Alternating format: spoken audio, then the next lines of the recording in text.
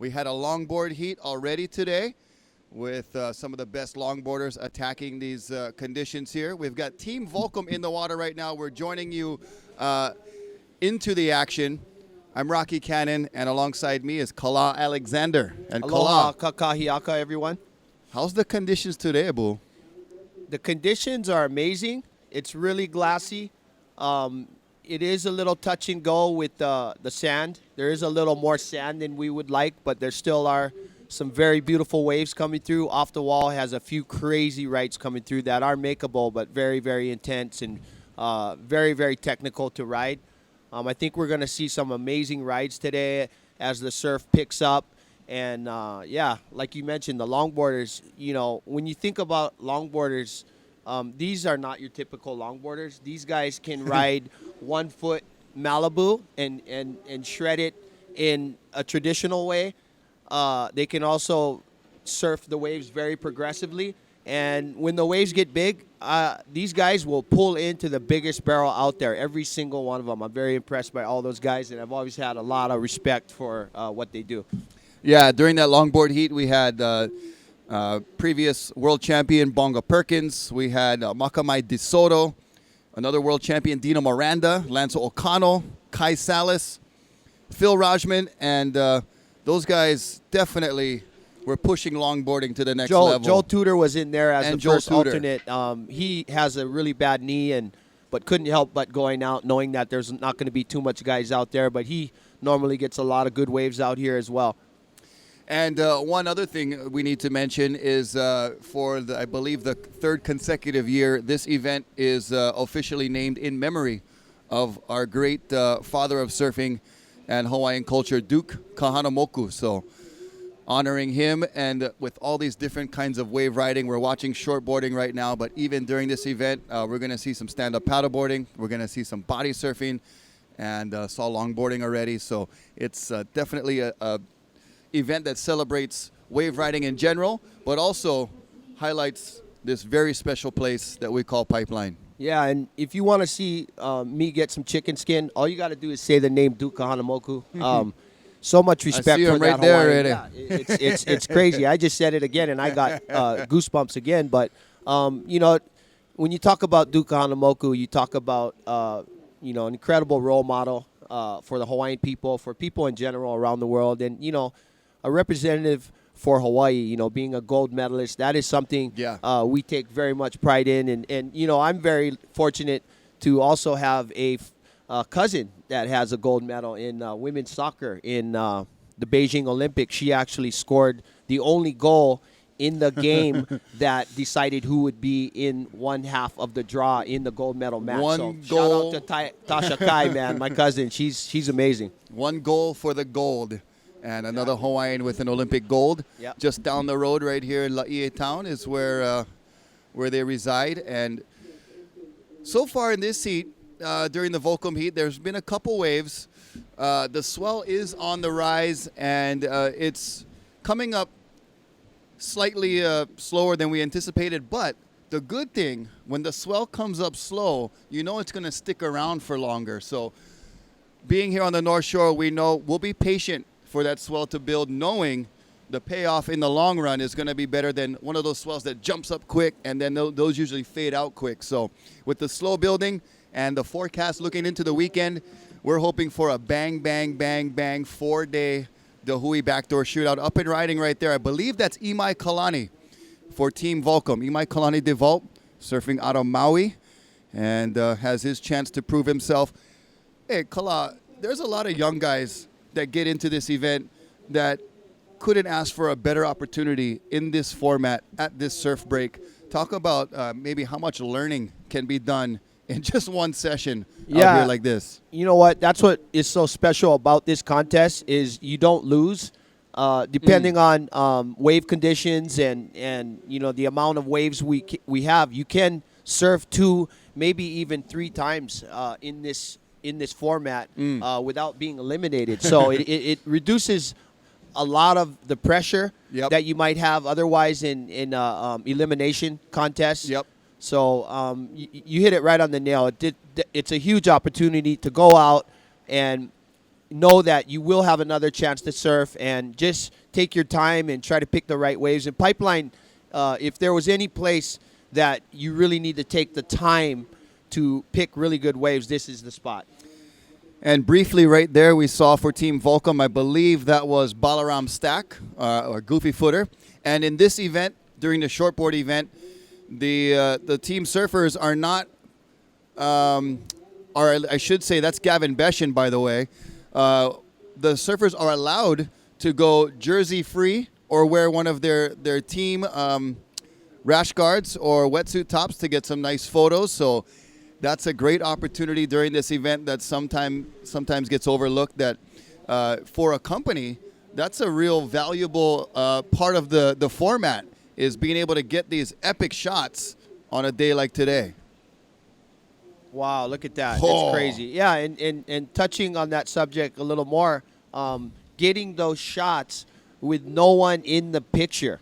You know what I mean? To get a wave, I look back, I've surfed a few heats out here, and looking back, you can tell when those heats were, because, otherwise those days, if you were doing a bottom turn or pulling into the barrel, you'd see 20 other guys in the shot, duck diving, getting caught inside, going over the shoulder. So it really is nice to see some amazing photos with, no one else in the photo. Yeah, and or like you said, if there's nobody else in the photo, it's during a contest, and you know that because he's wearing the jersey, which many times is, for a lot of surfers, not the particular sponsor they're riding for. So great opportunity for the companies themselves. Volcom right now, the star on stage performing with Kaimana Henry, Balaram Stack, Gavin Beshin, Imai Kalani DeVault, all representing Team Volcom out there right now. And I think there's one other guy in the water too. Could it be? Let's see. Sure. I see 4 now. We saw 5 earlier. Maybe he moved over to off the wall. Was just saying good luck to the brothers. But they get a good opportunity with the good lighting right now too. The morning light at Pipeline, something that photographers and the companies, they look at those shots, what ads to run, and what to do with the different photos. These are the kinds of shots they get premium coverage with. And mahalo to Dahui and all of our great sponsors for making this event happen. We've got breakfast from Konos. Mahalo to Konos. Ono breakfast burritos. And some Kona Red coffee. So you've seen the fruity super fruit berry drink that they make. Now they're making some Kona blend coffee. So that's got us energized this morning. Mahalo. Konos and Konos. Yeah, if you get a chance to go to Konos, I have a signature shake there with chocolate, coffee, and peanut butter. You got to check it out. That's guarantee you will never ever forget that shake. Yeah, the energy shake. Yeah, from Kala. Exactly. Shout out to Uncle Eddie too for coming up with this format and making this all possible. Yeah, going on over 20 years now. This event, I believe. From the, I remember watching this event as a 15-year-old Grom on the beach in 1997. Johnny Boy with that backdoor, just incredible 12-point ride. Of course, the scale, something else that is put into play because there's so many waves that are better than 10-pointers. So pushing the scale up to 12 is appropriate here. We might need a 15 right out there. But, Rocky, people have put down payments on houses from this contest. Yeah. I remember Braden Diaz was able to buy a house on Kauai with the prize money. He was able to put the down payment down and get a house. That's for getting second. Yeah, right? That was second, right? Who won that one? Kalani Rob? That sounds about right. Yeah, I think Kalani Rob on that one. That was an amazing contest. 2 amazing surfers right there, Braden Diaz and Kalani Rob. Miss seeing those guys out here. But yeah, the prize money stepping up to the level of previous to that. The only biggest prize money was the Eddie Aikau Invitational at Waimea Bay. And Uncle Eddie Rothman saying, hey, these guys deserve more. And going big with the prize money and taking it to that next level, which is great to see. I'd like to see the WSL move up and step up with the prize money too. I think what is it, 30 right now for first place? You know, when you get to the championship tour level, they're in the six-figure mark. So Okay. that's As it should be. that's a step up for Yeah. sure, and that's great to see. And of course, it scales down as you go through the value of the events. But right now, trying to listen to the beach announcer Jason Lau, doing a great job over there, giving us trying to listen for a time call because the format is so cool. Now, before they used to do one representative from each team in the heat, so you still had some battling for waves, which is not what we come down here to see. We want to see the guys surfing the waves, getting the good scores, not trying to be on the other side of each other and crossed up before the wave. So now the format is the team surfs together and they can stoke each other on, encourage each other. Here's Balaram Stack on the inside, sneaking underneath and just gets a little pit ride. But Beautiful little wave. you'll take that to the bank each and every morning. Yeah, if you know him, he definitely probably wishes he was a lot deeper. And that's the thing with a contest at Pipeline. To get a really high score, you need to disappear. So, you know, we could see him the whole time, so it's probably not going to be a big score. So he's definitely probably just wanted to get his feet in the wax and keep moving and get in a rhythm. Yeah. So that's something you definitely want to do out here. Wow, critical wave at off the wall. Beautiful wave. And give a shout out to our live broadcast. Everybody joining us, we thank you. And immersedtv.com is where you can be watching, or watermanleague.com also.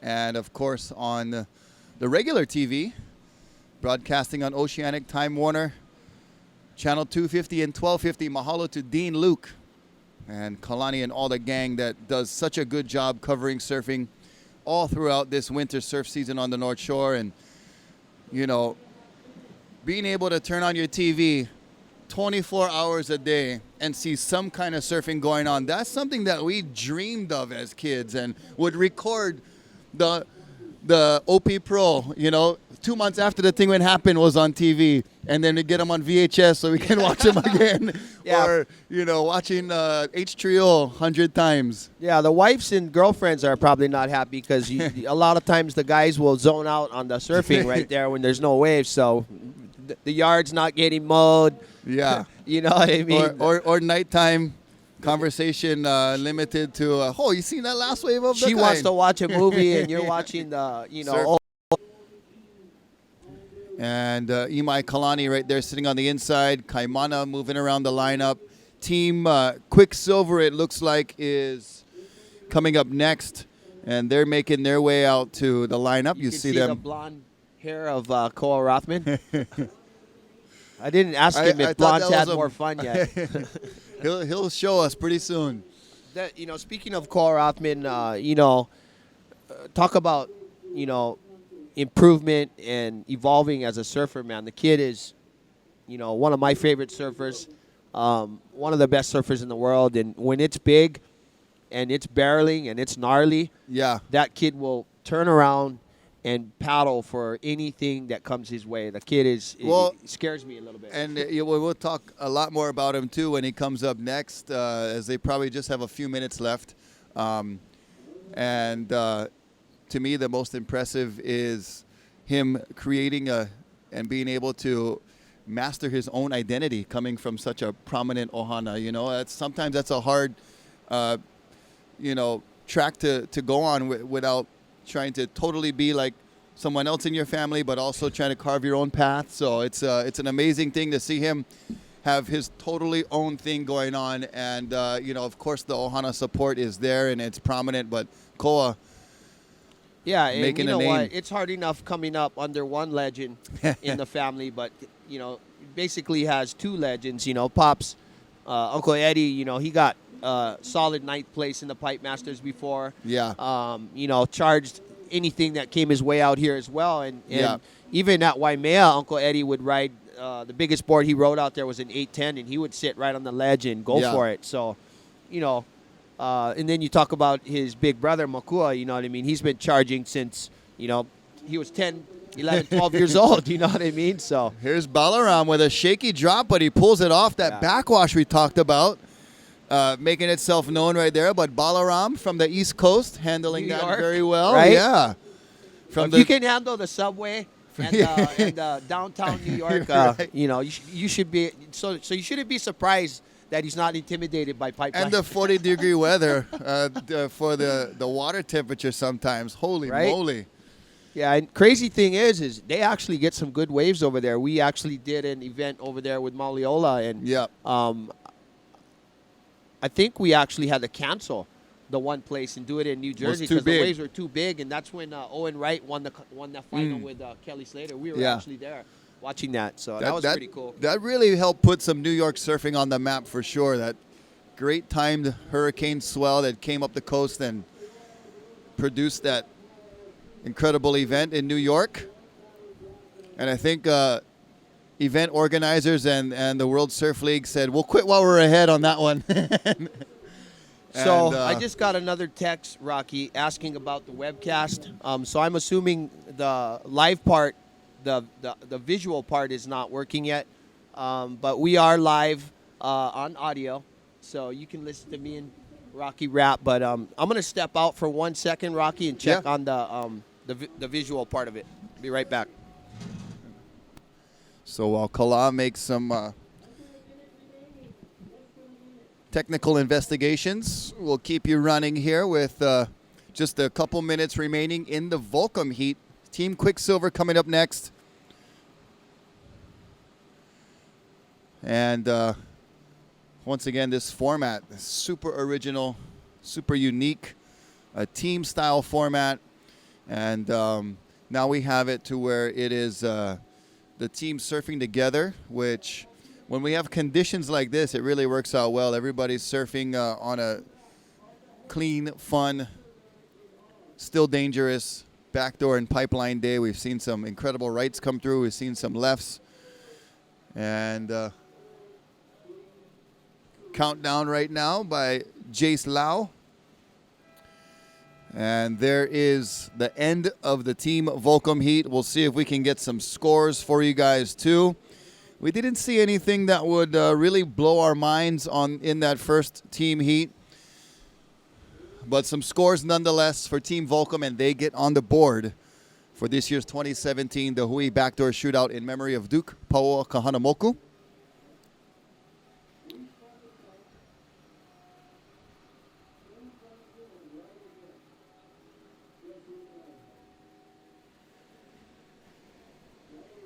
And for Team Quicksilver, out in the water, we have Cole Rothman as we watch Gavin Beshen come in from Team Volcom.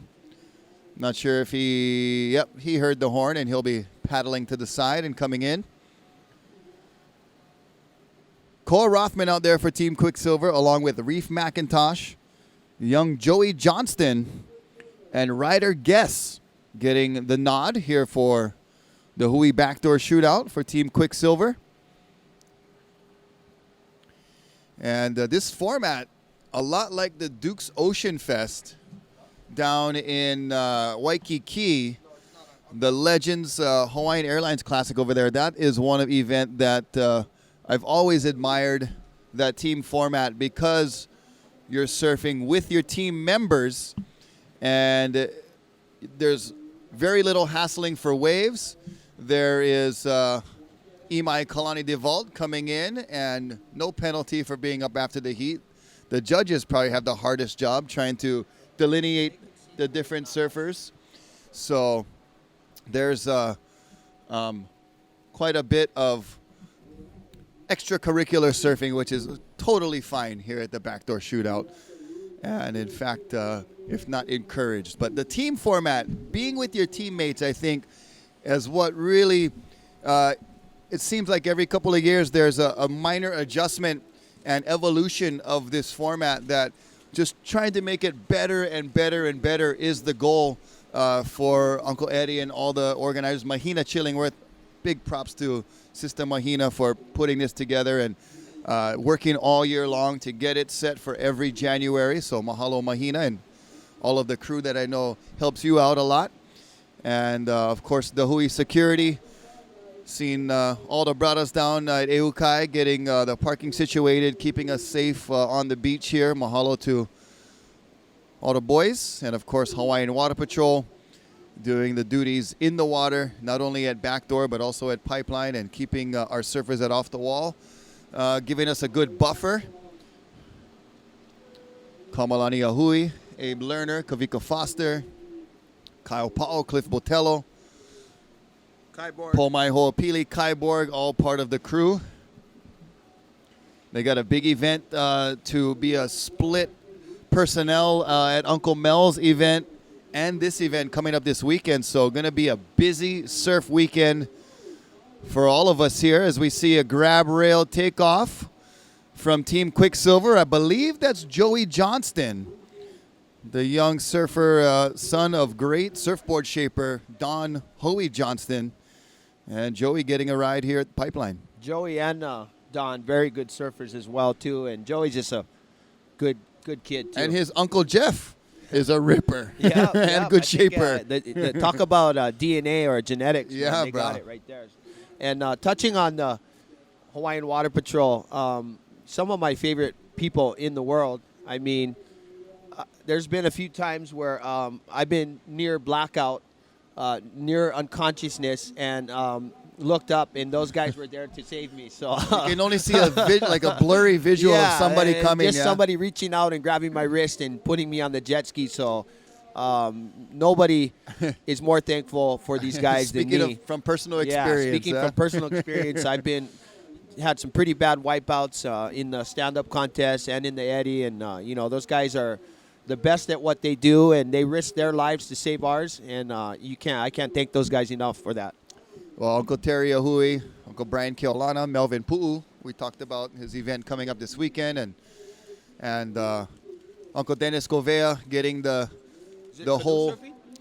There's all kinds. It's very similar to Uncle Buff's, and it's going to be a great event at Makaha. But we'll be here at the shootout, so there'll be multiple events going on, as there oftentimes is during this time of year. But those four guys, the founding forefathers of Hawaiian Water Patrol and the jet ski rescue technique, to me, symbolize the next evolution of inventing and innovative things for Hawaiians since the Hawaiians started surfing. So Hawaiians invented surfing, and here we go, hundreds of years later, Hawaiians invent a new way to rescue, and that's used worldwide, all starting with what those guys did with a small jet ski and a boogie board. Yeah, and to add to that, I fish a bit and, leave the harbor, and I'm down there quite a bit at Haleiwa Harbor, and lately, for some years now, some of our local lifeguards who are very adept at the jet ski rescue techniques have been training the Navy SEALs. Yeah. So, I mean, talk about evolution and, something that started with Hawaiians. The importance of something. Yeah. I mean, they're teaching the most elite, high-level soldiers in the world these techniques, and because those guys use it to go up waterways, to do some penetrating into enemy behind the lines, to rescue some of their fellow soldiers. I mean, these techniques are being used. Yep. Yeah, I've seen them out there too, doing those rescue classes and talking with some of the boys at the rescue halau right there at Haleiwa. Yeah, those Navy SEALs are like, I think you look into their eyes and you get the same twinkle as you do when you look into the eyes of a really gnarly big wave surfer. I mean, you can tell there's some fire in there and some fearlessness, and they're just a different breed of human. Yeah, and we thank them very much, along with all of our veterans and active duties that are out there. We just had our 75th anniversary of the Pearl Harbor attacks right here on Oahu. So big appreciation to all of our men and women in uniform and families as well, that we know it's not just the individual that's in the service, but the entire family is in there with them too. So thank all of you for your selflessness and your duty. And but just to cap the Hawaiian Water Patrol, what a awesome evolution, and Hawaiians still inventing and contributing to worldwide techniques today, and it's great to see it happen from right here on the North Shore and the West Side. And right now, Team Quicksilver only with a couple rides on the board. They're being very patient. You know, in this type of format, you're not scrambling to get scores to advance, so you can really, like you talked about earlier, cherry pick the good waves and not only the skill of surfing pipeline, but over time you get that eye. And we know what that's about, having that eye. You know, when I started here on a consistent basis when I was 19, going on anything and everything, just trying to go deep and get something that would open up. And as you get older and you surf it more, you start to get that pipeline eye or that backdoor eye where you know where to be for the good ones, and then you know which ones are going to shape up. And this contest allows for that time to really seek out the ones that are going to get you the good score. Yeah, and the thing you see that a lot of the good guys have in common out here is that level of commitment and, you know, being focused on the task at hand. Like when the set comes in, I mean, you look at the first time I surfed out here, I was 14 years old, and I watched, you know, uncles like Michael Ho, and, you know, there's 50 guys out, and the first guy to make a move and paddle a lot of times were guys like Uncle Mike, you know what I mean? Everybody else was kind of like watching them. Like, yeah, watching him, and he was already making a move to get to the spot to where he wanted to be to catch that wave, and that's what always impressed me, and that's what I see a lot with Mason. I mean, he is just constantly moving, and as soon as the set comes, I mean, he's making a move already. He knows where he wants to be, and, you know, it's just the amount of time he surfs, and I really believe that all those days he surfed, whether it was 1 foot or 15 feet, get him ready for every other day, no matter what size it is. He's just so in tune with the ocean, and he just surfs so much. He can read a wave so good, whether it's 1 foot, 30 foot, or 40 foot. That's the kid knows right where to be. That's a huge point, is reading the ocean. And I think that's where surfing keeps its soul, so to speak. It's getting popular. It's mainstream. We're broadcasting live right now. It's got a whole new feel than it did in, you know, way back in the days before the media coverage. But what keeps surfing that soul sport is that relationship with the ocean and that reading of the ocean that you have to be successful. And nothing will nurture that better than putting the time in, day in and day out, like a lot of these guys do, you know. And you see it. And it looks a lot different on video, you know, like Tom Brady, the best football players, they watch a lot of film to get good and write down plays and do that. Not in surfing. Yeah, you got to get in the ocean. No substitute for actually being in the water. And, you know, a lot of times what helped me growing up with bigger and more serious and more dangerous waves is just not watching it too much, just getting out there. Yeah. Just get out there and feel it. And, you know, I've been in the water all my life, and if you've been in the water all your life and you love it, that's one thing you can always fall back on, is that you love it. And if you go out there and only get one wave, then so be it, as long as you get one and you feel good and you're comfortable. You know, there's nothing to prove to anyone but yourself. Just experienced that yesterday, just jumping in at Haleiwa, small Haleiwa, just to get the shortboard legs going, and the kids let you get one. The kids, only one though. Boy. But no, just it was right at sundown, and it's such a beautiful time to be in the water, and just a few waves is all you need. As we see, Cole Rothman up and riding. Beautiful cutback after a pretty nice barrel ride. Another guy out there that's had success not only here at Pipeline but other waves on the North Shore, and he's a Kauai boy you've known for a super long time. As well as Te Ahu Po'o, and in Tahiti. What I know, what more people come to refer to as Chopo. Yeah, and you know him very well as Reef McIntosh. He's out there right now for Team Quicksilver. And how long have you known Reef? Man, honestly, I've known Reef since he was probably 12, 13 years old, and maybe sooner than that. So, 30 years? Yeah, maybe maybe a little longer. Just But he's actually freckle-faced Howley kid Charger from Kauai that was just like keeping up with Andy and Bruce. And I met him when he first came over here with those two guys. And like, oh, man, Kauai producing some incredible talent. Yeah, actually, he was one of my main surfing partners when I was younger. Bruce and Andy weren't even, they were still surfing the inside sandbars when Reef was already coming with me to the bigger spots. You know? So, but I think Reef is one of the people that actually fired Bruce and Andy up to want to surf bigger waves, as well as myself. They always were watching me as well. In fact, the first time they really surfed big waves, they borrowed my surfboards. So they didn't have any guns. Yeah. So here we got a beautiful wave coming in. Not sure who this is in position, but it looks like it's going to go underneath them, and it will go unridden. But crazy wave right here. Look at that.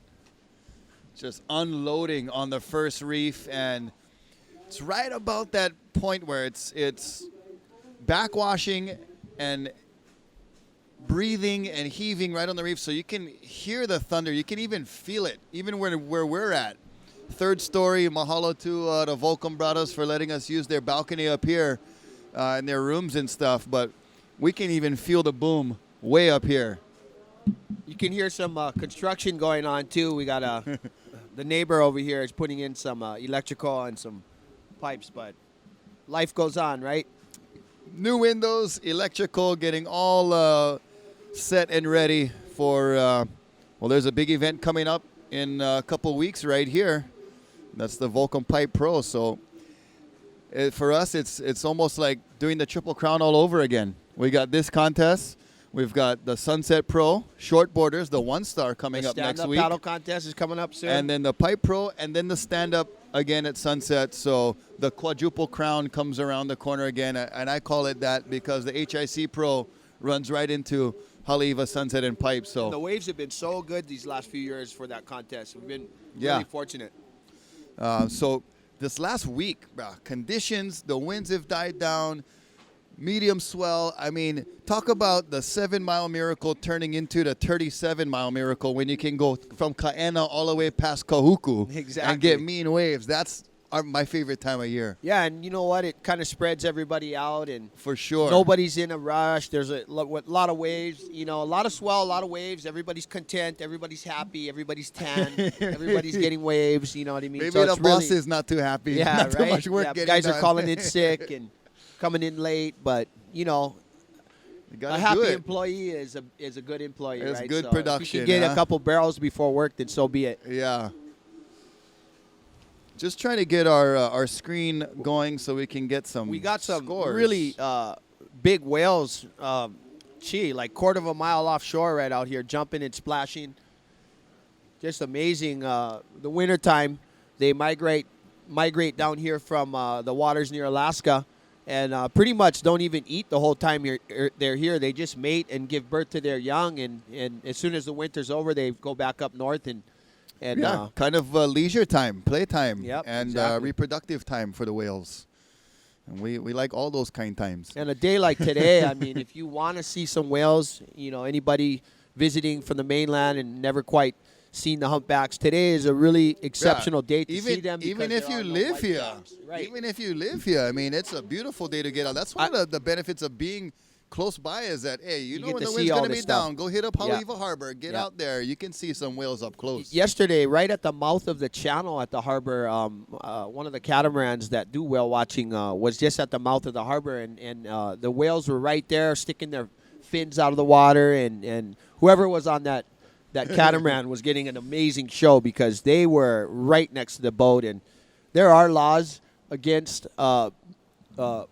approaching humpback whales, but if you happen to be in neutral and minding your own business and a whale comes up next to you, there's nothing you can do. That's not illegal. Right. They approached you. They initiated the contact. Hey, he didn't touch me. Yeah. Right. But I remember being out there on the boat with my daughter, and there was a bunch of whales jumping, and, let's go over there. Let's go over there. And, you know what, Mahina, our boat is 20 feet long, and that thing is 50,000 pounds. I think we're good right here. We're not going any closer to this whale. Our boat is really small. So Hey, we got some scores coming in, actually. So Koa Rothman has got the best score for his team so far with a 5.67. That pipeline wave. Ryder Guess comes in with a 5-point total. So a couple of scores, a 2 and a 3 for Ryder. And here's Koa stalling once again. Deep, disappeared, coming Beautiful out ride. with the spit. So Talk about being comfortable out here. This kid is like, this is his favorite spot, and he's just in the prime of his life. And big shout out to his dad who opened the door for him. Him and his big brother. They just paved the way for him, and he loves it too. So and you can see it.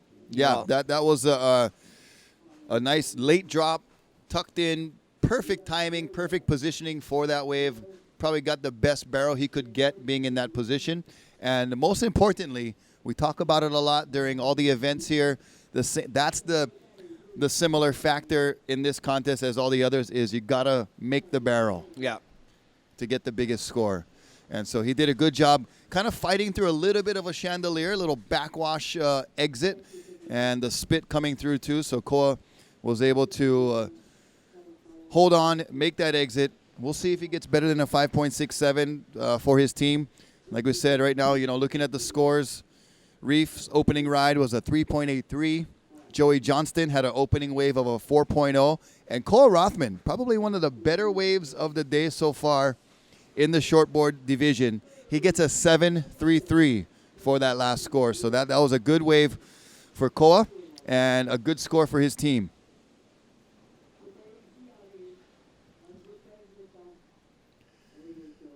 Yeah, big left barrels, any barrels, but big left barrels. This kid is just, I watched some footage of him out at Tahiti, and there is no hesitation in this kid. In fact, that big wave that Nathan Florence got, in my opinion, that should have been Ride of the Year that year. But Nathan even said so himself. He was a little bit hesitant that day and wasn't going for the big sets until Koa paddled out and got a couple, and that kind of pushed Nate. And, everybody knows Nate.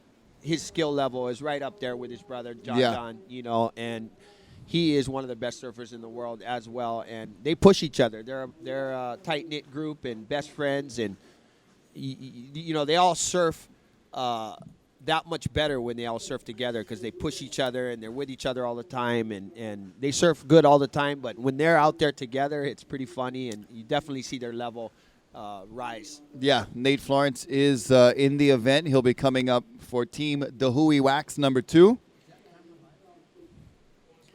And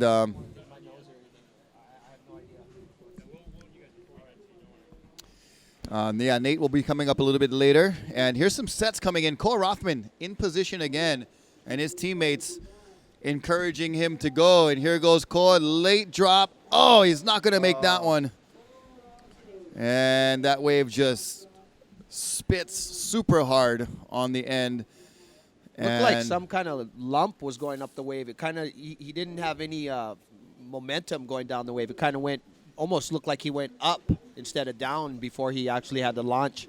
That backwash maybe playing a factor, and a little bit of that water rushing up the face, like you said, kind of held him up a little bit. Thankfully, we've all had those kinds of wipeouts here. Those they look bad, but when you can get to the bottom of the wave and punch through the back, it's actually not that bad of a tumble. It's when you get sucked over the falls with the lip, or you fall in the barrel sometimes. But those kind of elevator drops from the top to the bottom, as long as your board is enough, a distance away from you. Agree. You come away pretty unscathed, but they look heavy. I agree. It's when you initially go over with the lip, if you're going over with the lip, or you wipe out in the barrel and it bottoms out really shallow and you're going the wrong way, it can be really scary. I like to, if I know I'm not coming out of the barrel, I like to jump up into the center of the barrel, like right in the middle of it, so it all compresses towards the center, and you almost kind of stay in one spot. But I feel like if you're not going to make it out and you're anywhere to the side of the center of the barrel, that's when you get catapulted one way or the other. So I try to There's a lot of technique involved, actually, in The wiping wipeout out. techniques are very much really is. part of surviving at pipe. You got to know how to fall, or at Exactly. least the little bit that sometimes you may be able to control, which is not much.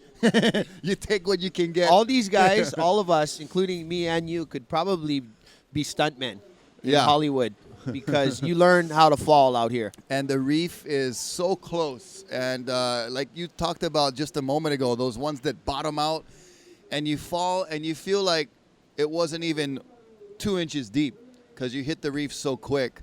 And then you be thankful that it was either your elbow or your shoulder Not your head. and not your head. Or sometimes I've been on all fours, my knees and hands just like getting pumped, like pile driven into the reef, and that's no fun either. But some sets are on the way. We're seeing a little bit more consistency, and what we would like to see also is a little bit bigger sets so we can start to move this sand off of the shoreline and level out the beach so we don't deal so much with that shore break. Also, the moon last night. I don't know if you had a chance to take Super a look, big. I even saw in the it. morning. So big, so clear. The tides affected a lot by that. So in Hawaii, we don't have big tide changes in general, but a 2-foot tide change is huge for us. And with the full moon, it's going to be affecting the waves today too. Definitely. A lot of things affecting the swell, you know, and the reason why we can have waves so big and it still be sunny and clear is these storms are thousands of miles away. You're talking, you know, the Aleutian Islands up by Alaska, Japan. You know, some of the more favorable swells for pipeline come from Japan, which are a little more west in direction. So you get a lot more of the lefts working. And you get a northwest, that's when you get the rights and the lefts, which is preferable for this contest. Yeah, you'd like to see both sides firing. So far, we've seen some simultaneous spitters going both ways, which is a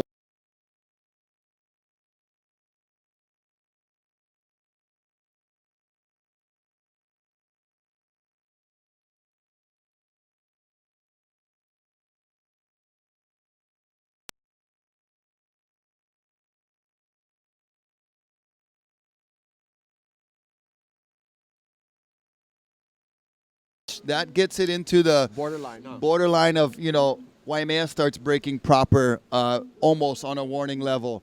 I've heard reports that we know that it's not big enough for the eddy, and I'm sure you're right in there with that. Is there another one that behind thread. that one, though? And then there's it's a reinforcer, not as big, but there is a reinforcer that's, I think, scheduled for like Monday or Tuesday, which could get us going for the Sunset Pro down the way here, about a mile down the beach. But the swell that's coming this weekend, it's gonna be one of those morning calls. gonna be We gotta incredible. get here in the morning. It's gonna be hard to say, look on the outside looking in and into the forecast. And how's those days, you know, during the World Cup? I think we're calling it the Rory swell on Rory Parker's Memorial Day. The World Cup was supposed to be 3 feet on the point, and we woke It up was like to 6 to 8, wasn't it? And with some perfection. 10-foot Yeah, sets and yeah. perfection, Perfection. that nobody About as good as it forecasted. gets, barely. And that I love it when that happens because it shows you the ocean is still in control, and Yeah. you still Who are. said it was going to be 3 feet? Oh, Augie?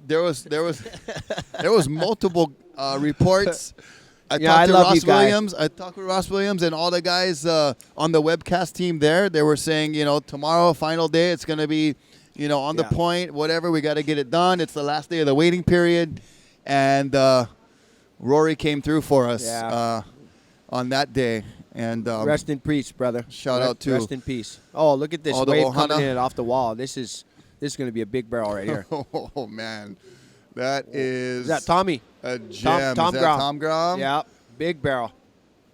Oh, we hope you guys are being able to see that. Wow. But there's some action at Off the Wall we can bring you if it's not happening at Pipe. So Tom Grom, just a fantastic surfer. I thought he was going to come out of that. But Tom actually won the Pipeline Pro when he was 19 years old, you know, in 8 to 10 foot surf. And I remember him having the lead in the final, and he was in the heat against somebody, and he was just sitting there all lackadaisical, and we were all screaming, "Go sit on that guy! Don't let him get away!" But so he, you know, just winning on just mostly just sheer talent. You know what I mean? He's not known for The tactics, being yeah. the tactical and the competitive surfer, but just such a great surfer and winning that contest on talent and just experience at a young age. He surfed out here a lot, and also one of my favorite surfers. Well, we have a small score update. The last one of Koa Rothman, just a 217. So he's still sitting on that 7.33 as his best score and the team's best score. So just to fill you guys in on the format, so there is a prize for the individual winner. So these guys are going out for some individual prize money. And Kaimana Henry, we saw him in the last heat for Team Volcom. He is our defending champion from last year. And he was, again, surfing with Team Volcom last year as well. So there's also the team format of where the team gets to add up their scores and have the team standings. So individual plus team results are being counted here. And Team Volcom right now, Team Quicksilver right now has Koa Rothman in their driver's seat with a 7.33. And Joey Johnston, the next best wave in the heat with a 4.0. And Reef McIntosh opening with a 3.83. Reef is waiting for those bomb rights or lefts. It doesn't matter for him. Both of these teams having houses right on the 50-yard line, as you would say in football, which is the best seat in the house. Yeah. Right in front. Yeah, or even more better yet, box seats on the 50-yard line. Right, exactly. We're sitting in it right now. Yeah, get refrigerators, bathrooms, all the good stuffs you need for ultimate surf spectating. And if you guys are, not doing anything this weekend or tomorrow, well, most likely it's going to be on the next 3 days. So bring it on down to Ehukai Beach Park and right here at the Pipeline off-the-wall area. And surfing and watching surfing on TV is really cool. And there's something to be said about, being able to watch from the comfort of your couch. But also, this is one of those breaks where you're so close to the action when you watch here on the beach that you get the full senses stimulation, not only the visual, but you hear the surf breaking on the reef. It's so loud, almost like New Year's Eve with bombs going off. You feel some of the vibration, and just being out in the conditions, seeing these guys surf up close is really special. Yeah, and also vice versa. When you're the surfer and you get barreled, you hear everybody screaming and yelling, and because you're so close, you can hear everybody at the houses. Yeah. Even when you're out there and the set is on the way in, you can hear everybody yelling and whistling, and it's like no other place in the world. That's young Joey Johnston getting a little quick backdoor barrel and incomplete carving turn, but he'll get a score. He's got a 3.0 and a 2.0 so far. But yeah, coming out of a barrel at pipe or at backdoor and hearing the beach whistle explode, that's a whole nother shot of adrenaline that you can get by the crowd on the beach. So come down, show your support, and take it all in as we see some off-the-wall left action, the infamous, notorious Pincher clamp right there. Coming up next, it looks like one of our let's see, that's Uluboy, one of our Dahui wax teams. So Dahui does make wax. I use it. Just put it on my brand new 6'4 Sino. The best last wax month, in the world. And works well. And Dahui Wax has two teams in this backdoor shootout. And team number 1 coming up next with Makua Rothman, Uluboy Napiahi, Billy Kemper, and Brother Jamie. Wow, that's a hell of a team right there. I could see that being a final out here in the Pipe Masters or any other contest. Yeah. All exceptional surfers, and Makua, just an animal going both ways. He'll take off on anything out here, right or left. So we got about probably just about 5 or 6 minutes remaining in this Team Quicksilver heat. I believe each team getting 30 minutes and 4 surfers out in the water. That makes for plenty of opportunity. And Dahui Wax up next. Jamie, everybody knows about Jamie. Definitely one of the best guys out here in the water, a former pipe master. Pretty sure he's won the Pipeline Pro too. Just an incredible athlete and surfer. Did really well on the Eddy. And then we have Uluboy Napeahi from the Big Island. Just a classic.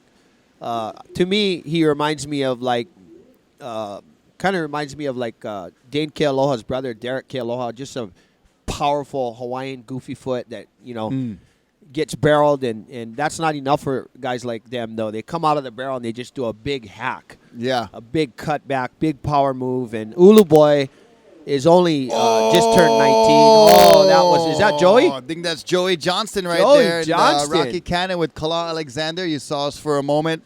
I think that might be the best barrel so far. On your Nobody's screen, gotten that deep yet. And that was the deepest, cleanest barrel all the way from beginning to end.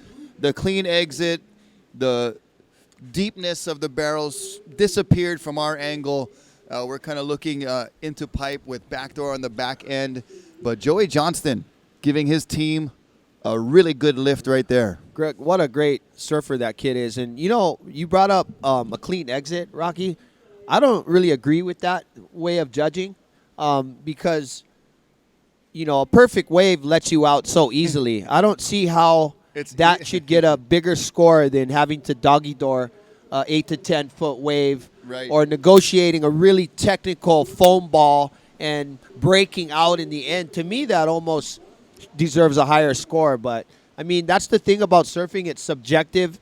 And but for me, being a surfer and a lifelong surfer, surfing a very technical, maybe less perfect wave, really well and really deep. Making it look better than it is. Yeah, I think that almost deserves a higher score sometimes. And there's definitely a point to be made about exactly that when you talk about the skill required and the reading of the wave required. And we talked about reading of waves a little while ago. And but appealing to the eye, those clean exits seem to be getting scored higher these days. But regardless, that was the best wave of the day so far. Without a doubt. With Joey Johnston right there. So we'll get you that score as soon as we can. And going to refresh our screen here. And Joey Johnston gets an 8.33. Beautiful. And he combos that with his previous score of a 5.17, and he's got a good heat total for his team right now. He's in the lead. And he's in the lead right now of the shootout. Yeah, young Joey Johnston. Lives the next street over from me. Down at VLAN. Yeah, Joey. Actually, two streets. 2 streets, yeah. You're on Mamau, and he's on Kaunala. Such a beautiful day, you guys. Hope you're enjoying the webcast, everybody out there. Doesn't get much more beautiful than this. But you visitors, you guys watching this, don't ever take the power of the ocean for granted. Beautiful or not, this ocean is powerful. Respect the lifeguards. Listen to them. Try to swim at all the beaches that have lifeguards, and just be smart. We want you guys to have a great vacation. And big mahalos to our city and county lifeguards doing the daily duties of ocean safety here on the North Shore and island-wide throughout Oahu and statewide. Those guys deserve all the credit that you can give them because they finally got a much-deserved raise, which I still feel like it wasn't enough. But these guys are, it'd never be enough. These guys are priceless, man. My kids, I can't always watch my kids. My kids go to the beach. And you know what? Those guys are watching out over my kids. They tell me when they see my kid, and give you the report. Yeah, and that's another thing. Visitors that you need to remember when you come here. These local kids, they might be small, they might be 6 years old, 8 years old, but growing up here, you're basically an expert in the ocean here. So definitely doesn't mean that you can get in the water just because these kids are in the water. They are very adept in this water. They know what to do, where to go, how to get in, how to read the currents, and definitely respect the ocean. My friend Sean Bailey tuning in from, I believe he's in California. watching live on immersedtv.com, I believe, or watermanleague.com.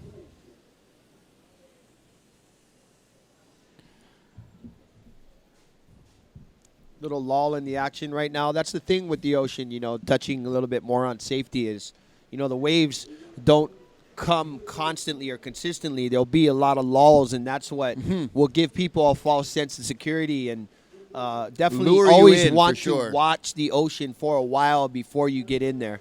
There's Reef McIntosh. He's been on the winner's podium here at the Backdoor Shootout before, and always a top finisher each and every Also year. known as the Big Cat. The Big Cat. Well, I don't know if he's going to be happy or sad or indifferent that his Chargers are moving to L.A., but I don't think he cares because He's just a he Charger lives fan. in Malibu part-time, so Okay. that'll be closer. Yeah, he'll get to go Yeah. to some games so right he'll there. be able to. I think he's happy, Rocky. Okay. Sporting his Charger shorts on some days. Did you say 2 minutes left? About a minute remaining. So you see the next heat creeping over to get that optimal positioning for some of these waves that are on the way. Cole Rothman trying to work his way into position. And he'll let this one go. Such a treat, Rocky, to watch all these surfers who are pretty much all the best surfers out here at Pipeline. With no one out there, nobody in the way, Yeah. no crowd. They can really take off where they want to take off, and not worry about anybody in the way, which is what happens at every spot. It's not a bad thing. It's just the way it is. Everybody wants to get away. Yeah. I spent a lot of time up at Turtle Bay doing the different guiding services that I provide over there, and surfed the pool bar yesterday with nobody out, and it was wedging like a little wannabe VLAN. Oh, wow. And just me and Justin Centeo, Joel's older brother, were just trading, having fun, and as that swell came up, and clean conditions everywhere. You couldn't go wrong, no matter where you paddled out yesterday, and had a good time surfing. There, it was just... Love it when it's like that. It's like amazing. everybody spread out, waves for everyone. Every spot's good. And it's one of those, I've been consulted for a number of articles about the North Shore going worldwide as the end of the heat right there for Team Quicksilver, but not before Joey Johnston gets an 8.33. Cole Rothman throws down a 7.33, the top two scores of that heat for Team Quicksilver. We're on to Team Dahui Wax, number one. But Top they two would- scores of the day so far. Yeah. So that's the bar right there. So in these articles and things, reporters, they always want to know the secrets of the North Shore, and you got to be real careful.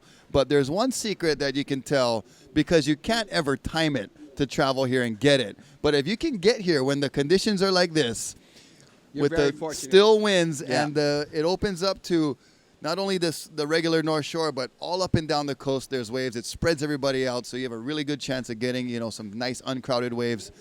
That's my favorite time of year, and that's what I always tell these reporters is, hey, that's the best time of year in the North Shore. But when does it happen? Like, hey, you just got to be lucky. Yep. Yep. And then that day, the biggest day, could happen during any day of the whole year. The best, most glassy, perfect spot, swell for every spot could happen on any particular Right. day. So there's no real rhyme or reason, but definitely I would say this time of the year you do have a chance of seeing a lot more days like this. Right. Closer to springtime. Here we have a big A-frame coming in here. Looks like Jamie O'Brien in position. Wow. Right on cue at the buzzer in the Yeah. beginning of the heat, stalling at pipe, and he cannot come out.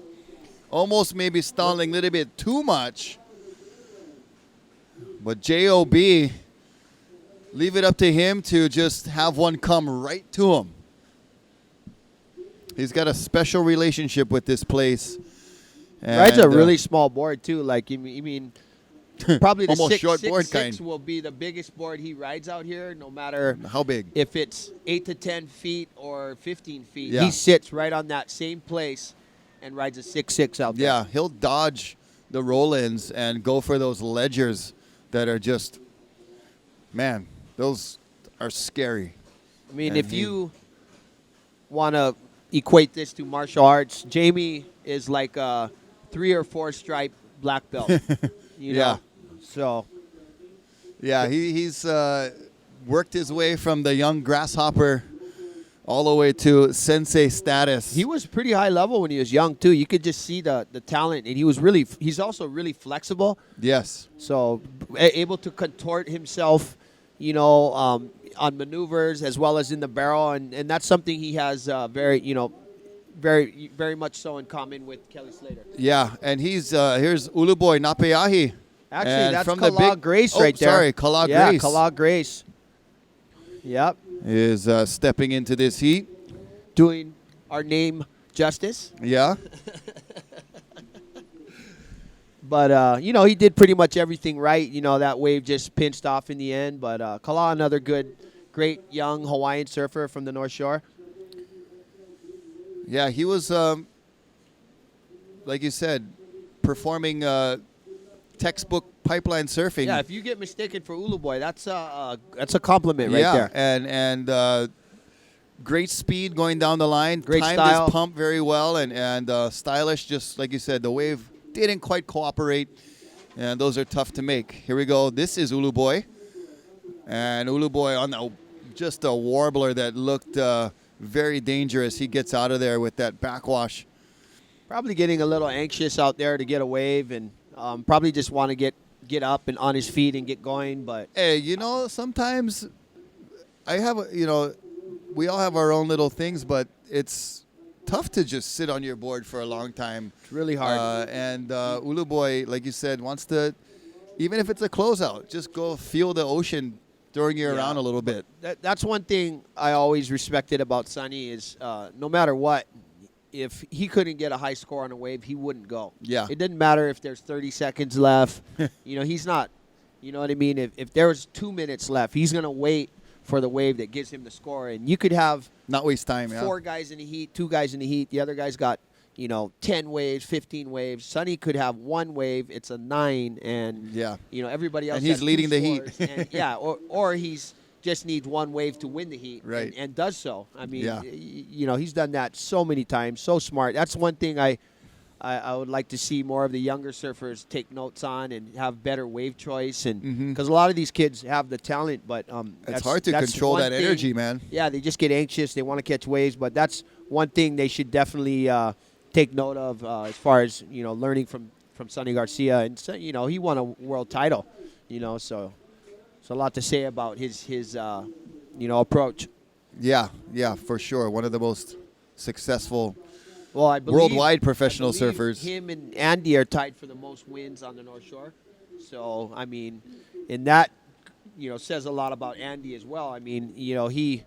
Oh wow. Jamie O'Brien what pumping did in you a see that backdoor pump? barrel, and he's coming out with the Superman exit and feeling like Superman after a barrel like that. That highline pump Did you see was that? so I mean, critical. That's the thing that separates Jamie from a lot of other surfers. It's like he puts his whole body into a pump. I mean, Yeah. he is doing everything he can to make it out of that barrel, and a lot of he people disappeared for a long time. don't have that approach. You know what I mean? A lot of people definitely should take notes from that pump right there. That's how you make a barrel. And Jason Lau. Jason bringing Lau our, on the beach.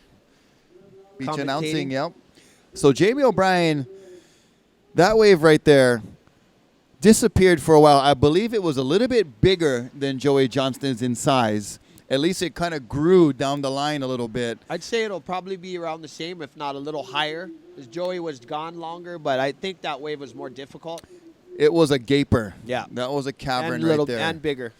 And so even the thickness of that lip might have been a little bit more critical than that of Joey Johnston, at least in our opinion. And we'll see how that score comes through.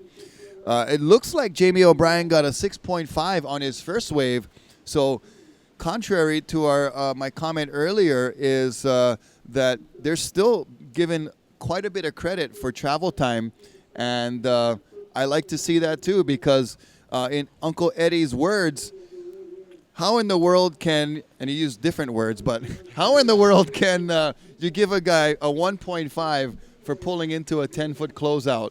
You Yeah, know, that I earns a little agree. bit that more. should be a so- little higher. We've so- seen guys get 4, 5s, Yeah. even 6s for not coming out of barrels here at Pipeline. So that score for Jamie O'Brien comes in just a tick higher at a 9.0 than Joey's 8.33. So right on the nose right there, Kala. Good analysis for And Jamie Rocky, O'Brien. You've rode insane barrels out here. I've watched you. You surf as good as anybody out here, in my opinion. And here we go. We have Kala Kala Grace on a Grace. beautiful wave. Oh, he went really far on that wave too. But you know, let's be honest, people. 8s, 7s, they won't even matter in this contest. With the Yeah. forecast we have, I mean, the top 5 guys in this contest are going to have 9s and higher. 9s all the way to 12s. If Yeah. you're getting 8s, chances are you're not going to be in the top 5 here because this is just the beginning. And as the swell rises in the next couple days, the sand disappears. The waves are going to get bigger, better, more critical, and you're going to see Yeah. some really, really high scores out here. Yeah, you know, a 9 is only 3/4 of the way up the scale when you talk about the 12-point scale. That's Exactly. special to the backdoor shootout. So with those conditions that Kala stated that are on the way, we could see our top tier surfers with those double-digit scores for those waves. So 9 is a good score. It's a fun wave. Jamie ripped it well, surfed it well. That'll probably, in the long run, not be one of his top waves. I mean, if the waves stay like this all day, there's a chance that no waves caught on this day will factor into the top 5. There's a chance of that. There's a for chance sure. of that. Especially, That's just how crazy this place is. especially when we see what's on the horizon and on the way the next few days. In which, you know, thank you guys for being here with us on day number 1 from the very get-go. But we will go out and give you a promise that there's even better action on the way. So stick with us all 4 days, and we'll give you a good show. Not only in the surf, but on the broadcast as well. We've got Kaipo Guerrero that's going to be joining us later in the event. We've got Jason Lau and Kainoa McGee's on the beach. So we've got an all-star Hawaiian broadcast team for this backdoor shootout. Kala Alexander, of course, right here. And Kainoa is an myself. interesting character, and you. It's an as well understatement. that's an understatement, but the evolution that Kainoa has gone through out here, Amazing. And one of the things that I think is an advantage to Kainoa is that he started boogie boarding out here. So Yeah. he's probably ridden waves out here. Not probably, but he has definitely Definitely. ridden waves out here that no surfer has ridden. You know, because you just can't ride some of these waves on a surfboard. It's just too critical. And not only that, he's gotten barreled out here on a boogie board, a surfboard, and the stand-up paddleboard. So this guy is he's very unique and definitely going to be fun to have him here commentating. I like to keep track of those unique statistics in surfing that exist for all breaks and all conditions. I call it be the only guy. I call it the Happy Gilmore statistic. In the clean movie, sweep. in the movie, when he said, "I'm the only guy to ever take my skate off and try to stab somebody." Oh, He's very unique to that. So there's those stats where you're the only guy who's ever done that, And that's him. And Kainoa is the only guy I would venture to say that's ever been barreled on all of those vehicles. I can't recall anybody else that's Yeah. been barreled out here on all 3 of those. And, Yeah. and And on we'll a see stand-up him. paddleboard, it's pretty. We'll it's see pretty him crazy to ride out here. and you coming up in the stand-up paddle in the coming days. So And that'll I be guess, you know, everybody, the organizers, they want to see the stand-up go on a little bit bigger surf, which I agree. You need a because bigger barrel. You need a bigger barrel to get in the barrel on a stand-up paddleboard, which makes it more dangerous. But you know, so It's it's going to be a entertaining. lot more exciting. And there's Yeah. going to be some carnage, and God willing, everybody just rides this contest safe and no one gets hurt. And that's another big mahalo. Mahalo Keakua for these lovely conditions and all of our blessings and being able to even have an event like this here on the North Shore at Pipeline. It's a special, special time of year. And thank you, Lord. And keep everybody safe is like the hugest thing. We just pray for safety for everybody, especially here at this break when we know the consequences that can be had here as we watch one at off the wall just peel Got Jamie through. O'Brien in position right here. This could be a good ride right here. A little bit inside on the ledge, and he's going to take it, and that won't be one of his top scores as he straightens out as the drones try not to collide. And Hawaiian Water Patrol on duty, as well as the city and county jet ski now making their way into Ehukai Beach Park at Tower 26. That's right. You were a lifeguard, weren't you, Rocky? I worked as a lifeguard from 2001 to 2006, and my favorite place to be, I always requested Tower 26 or 27, So rock you piles. could torture yourself. Yeah, no. But you got break and you Hey, could surf. break time was the best time. And you could also write it off as doing a water patrol, keeping an eye on the guys out there. Absolutely. Get a barrel while you're out there. And even working 2-7, I would paddle from rock pile and sneak in the back way on some of the bigger days, which was super fun to do because all of a sudden I would be up on a set and go, bro, I didn't even see you paddle out. But yeah, lifeguard duty is definitely a big chore during the wintertime here. And the preventative action is the hardest. Talking to people on the beach and trying to get them They to don't trust believe you. you. Yeah, They don't to believe you not sometimes, how Put their lives at dangerous it is. risk. And, Yeah. you know, there's those This times. is not a water park, folks. right. This is the real It's the real deal. dangerous ocean. But big props and mahalos to all the boys and girls working for the city and county And lifeguards. the further you go out, the deeper it gets. Just so you know. just a bit of logical info for you. That's very good to know.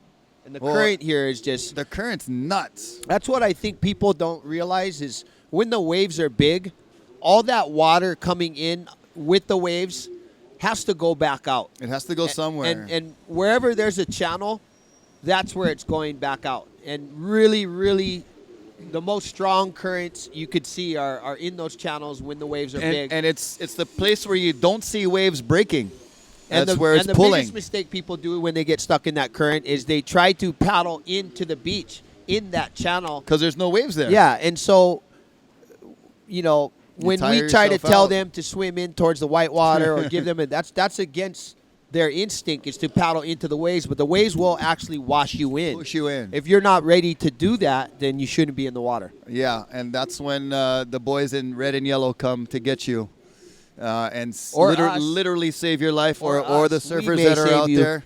I've saved more. Many civilian people that I rescues, can- yeah, I that you've can count. performed.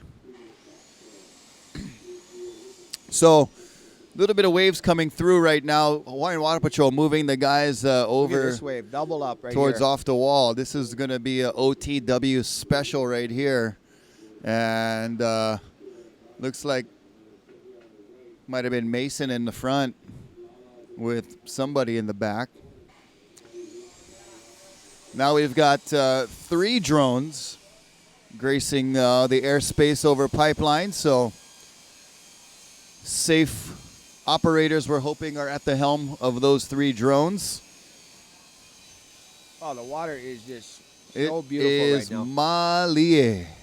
Nice and glassy and calm, at least for the wind conditions. And that's what we love. That's the best time of year is when these winds die down.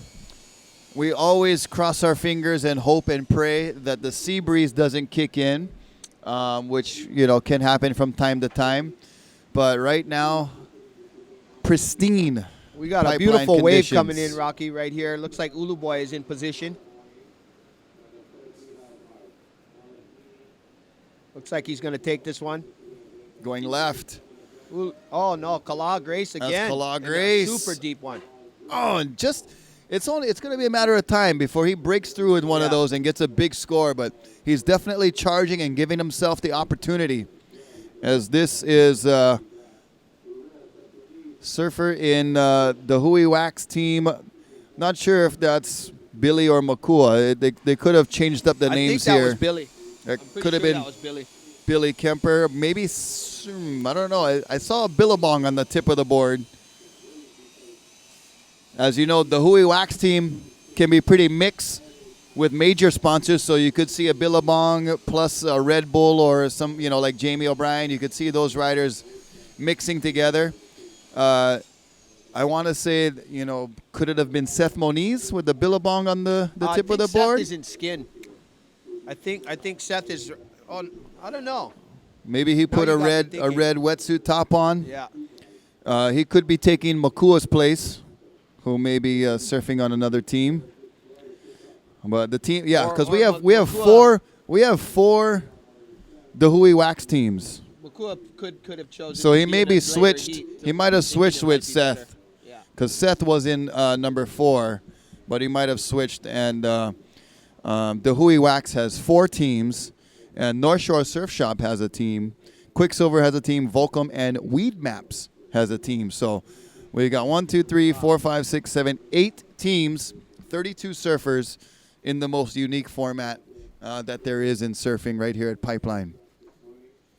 Very unique, and so many pros already gone, but so many experts still here. you Yeah. know, and a lot of them. Hey, for us locals, it's our favorite time of year. Incredible. I mean, it's great to see surfing get put on such a huge stage as the Vans Triple Crown. And, we're all very busy during that time of year. But it's great to return it to the locals after the new year and get started in 2017 with conditions like this and a swell on the way. We're looking forward to a great 4 days, and having you guys join us each and every day will be totally awesome. So mahalo to all of our viewers. And like we said, if you can make it down here and come down, we're up on the top level of the Volcom House, the old Jerry Lopez pad, which is considered still probably the most ultimate piece of real estate in the surfing world. The most iconic as well.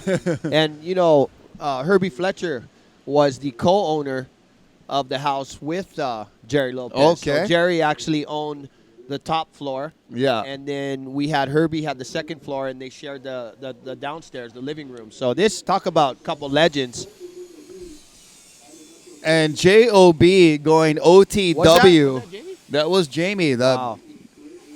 We have, I believe that's Kainoa McGee down there helping us with beach announcing. Yeah, he just came out.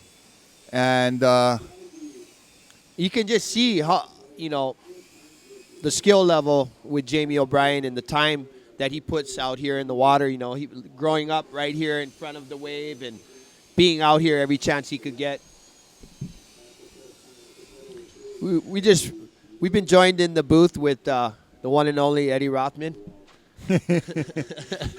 Want to say thanks to Uncle Eddie for putting this on and doing so much for the North Shore community and for all the people here and all the surfers, all the young surfers that get to compete and just even being around this event. Like I mentioned, and you talked about earlier too. buying houses. I've watched this event, putting down since I was payments a on Grom, houses. and one of the most exciting events. My favorite was when Uncle Norm, Uncle Moot was on the announcing way back when, and before I even thought about being an announcer, I was like, "Oh, those guys is the meanest announcers." He's a smooth operator, brother Norm. Yeah. Oh, there's little Nalia and Makua down there waving to her grandpa. That girl is fearless. She's gonna be a good surfer. Nalia Rothman, that girl, she's a tough little girl too. Yeah. Don't let that cuteness fool you. Well, in this heat, Jamie O'Brien taking off the wall. We're going to see if that score came in because, like we said, this is one event that you're not limited to just right here, pipe and backdoor. If the judges want to watch you over there and you want to snag one off the wall and even fight the crowd a little bit over there, this is not your typical surf contest is pretty much what it prides itself in here at the backdoor shootout. You know what? Saying that, there's some guys when they paddle for a wave, nobody goes for it. You just and I gotta say, Jamie's one of those guys. And O'Brien Again. J.O.B. at OTW Yeah.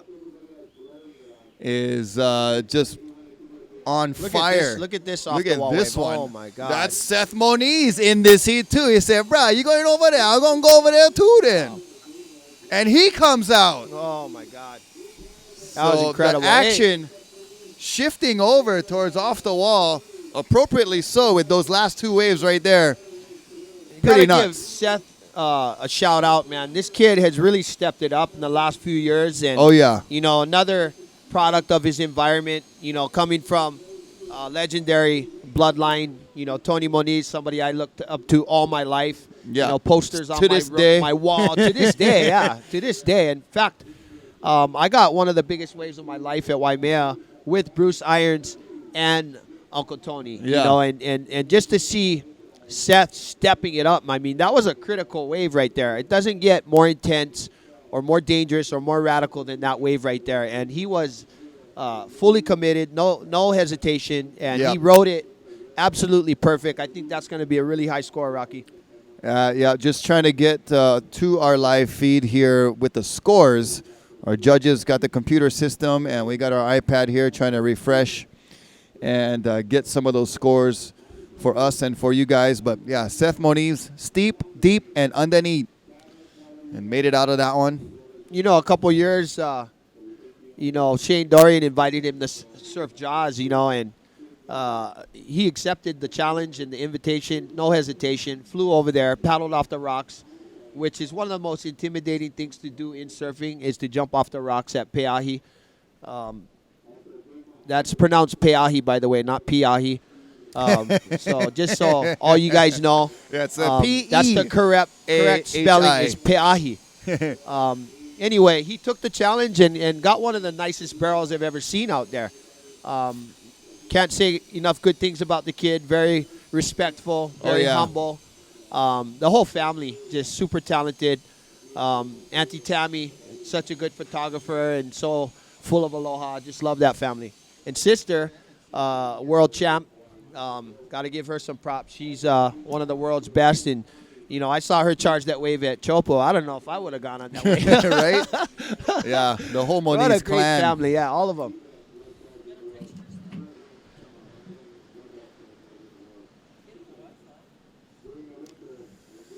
So we have Jace Lau with our helping us with our small kind technical difficulties with our iPad and our scores. We'll get you updated as soon as we can, but we can tell you that those two waves was nuts at Off the Wall. We saw Ulu Boy on a pipeline wave not making it out, but we've seen decent scores being given for waves that aren't being made. But like Kala was saying earlier, these waves of 2, 3, 4, 5, 6, 7, 8, 9 point rides could be non-factors when we get into the thick of the competition coming up in the next couple days. But still, incredible action to watch these guys surf.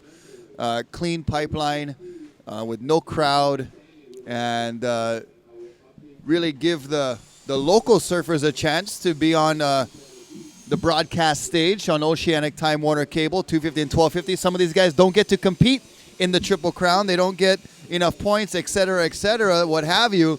So having that opportunity, mahalo to Dean Luke and all the gang at Oceanic Time Warner Cable, because it gives these guys a stage to perform on. And a lot of these guys also have sponsors that they're trying to promote and pay their bills with surfing. So Kala Grace, Ulu Boy, all those guys that have the sponsors, and they can get photo incentives. They can get TV appearance incentives that you and I know a lot about that, of scrapping and scraping for every little bit of coverage that you get to pay that next phone bill or that car bill. And all you kids out there, it's great to have dreams and you got to have dreams, but these days life is so expensive. You got to have more than one dream. You cannot just be dreaming of being a pro surfer. Go to school, get a degree on the side, get some other skills. Get a real estate license. It's getting like Uncle Rocky over here,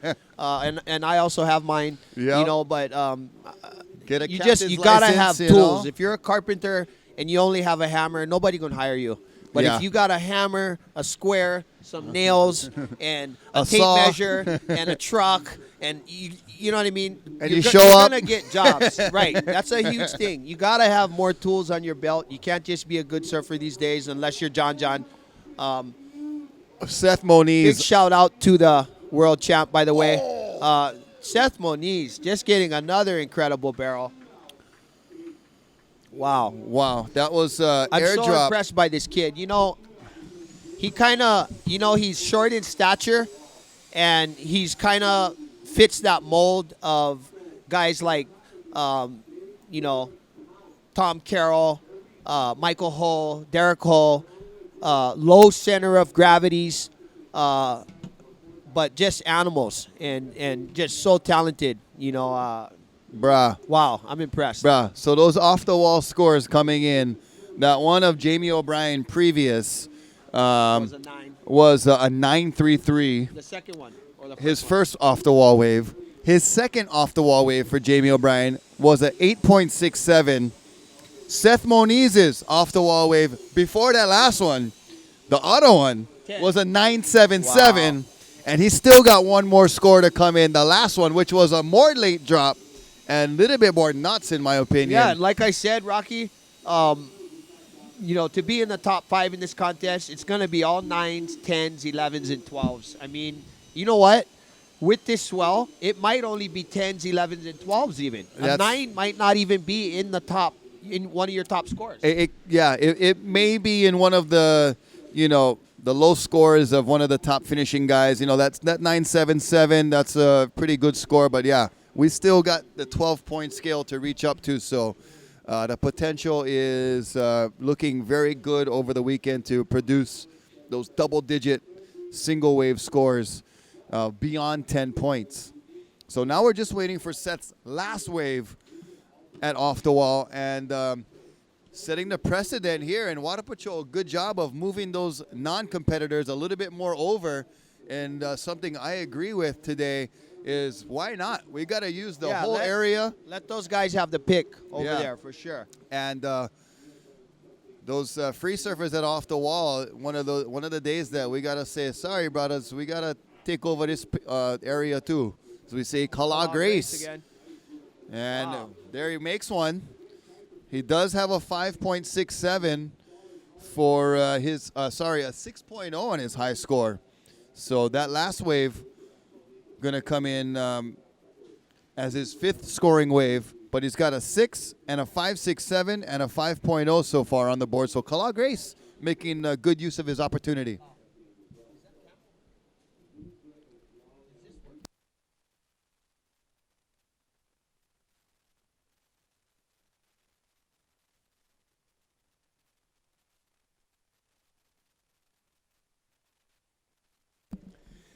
So the score coming in still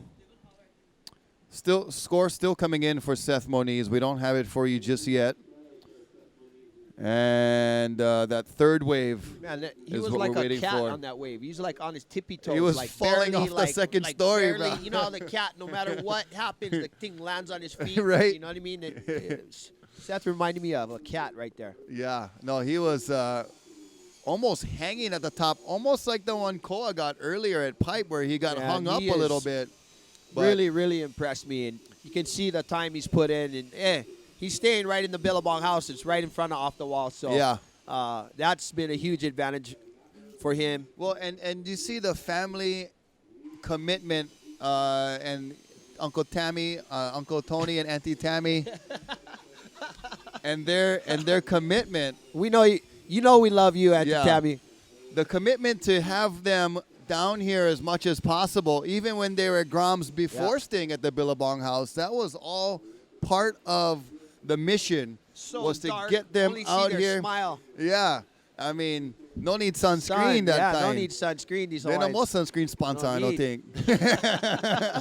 And so, getting them here to the beach, to the North Shore from town, you know, as a mission was just a big effort for them, and they put in the time, and it's really paying off for Uncle Tony, Auntie Tammy, and the whole family. And I heard Auntie Tammy making the Ono grinds now down at the house over there, and taking care of the team mom over there, which is awesome to see. One big barrel Uncle Tony had with the boogie boarder getting sucked over the lip. That timeless poster. Yeah. I mean, that was one of my favorite posters of all time. Yeah. Just incredible. The yellow board with the red down the sides. Yep. Red and yellow. Trademark colors for that Hawaiian. Talk about style too, Uncle Tony. Just the most beautiful Hawaiian style you could ever see. Right up there with all of the rest that we talk about. In Kealoha, same boat. In every, yep. Super smooth and elegant, but super powerful. The Laying power. down huge turns at a moment's notice. And then the most unreal Aloha Spirit Hawaiian style. A lot like our memory commemoration Duke Kahanamoku. Very similar. Speaking of tools in the belt, Kala, get some guys with some tools working, putting in new windows, putting in electrical, getting this place New trim. all nice and ready. Yeah. There's more waves coming in off the wall. None of our competitors on that one That's there. what you deal with when you have a house on the ocean like this. You know, the elements, the salt water, the rain. Yeah. You probably have to change your... all the sandy feets. Yeah, exactly. Yeah, But the elements. The pros far outweigh the cons, as you can see, everybody, by this view. Yeah, we're sitting third level, Front row. front row, box seats right here at the world's most incredible surf The breaks. most photographed surf spot in the world, bar none. Te Ahu Po'o, or Chopo, as everybody knows. Catching up real quick, though. You know, it's one But of their the season is a lot shorter. the than our season is shorter, Yeah. and the trip out there is a lot more difficult to get close to Chopo. Yeah. And that's what makes this place so special, is that it's so accessible. Everybody with a decent lens camera, you know, you see guests that travel from all over the world as hobby photographers just to come get a one shot. Speaking of those guests, I like when I happen to be out here in the summer. I just do a downwind paddle or something. I come in, or I'm just hanging out on the beach, and the beach is out another 100, 200 yards. I love it when I see somebody from like Wyoming or Ohio walk up to me and go, "Is this the pipeline? Is this the pipeline right here?" Man. And you know what? It is, sir, but It's you're asleep. standing on it. You're standing on it. It's in the summertime we have, you know, for the most part, no waves here at all. It's flat, and then what happens is the sand builds up quite a bit over here in the summer. The soft, gentle trade winds and laps up the sand and builds it up, and then when the so basically the reef is covered, a lot of it anyway, and then when the winter comes back around, the swells come up and rip all the sand out. So There's been many occasions sitting in Tower 26 during the summertime. And of course, when visitors walk down to the beach, that's the first target or, you know, thing that they see to approach to ask what the heck is going on. I heard about all the big waves, and I don't see them here. Come back in 4 or 5 months. You know, I took the liberty of explaining it like a ski season. You know, like you'd be going to Washington right now, and there'd be no snow, and you'd be wondering why not. So, and then you get into the story of what you were saying of how those storms, the same ones that give them snow, travel across, and they give us surf as well. So, an opportunity to educate our visitors was something that I took some pride in, working in the towers, even in the summertime when you got to keep yourself occupied. And the older guys, you know, like, oh, here comes another question, and you go, I'll take it. That makes the time pass by faster. It can be fun too. Yeah, you can take them for a ride if you want. Verbally, I mean, and have some fun with our guests. But we've definitely been having fun with our guests. You, Kala, you've been doing some fishing out of Haleiwa and bringing in some good catches lately. And I've been playing with guests at Turtle Bay and taking them out surfing and stand-up paddleboarding and in the canoe and just, you know, exposing them to the dream life that we're lucky to just live on a daily basis, and you know, ending up being able to pay some bills with it is a plus to it, and giving it to them in an authentic, genuine type of way. Yeah, I love the questions we get too. You know, are there fish out there? Are there sharks out there? You know what? The shark test and the fish test are exactly the same. All you have to do is taste the water, and if the water is salty, there are sharks and there are fish. So basically that means all the time because the ocean is salty. Yeah. But yeah, I've been having some fun. I got a boat a couple years ago, and I love fishing. It's very soulful, and it's nice to be out there on the ocean with no traffic. Especially and, on days like yeah, today. and especially on days like today. And I actually just started a fishing charter out of Haleiwa. It's called Go Fishing Hawaii, and you can Google it. I don't have my captain's license, but I got a couple really good captains working for me, and I oftentimes crew. So I really love it, and come on down, come Hey, check you us don't out. need, you don't need, but you are a Colada captain anyway. Yeah, but the Coast Guard But, yeah, requires a The captain's federal license. and the state. Yeah. So it's a good thing you got some good captains to help you out, which And is a cool thing. We do, I think we have, I think we have the best fishery on the island is right here on the North Shore. Can be rough sometimes, but it's Yep. fun and yeah, I love it. Well, if you guys Just want to love get being on out, the ocean. if you guys want to get out and be on the ocean and be out with some experts, and the bonus, get some whale watching. Or see some whales on our fishing charter. So yeah, it's been Either a great way. time, and the conditions have been great, and it's going to be great for the rest of the week and then some. So if you guys want to come out and do a half day or a quarter day or a full day, hit us up at Go Fishing Hawaii. We're on Instagram too, and this week is actually a really good week. Really Yeah. smooth conditions. Yeah, coming up throughout the rest of the week, calm conditions as far as the winds are concerned, and can still take the boat out even when the big surf, because you're going way out beyond the waves to catch those big fish.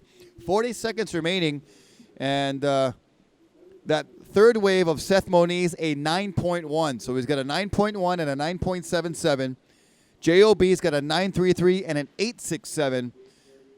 All four of those waves, mind you, at off the wall. So gives you an indication of where the majority of the scoring is taking place today, which it's open game to move down to off the wall, to stay here at Pipeline. There's no limit to the opportunities, and we want to give these surfers as much opportunities as we can. So expanding the lineup down to off the wall has been part of today's criteria as we end the second heat of the shortboard.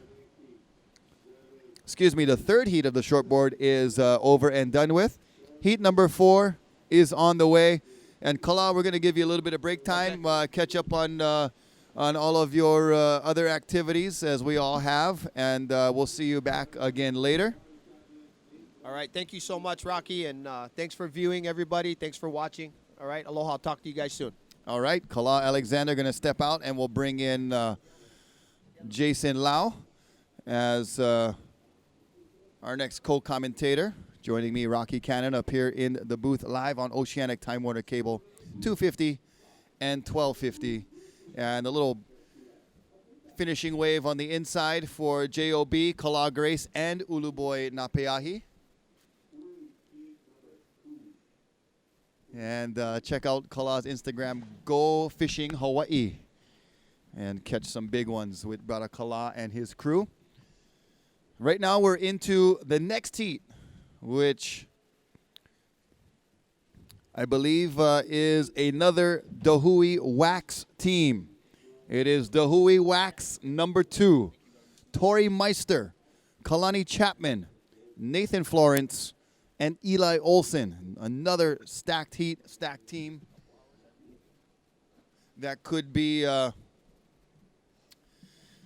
final at any other North Shore break with these 4 guys. And we'll bring in Jason Lau, who is coming up from the beach announcing. We got Kainoa McGee right now down there taking care of our announcing on the beach.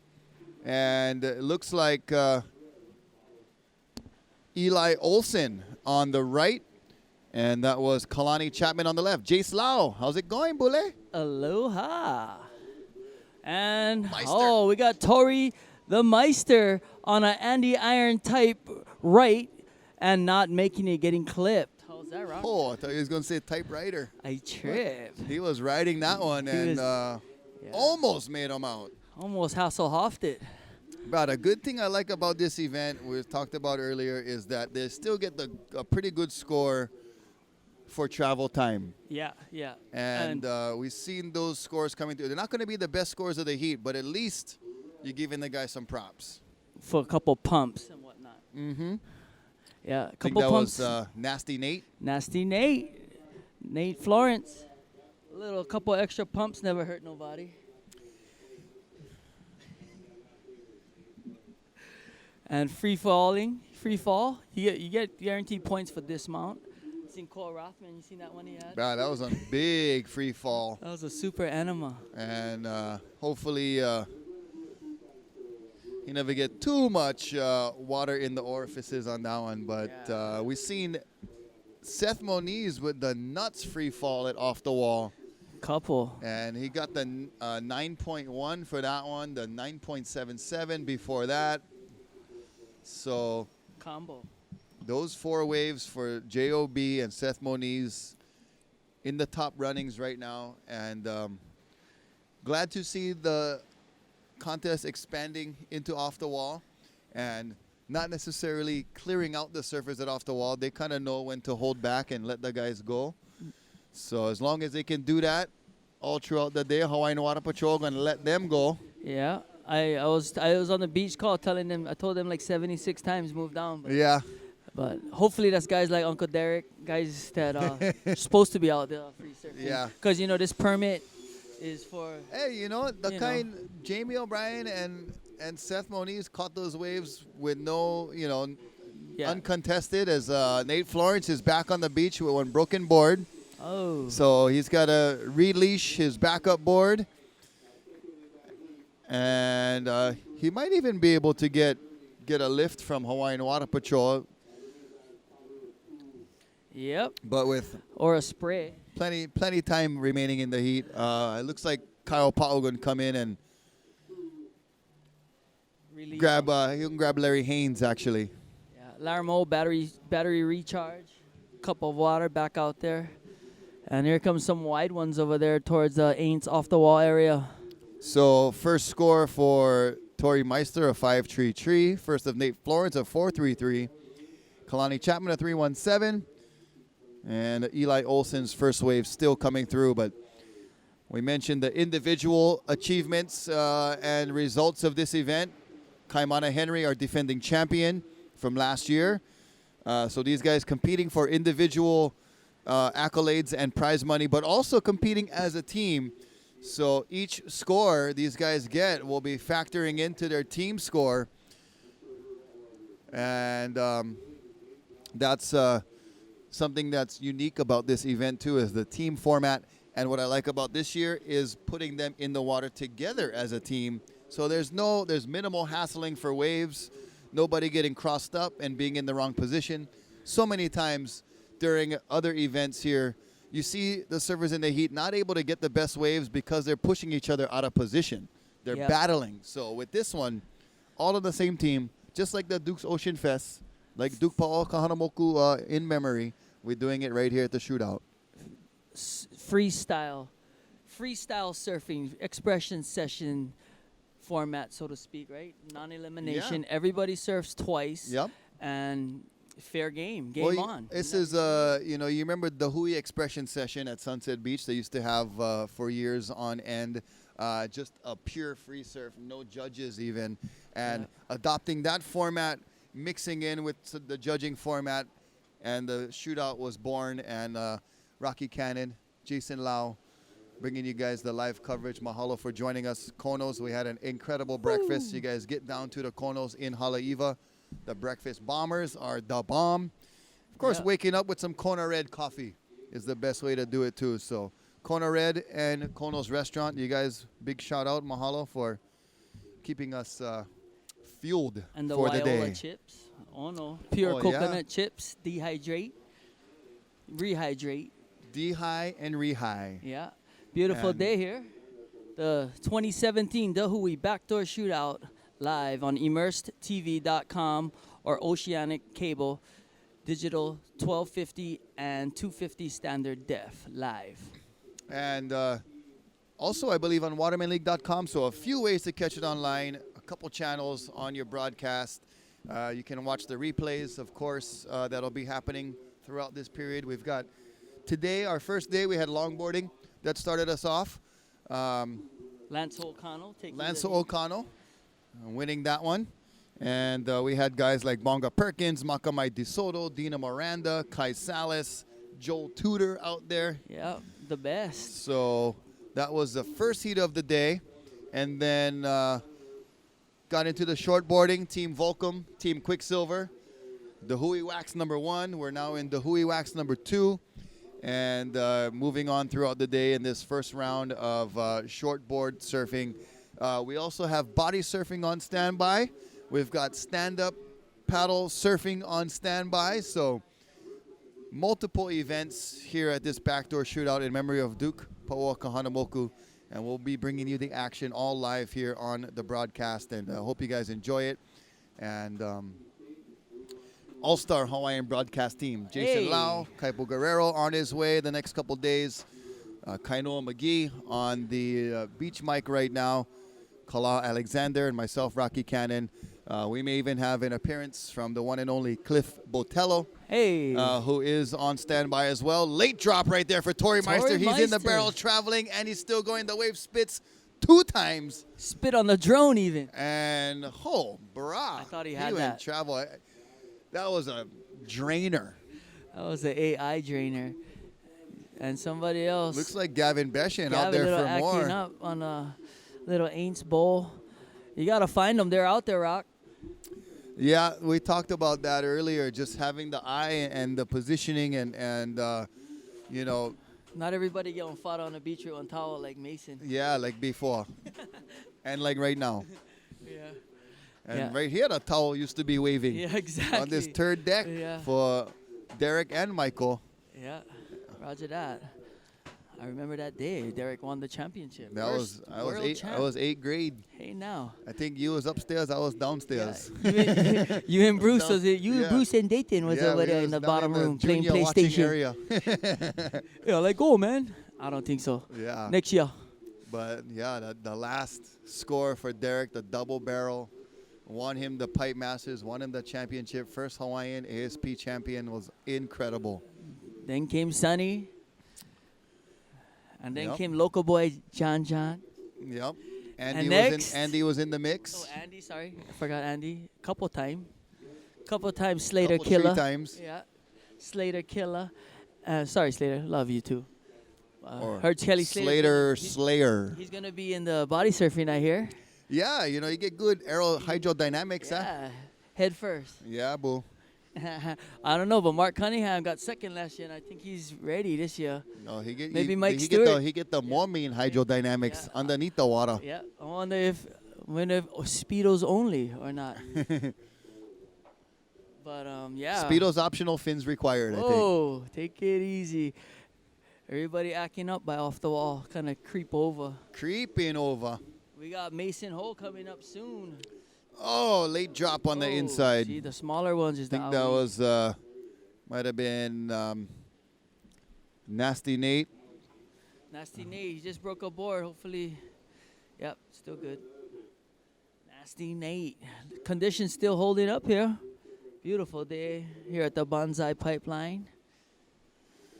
Yeah, conditions are stellar. We're still on the lookout for that next little burst of energy from the swell. It's forecasted to be on the way. We've seen some pulses here and there. We've seen some bigger waves come in. The action kind of focusing a little bit more off the wall, as we've seen in the last heat with Jamie O'Brien and Seth Moniz, but still plenty of waves at backdoor. And there's the pipeline left still available. So pretty much 3 to 4 takeoff zones available for these competitors, and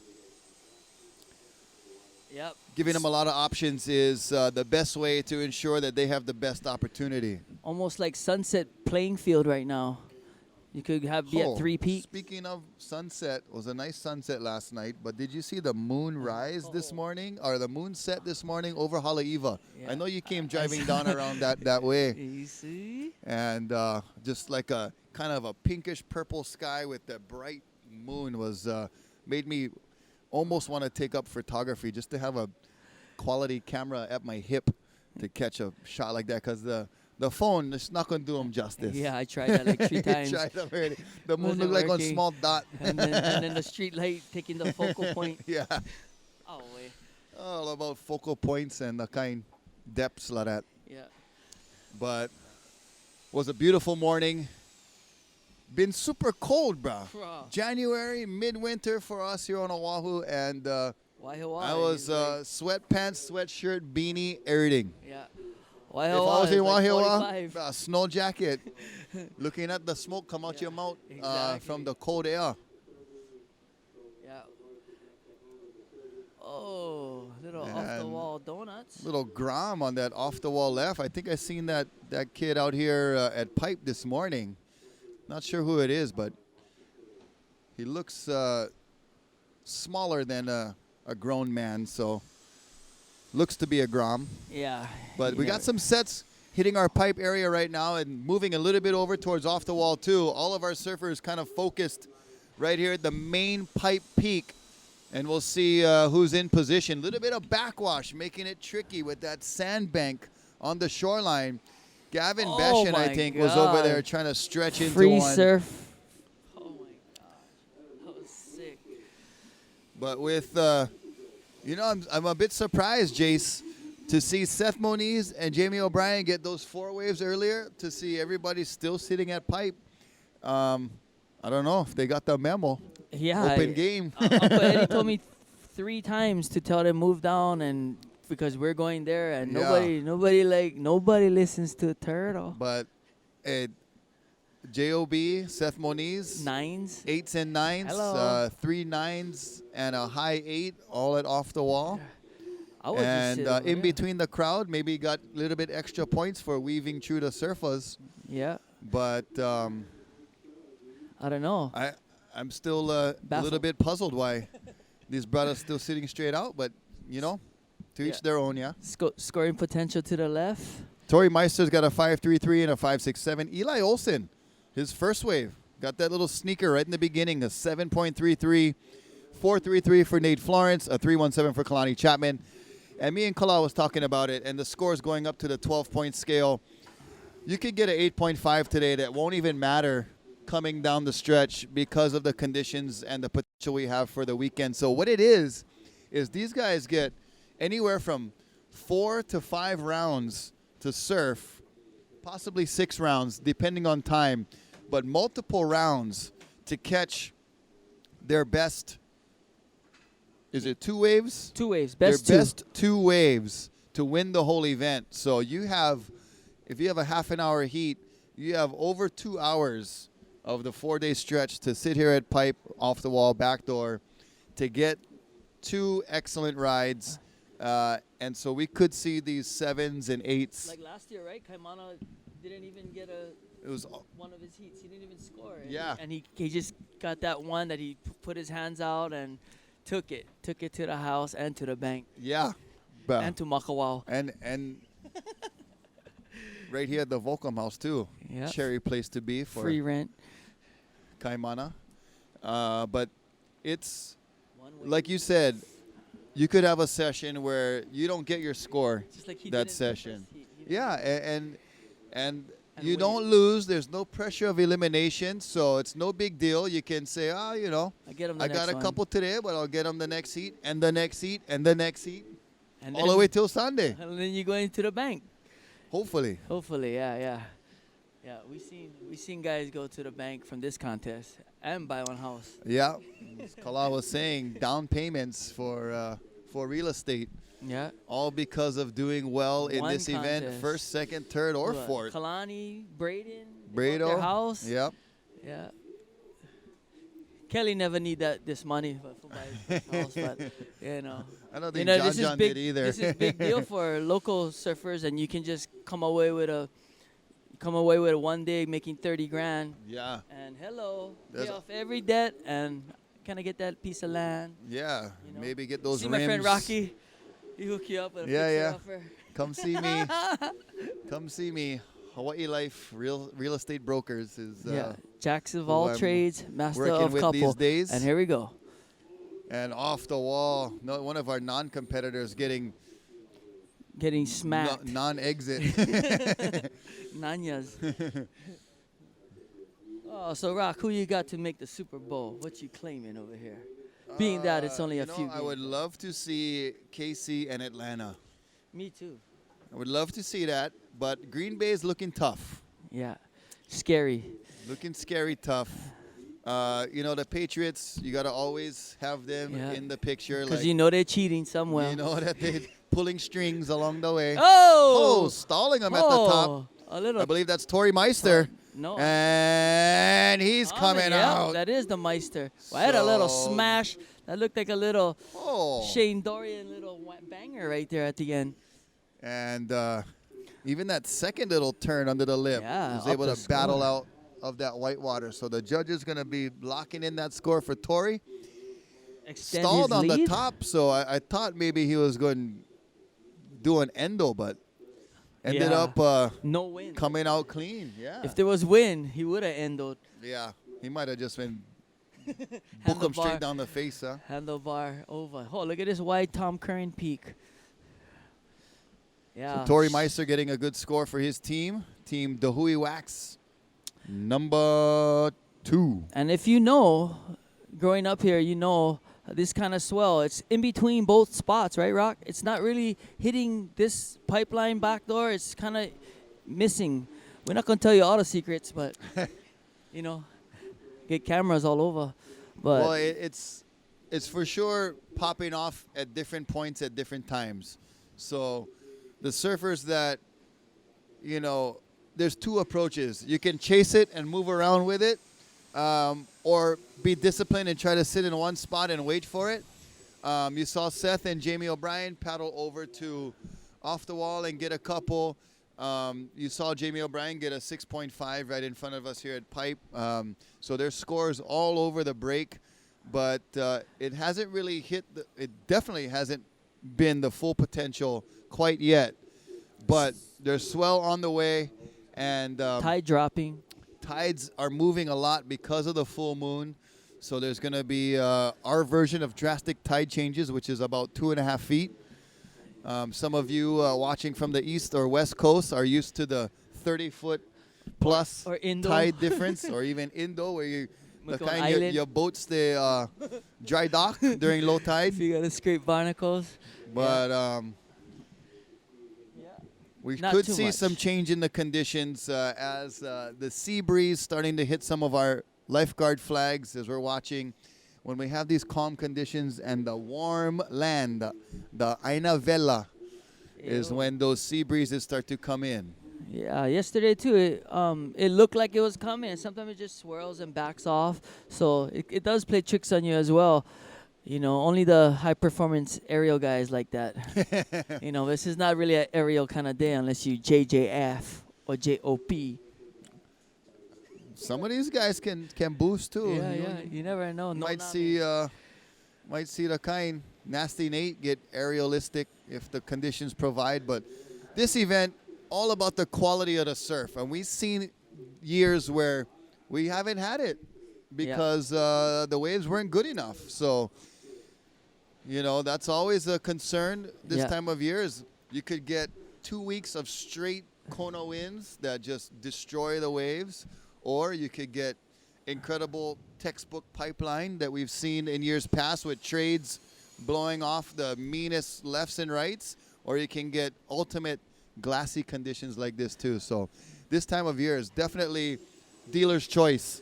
Could be anything. The many faces of the bonsai pipeline. It can be, you got to be that all-around guy who knows every face of it.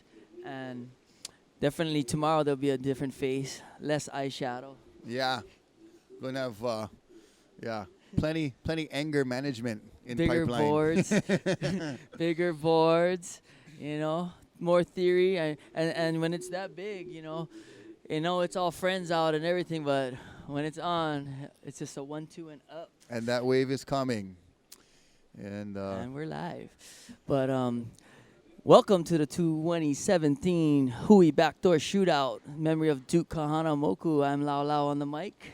Rockwell Entertainment. And bringing you live action, bro. It's been exciting to watch the action, especially at Off the Wall for Seth Moniz and Jamie O'Brien. They've got the 4 best waves of the day, hands down. And we're seeing if any other of our surfers are going to make the move over there. But Tori Meister just got a good wave. Kalani Chapman is out there with a GoPro on his board and does the catapult forward. Looney Tunes at Looney Tunes just got Looney Tune. Jumped off the board. 2 drones almost crashed into each other. And here goes Tori Meister off the bottom. Pulls in, stalling, and pumping and letting go. Coming out the doggy door. Tori Meister with a little bit of Meister action. Here wow. Bruh. That was sick. Meister with the mustard. Yeah, coming through that one. Some Dijon. He must have. Oh, boy. Did something that over there. That was sick. He said something sticking at the top of the lip, but when he go. Bruh, I think you're doing that on purpose. Yeah, drone coming home, coming in hot. So, Tori Meister's previous wave, that backdoor wave was at 8.67, and that's the best wave of the heat so far. And he's upping his ante here. Definitely. And he's going to try to better that, as you said, Jace. Combo what bang. you thought about that wave compared to his 8.67? That was more square, more critical, and he snuck out at the perfect time because he was stalling, he was late, and he let go with a double pump banger. And came out on time, even though he was late. Wow, that was sick. Big broken board for Kalani Chapman on the inside. That last Superman catapult at backdoor. And but you're right. I agree. Tori Meister's wave, this last wave compared to the previous one, more critical, much more square. The lip looked thicker. And then he had to give that pump, and it looked pretty dire, like he wasn't going to come out. And that was a clean doggy door. And he came out the clean doggy door. It's like diving through the back door without even touching the sides. No even scrape off a flea. You know what I mean? Here we go. And it's no even lose one hair. Exactly. That's the kind. Kelly's Hawaiian name. No hair. Yeah. It means handsome, by the way, in Hawaiian. Yeah. And also means without hair. In America. Oh, boy. So who we got in the next heat coming up? Tori Meister gets a 9.5 on that last one. So just a little bit better. We're on the same page as our judging staff here. Yeah. We got some of the Hawaii's best. Yep. Captain Shy over there. Whip cracking the whip. Ant-Man, Brother ST, Lapo, and the boys. Yeah, we live. Channel 250. EJ might be over there. Everybody. And Ben Severson. Oh, yeah. Big We're Ben. getting deep over there. Tristan, thank you to the Waterman League for running all the logistics and technical action. Oceanic Cable, Digital 1250, High Def, and 250 Standard Def, also via Waterman League and ImmerseTV.com. Yep, Christian and Keone on the back ends with our camera crew. Eric Ippel, Todd Tamura, Chris Latronic, all getting us the different angles. Laurel. And Brother Laurel as well. So mahalo to our broadcast crew bringing you live action each and every day of the 2017 Backdoor Shootout. Dahui Backdoor Shootout in memory of Duke Paua Kahanamoku. And if you guys can make it down to the beach, I mean, it's great to watch on TV from the comfort of your couch and Or your phone. And your phone and within reach of your microwave, and your refrigerator. Yeah. But bring the cooler down to the beach over here and watch live too, because this is one surf spot that tickles all the senses when you get down here on the beach. You feel the vibration, you hear the loud clap of that lip crashing on the reef. And amphitheater, so to speak. It's a full-on amazing spectator venue. I see my nephew Mason Ho getting ready. Look like Team Weed Maps coming up. Bruce Irons, Mason Ho, Nathan Astrodeck Fletcher. And Tyler Newton Hey now. making up that team. Mason had a unsuccessful ollie over his rock the other day, kind of injured, but that never stopped any hole from charging on a contest day. Cast, Yeah. cut, tape, glue, whatnot. No matters.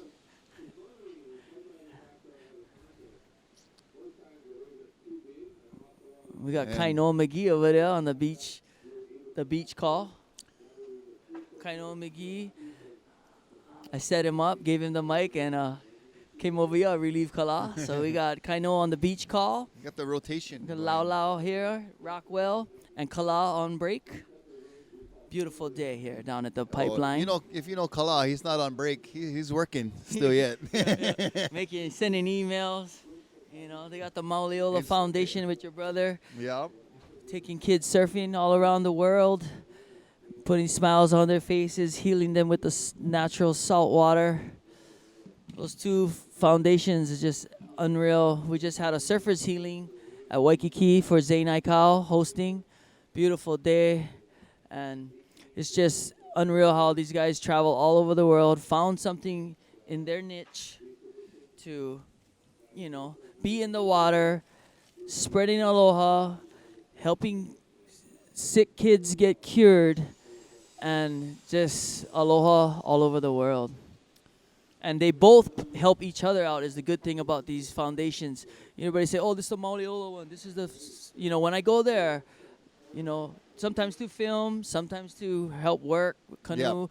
And you see that the other foundation comes and help the other one, which is really cool. They're not competing that we're this cystic fibrosis. It's really awesome to see, and it brings tears to your eyes, let me tell you. Especially when you see the kids and the smiles they have, and Yeah. the stuff that they're going through is And the parents, the families. it's really tough. Yeah, they're fighting to go in. They don't want it, and when they come up, there's someone else. It's just I can't even explain it. you know. So, yeah, the surfers healing and the Mauleola is just two great organizations, just doing like no other. And I'm so proud of Jace, Mags, our brother, Kala, Sunny, and Israel Paskowitz, Zane Aikau, Kalani Kaholeoumi, all those guys, old school guys. I mean, part of our family here, but just helping everybody all over the place. And only in Hawaii we can kuka and help everybody else. Only in Hawaii you can have somebody sick and you raise $50,000 in one night. You know what I mean? I'm stoked to see Keoki Photo squeeze me. He squeezed, when somebody's in need, we're all one. Yeah, we had an awesome event down at Turtle Bay for the fifth annual Mauleola Foundation benefit dinner, and raised some great funds for a great cause. And want to thank some of our other sponsors. Of course, we thank Dahui, our main sponsor here, and having it in memory of Duke Kahanamoku and all of the ohana from Dahui. Mahalo, as well as Konos and Kona Red, and mahalo to Pacific Sorbet, Koha Foods, the Spice Rack Hawaii, Taro Brand, and Chef Adam Tabura with Aloha Salads and the gang is going to be bringing us some great food too. So you might recognize Chef Adam Tabura from Cooking Network. the Food Network. Yeah. And Lanai's Brada. we're also saying big mahalo to Hawaiian Water Patrol, as well as to our broadcast team and our Time Warner Cable Oceanic broadcast. Mahalo to Dean Luke and all of the team there who've committed to have surfing on TV. Their tagline, of course, Oceanic Surf Channel, all surf, all day. And this 2017 Dahui BackDoor Shootout is being televised live here in Hawaii on the 250 and 1250 HD. We'll be airing same-day replays, so tonight you can watch more of it. And the full event rebroadcast immediately following the event. So coming up next week, we'll have the whole event rebroadcast With angles. for you. And the Facebook page will give you the updates for the broadcast. And the Surf Channel is exclusive to Hawaii. So this Oceanic Surf Channel is one of a kind and remains the only 24-hour television surf channel in the world. So we're breaking new ground, not only in surfing, but also surf coverage. So mahalo to Dean Luke for being on the forefront and the pioneer at Oceanic Time Warner Cable for committing surfing on Channel 250 and 1250 24 hours a day, which is a very special thing. And like we say, all surf, all day. Here in Hawaii. Right there. We just would add them on, pencil them in. Yeah. Mahalo to the gang. And Kanaka Solutions. Mahalo for the Koskari, Kokimo. All of the security in the parking lot, on the houses over here. You know, hey, this is a pretty nuts place to be security because it's all over the media that these are the places to hang out. So you get, you know, all walks of life trying to peek their way into each and every House. nook and cranny and crevice. Yeah. We call those characters. So dealing with the characters is a big job over here. So mahalo to the security team. Yeah. You see Kanaka Solutions. You just You know, like be on the receiving end of the solution. Yeah. Be the solution. Everybody getting antsy and a lull in the action, but here comes some lines out the back, kind of wide and towards the aints off the wall area. Wind still holding up on this beautiful day. Happy New Year. Full moon last night. Yeah, and look at this. some waves action. coming in over towards off the wall. Our four surfers still cruising them at Pipeline, but meanwhile, off the wall Tori? is draining. Oh my God! You don't come out, you're gonna get. Oh, He got it. he got waxed. And more off the wall action. Somebody's in a decent place to be. I But don't that know. one stretches too far. And meanwhile, action at Pipeline, still a bit of a lull. Tori Meister with the highest scoring wave of the heat with that 9.5 backdoor banger. He has a 8.67, so it's probably somewhere near the top 5 right now in the backdoor shootout. But we're going to keep our eyes on the next few days of action with swells on the way, scores possibly on the rise, but a great opening day for everybody to, not only the surfers to get their feet wet, get the groove going, but the broadcast team, everybody involved, even us guys, you know, getting, gotta put on this hat, gotta get used to being able to talk pidgin on Top One broadcast. And English. And English and Hawaiian and get to stick to more of our local organic cultural way of speaking. Unfiltered, but FCC approved. Yeah, right? For the most part. Yeah. At least in Hawaii. You know what I mean? Here we go. Here comes some little peaks over here. Epic little A-frames. Few and far between at the Pipeline peak. More happening off the wall. But when they come, they come. And if you know, you know. And here he goes again. And who is that? Look at that drone angle. He's coming. Not coming. Oh, his board came out. Tori the Meister. Just adding to his lead right now. He's trying to... that 4.5 pump might have just put him up a little bit more. He's trying to just get something better and better. He's going to keep trying, taking swings at it. But that one, unfortunately, just ran away from him. And, he ended up far inside. He's in the zone. I mean, more than one way in the zone. I see Pop's hole, but more nervous than Mason. Pacing. I know he liked that chicken katsu I got in this morning. Well, we got somebody out there holding their wrists like they want the time thing, but... Time call. Yeah. Kainoa's on a good one right now. Time call. Kainoa, I don't know what part of the island, the universe he's talking about right now, But he taking you on tour over there on the beach call. And we have 3 minutes, 45 seconds left in this Heat 4, Round 1 of the shortboard 2017 Hui Backdoor Shootout. Live I think here. that's Eli Olson waving for the time check. Yeah, because all it takes is one.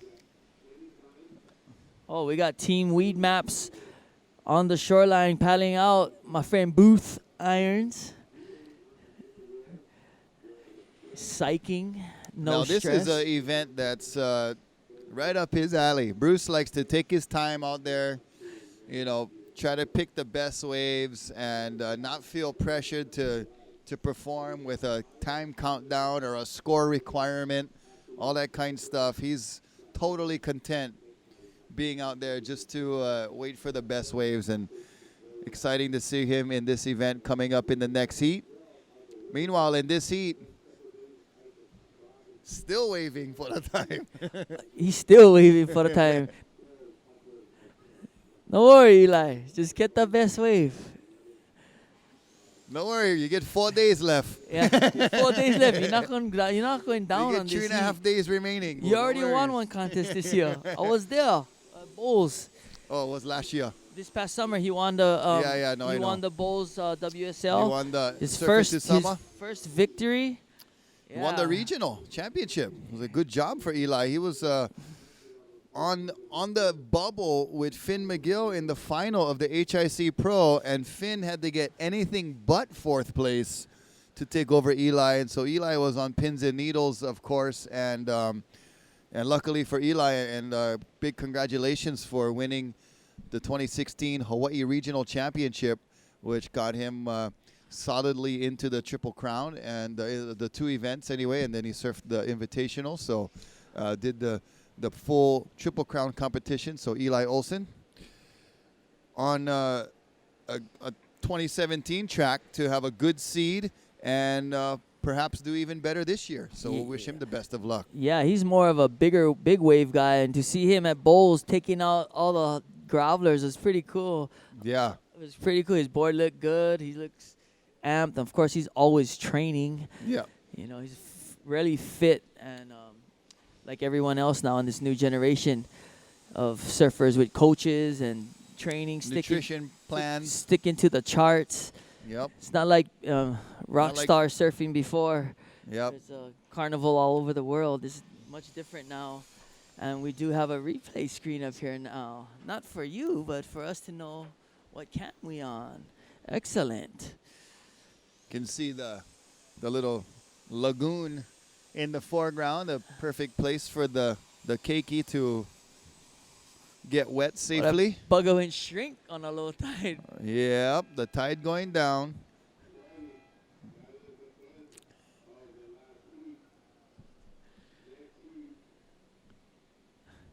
Team Weed Maps starting up. We got Mason Ho. Always entertaining. Best after beach interviews in the world. And Surfer Poe interviews and speeches. Yeah. Anytime he's in front of a screen or a microphone, he's just as entertaining as he is on the water. Hide your daughters.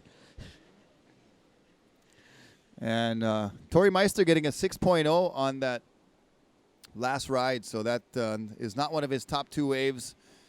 Had a 9.5 and an 8.67. Eli had the one wave of a 7.33, but like we said, this event, you can get no waves in your one heat and still be okay.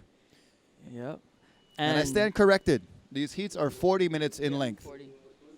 Earlier I mentioned 30 minutes, but 40-minute heats are allowed for today, and I believe we'll get through one whole round for today because I don't think there'll be enough time to go through eight heats and have everybody surf twice. So we one might round throw of in, shortboard, body surfing. and we might have some body surfing Yeah. later on to finish out our day. But Nonetheless, a beautiful day. It's a great Incredible day day. to call in sick. Use one of those vacation days or just play hooky. Don't say I told you, yeah, but tell them Kala told you. and stay away from the cameras on the beach Yeah. because you're going to be on TV if you're calling in sick. Yeah. Yeah. Make sure you never call in sick, and your boss no watch the surf channel, and make sure you're with the right person down there on the beach, Yeah. because you're gonna be live. On channel 250. And on the World Wide Web. We got guys tuning in California. We got guys tuning in from the East Coast. We've got viewers in Brazil and across all the surfing nations. So And here comes some bringing you surfing worldwide nation action right here from the Banzai Pipeline. Off the wall swell coming in. And on the outside, some waves approaching with a pipeline wave possibly shaping up. This is Team Weed Maps. Bruce Irons, Nathan Fletcher, Mason Ho, and Tyler Newton. That was Nate Fletcher. And the other nasty Nate, Nastier Nate. more nasty, the original Oh, yeah. OG nasty Nate. Nate will go on anything. Cement, dirt, skate, Plywood, yeah, jet ski. no matter. Son of Herbie Fletcher, creator of Astrodeck surf films back in the day. Oh, Wave Warriors, boo. Yeah, the Wave Warriors come out to play. Tell me not, sometimes so much good fun watching the Wipeout section. That was Yeah. like the best part of the video sometimes. Oh, back when you could use any music. Deep and not playable. That was somebody at BackDoor. Got Hemus. That maybe was Tyler Newton. Yeah, he got a Newton to right. He got he's getting more he's Newtons. getting obliterated by the laws of physics, and Sir Isaac Newton, the king of physics, there, and Tyler Newton on the receiving end right now, getting pummeled at BackDoor. If you've ever been in that BackDoor section, paddling back out, you know when you go for bail under the wave and your feet touch the bottom right away, that's a scary feeling. Seen a couple broken boards in the last heat. No, we haven't seen any all morning, and then one each from Nate Fletcher and Kalani Chapman. Nate Florence, Nate excuse Florence, me. Yeah, right here. Nate Florence, he got shredded. But Sorry, I get confused with the Nate a FLs. lot of Nates, a lot of Jaces too. Choke Jaces. Yeah. What's up, Jace? So, little lull in the action. Anybody know who's Captain Haleiwa? Remember him? Captain Haleiwa? Yeah. Remember the old Haleiwa Theater?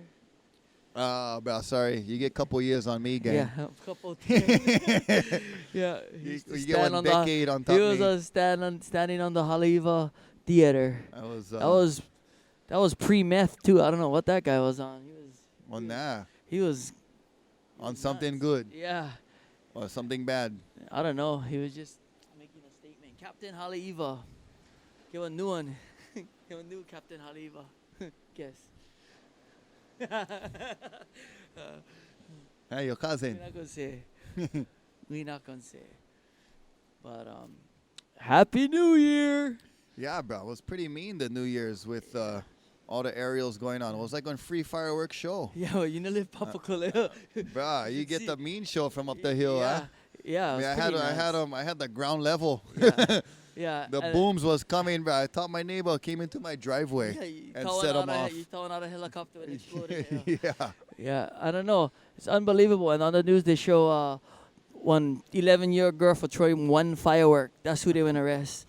Oh my So goodness. yeah, that kind of baffles me. Well, and you know, we had one fatality, which is unfortunate. Yeah. But you know, despite your stance and your view on the fireworks, whatever it was, there was plenty of fireworks like was legal Yeah. this past New Year's, and you know, all we can say is play safe and be safe. And but the new year, 2017. You know, a lot of people ready to get 2017 underway. We had I would say a smooth transition from 2016 to 2017 here on the North Shore. We had good swells coming through. a pretty nice Triple Crown season with a lot of things going on. We did I did a handful of talk stories at Surf of the Bar, which went really well. We've got one coming up on January 25th. It's Brian Bielman, one of our legendary water photographers, going to be up there with myself, and he's putting on a photo workshop that week. So that'll be one of the highlights, is that talk story, January 25th at Turtle Bay Resort at Surf of the Bar with Brian Bielman. Brian That Bielman. should be a good one. I know him very long time. He has the vault of photos Yeah, on film and record collection. yeah. Amazing human.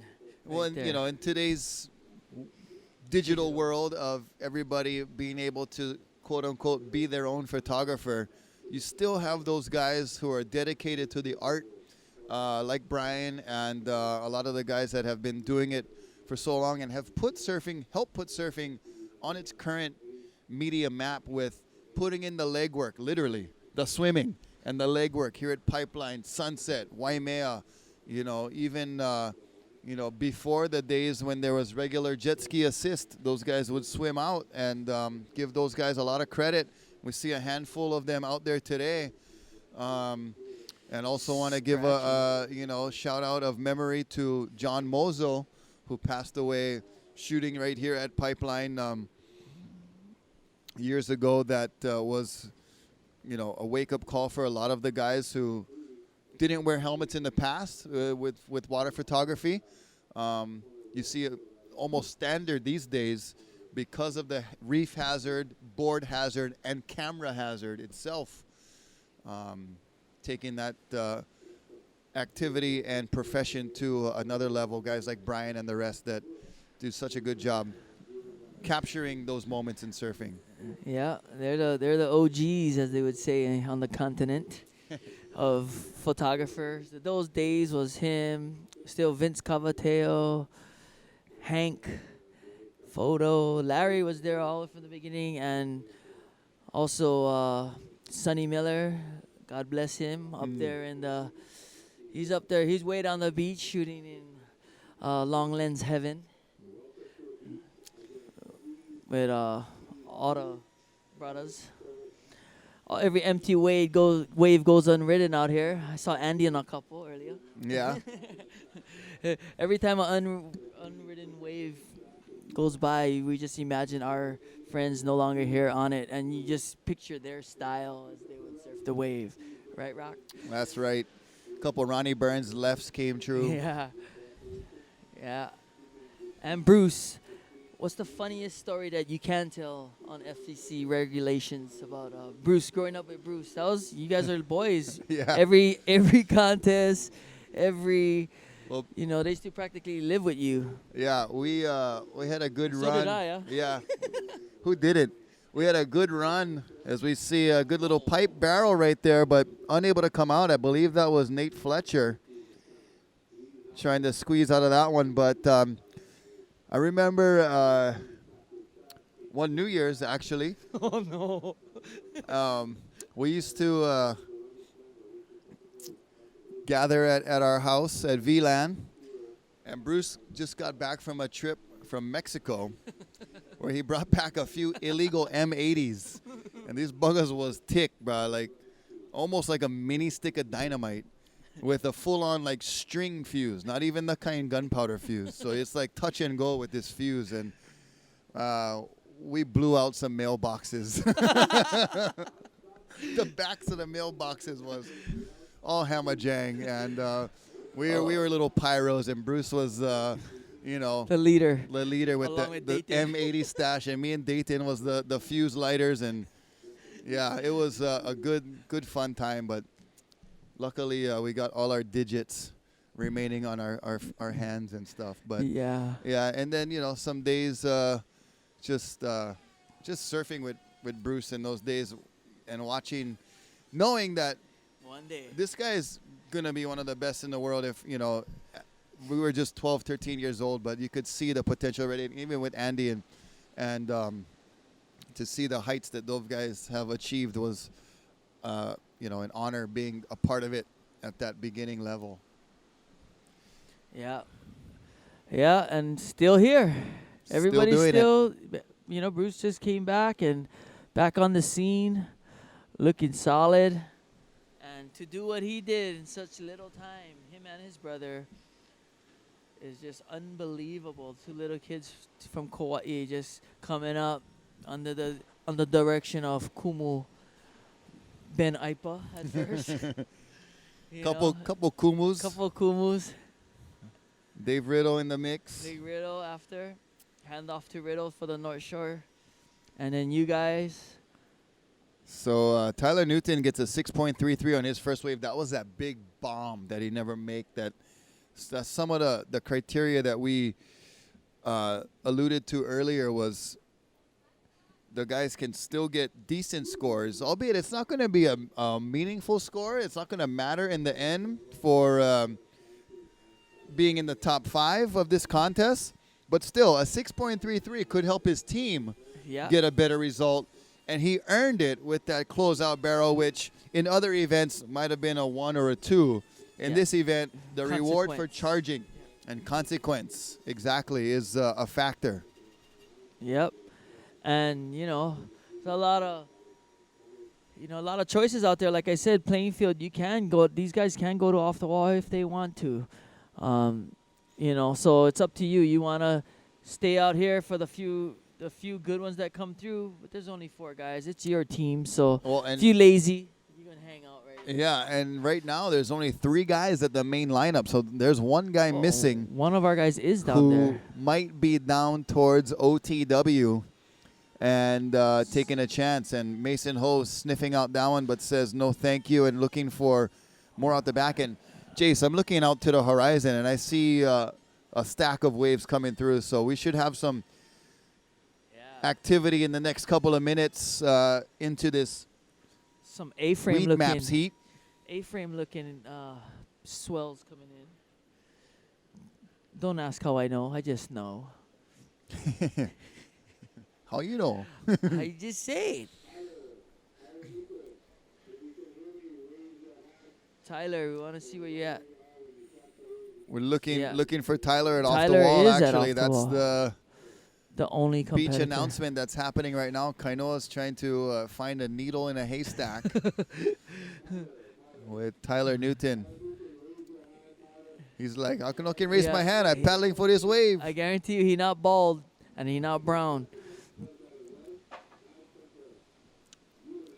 So move down. There he is, black long sleeve. There's by the Tyler right ski. there. And I hope. And I'm glad the off-the-wall surfers are cooperating and they all never raised their hand. Oh, I hope so, because I think that's Kavika. Oh, no, it's not Kavika. But here comes some in that area. Swells coming, approaching off the wall area. So just got our lunch delivered from Uncle Raymond, and mahalo to Aloha Salads and Wraps. Hey, And now. we're going to be digging into that in just a little while. Yeah, here And comes some if sets. you get any moments of silence, it could be us taking a delicious bite out of our Aloha Salad wrap or our Aloha Salad. And some awesome Wyola coconut chips. And mahalo for everybody for throwing it down to support the Hui BackDoor shootout in memory of Duke Kahanamoku. Rocky Cannon and Jason Lau right now with you, bringing the live coverage, along with Kainoa McGee on our beach announcing. Kalaha Alexander, part of the crew. Kaipo Guerrero going to make it down in the next couple of days. Cliff Botello probably be joining us in between shifts of Water Patrol as well. So we'll be well covered here at the Hui BackDoor Shootout for 2017, all in memory of the great Duke Paoa Kahanamoku. Us tree. Double, triple dip.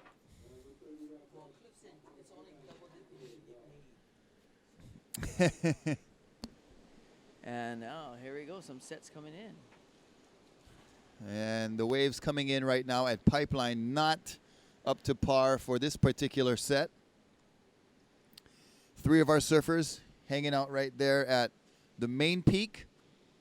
backdoor and pipeline, and Tyler Newton drifting over to off the wall. He's got the black long sleeve on, and another great characteristic of this event is the surfers being allowed to wear Almost nothing. a rash guard or a wetsuit top or go bare skin, however they want. There's no contest jersey required to wear, which does make it a little bit more challenging on our judges, but they have a keen eye for styles and board colors that can help out in spotting and identifying the correct surfers. So that's never really been an issue as far as they've been allowing the personal preference for our surfers.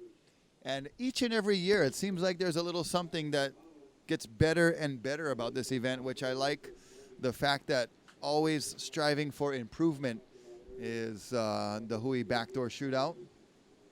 Ways to make it better, ways to make it more exciting and appealing for the surfers. Here's Nate Fletcher at backdoor, tucking in. Little no-grab Marvin Foster action. And it comes out clean and kicks out. Nasty Nate Fletcher. And it's been a pretty good winter so far. We've had, our small days. We've had our flat days, which make it good for our guests and visitors to get out and catch some waves, even though we're lucky up at Turtle Bay. We got a little year-round spot. We got A, B, or C to choose from around that 5-mile coastline of Turtle Bay that we use for teaching surfing and stand-up paddleboarding. And but some good pipe days. We've had some great Haleiwa days. Sunset, the last day of the World Cup, the Rory Parker swell was incredible to finish up there. And having some awesome backdoor days here for the Pipe Masters. Michelle Borez put on an incredible show during that event. So it's been a great, great fun winter watching Mason Ho win his second HIC Pro. And hopefully all of you out there have been getting a chance to get some waves either at some of the prominent spots here on the North Shore or your secret little side action spots up and down the coast. And I hope that your Christmas treated you well. Baby girl Uluvehi got her new swing set for the backyard. Yep. And the slide combo. Enjoy that age, my friend. Yeah, bro. Because when you get like this and have two teenagers in high school. Yeah, you and Kaipo Guerrero kind of same boat with the teenage daughters. Yeah, man, that's fun. I'm going to be taking notes from you guys because honestly, you better give them big notepad then. I'm still baffled and how composed you guys are when I see you guys. Yeah. Thank Team Weed Maps for that. Roger that. We got them out in the water right now. Yep. Team Weed Maps with just under 21 minutes remaining in this heat. Right here. With a request timeout. And New Year's, like we said, was pretty well handled here on the North Shore. How was your trip to the continent? I stayed home. We stayed around here.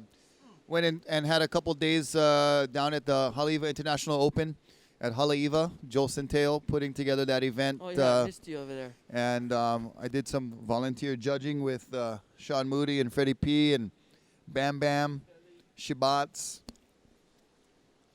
Oh, yeah, Zenyo Shifuku. You went to Tahiti. I went to Tahiti in October for our belated honeymooning. Yeah. And that was good fun. I got one good surf sesh. And plenty of good sesh. One boy on the way. Yeehaw. Congratulations, my nephew, for being the top 40 at 40. Congratulations on that. Oh, yeah. That was that was quarter of the way through 2016 last year, Pacific Business News.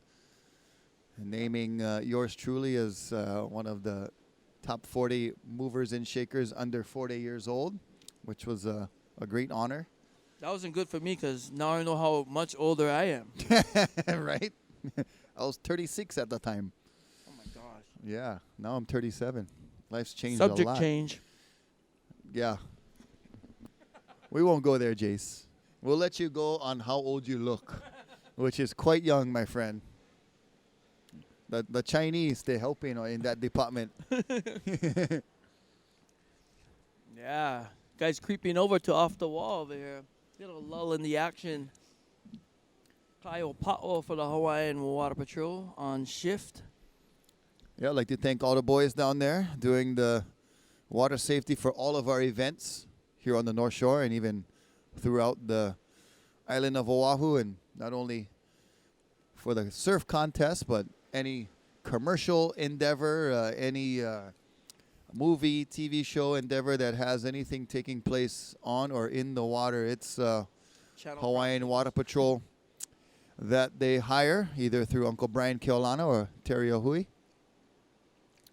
Uncle Mel Pu'u and Dennis Govea, the pioneers and the 4 founding fathers of the jet ski rescue techniques that are in place all throughout the world today.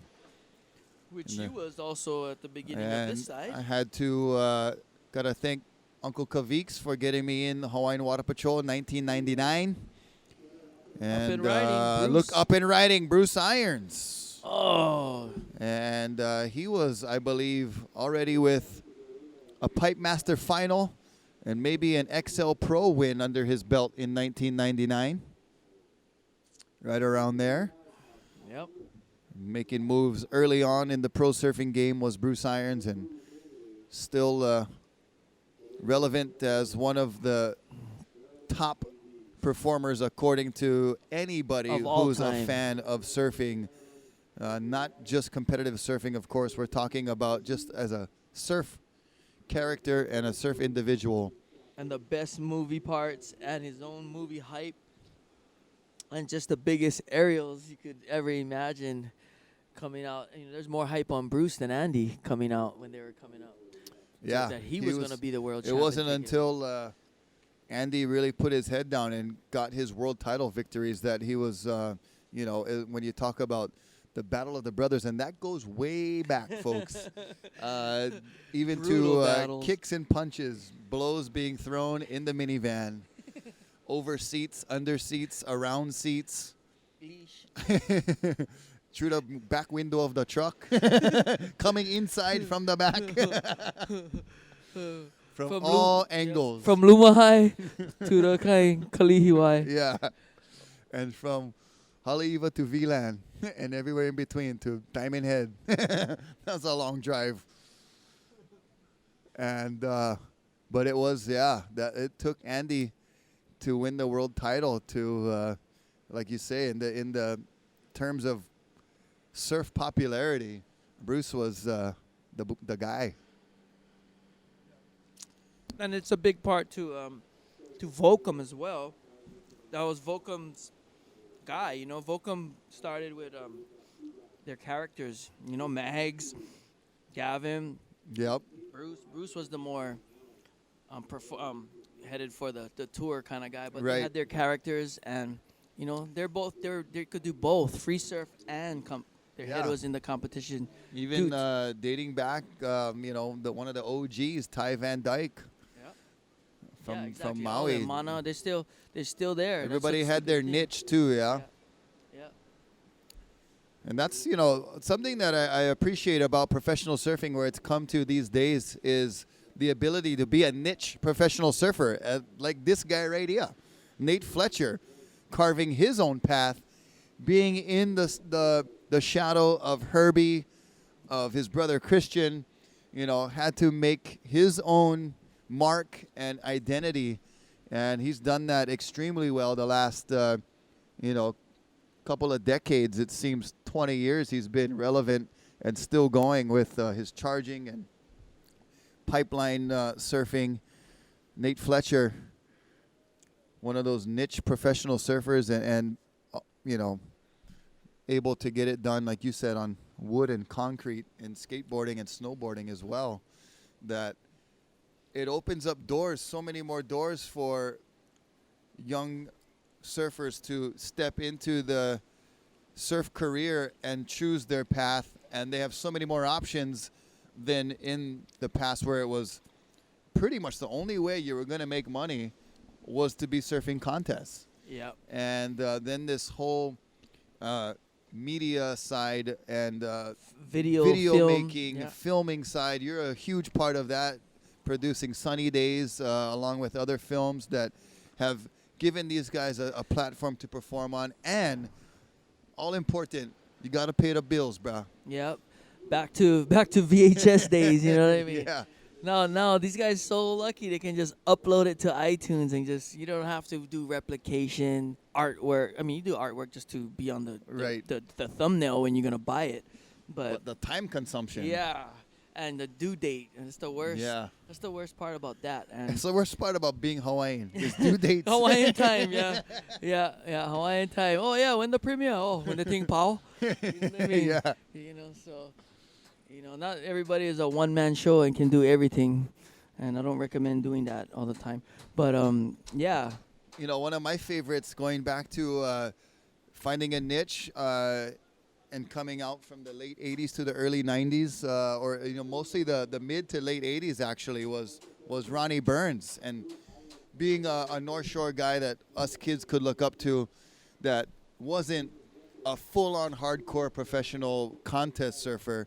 He would surf in the events around here, but he traveled to have fun and surf, and he built that persona of a happy-go-lucky, carefree, great surfer that was very appealing to watch on a video or see pictures of, and that had made a whole new market. Yeah, and as for the local kids growing up, like you would figure out, how is this guy at the best surf spots every day? He knows he's with Mike and Derek.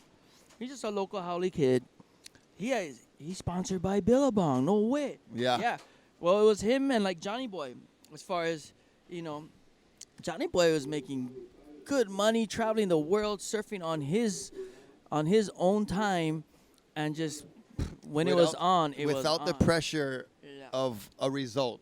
Yeah. Yeah. Just so that's enhanced. The biggest how- pressure is you got to get one sick barrel, Yeah, okay? Over from behind. yeah. And underneath. Over a couple weeks span, we're gonna send you over there and just get some sick barrels, okay? Yeah. Do Can something. do, boss. Do something. So yeah, from the creator of Do Something. Those guys. Well, one of my favorite videos to this day is the only one they ever came out with was Life's a Beach, when they had Gerlach, Shmoo, Johnny Boy. That was All of us. All time. Doing crazy stuff. all time. Yeah. I want to cheers to Sonny Miller, who had Hanai'd all of us in, gave you your first camera, gave you, it was unreal. That was a good old days. And we got sets coming in out the back. This one's shaping up to be a Wow. One of pretty the good-looking better-looking backdoor wave, and it's Bruce Irons. No one else looking at this B.I. one. B.I. From Kauai. in Is the he going to get barrel. it coming out? And he comes out.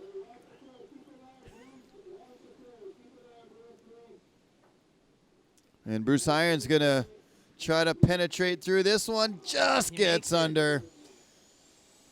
Kainoa McGee providing the perfect sound effects, because that's exactly what your mind is doing when you're out there trying to get under these waves. And he had the duck dive, and he's going to bail on this one, and keeping an eye on his board right there. That's a precarious position to be in, to say the least. Fun. Yeah, With- fun. Right? You just go around over here. Yeah. But then you see guys like that go, what is he doing? He He's powered paddling through. straight through it. So luckily, just the two waves on the head, and Bruce is back out. Team Weed Maps right now with 9 minutes and 40 seconds remaining. Yeah, And Bruce. so far, it is Tyler Newton with the best score for this team with a 6.33. Bruce Irons with a 4.33, and we're waiting for his last score. Mason Hope being very patient. Doing the Sonny Garcia impersonation. Well, in this kind of event where you have 4 to 5 to 6 rounds to surf, You don't have to get it all in one heat. You can spread it out. You can take your time. If he's got anything that's hobbling him right now that it might take a couple days to heal, you could see the strategy of just, waiting until you're feeling 100% before you go for your big bomb and big score. And there are some big swells on the way that we're going to keep an eye on in the forecast. But right now, the tide change, I think, is kind of messing with our consistency a little bit. And kind of a rising tide that'll be possibly reaching high tide around 1 p.m. with a little bit of sea breeze kicking into. Could make it interesting. But 8:20 remaining in this heat right here. And Bruce's last score, a 9.83. So the highest scoring wave so far, Bruce Irons with a 9.83. I believe Seth Moniz's 9.77 is in second place for the highest score. And here we go, paddling is Nathan Fletcher at BackDoor. Grabbing a rail, tucking in, traveling, let's go. And trying to fight through that chandelier section. Part of that wave crashing down over Nate and shuts down as Jason Lau takes a quick break. Running solo. Shout out to Barakikoman, one of the typical Hawaiians tuning in.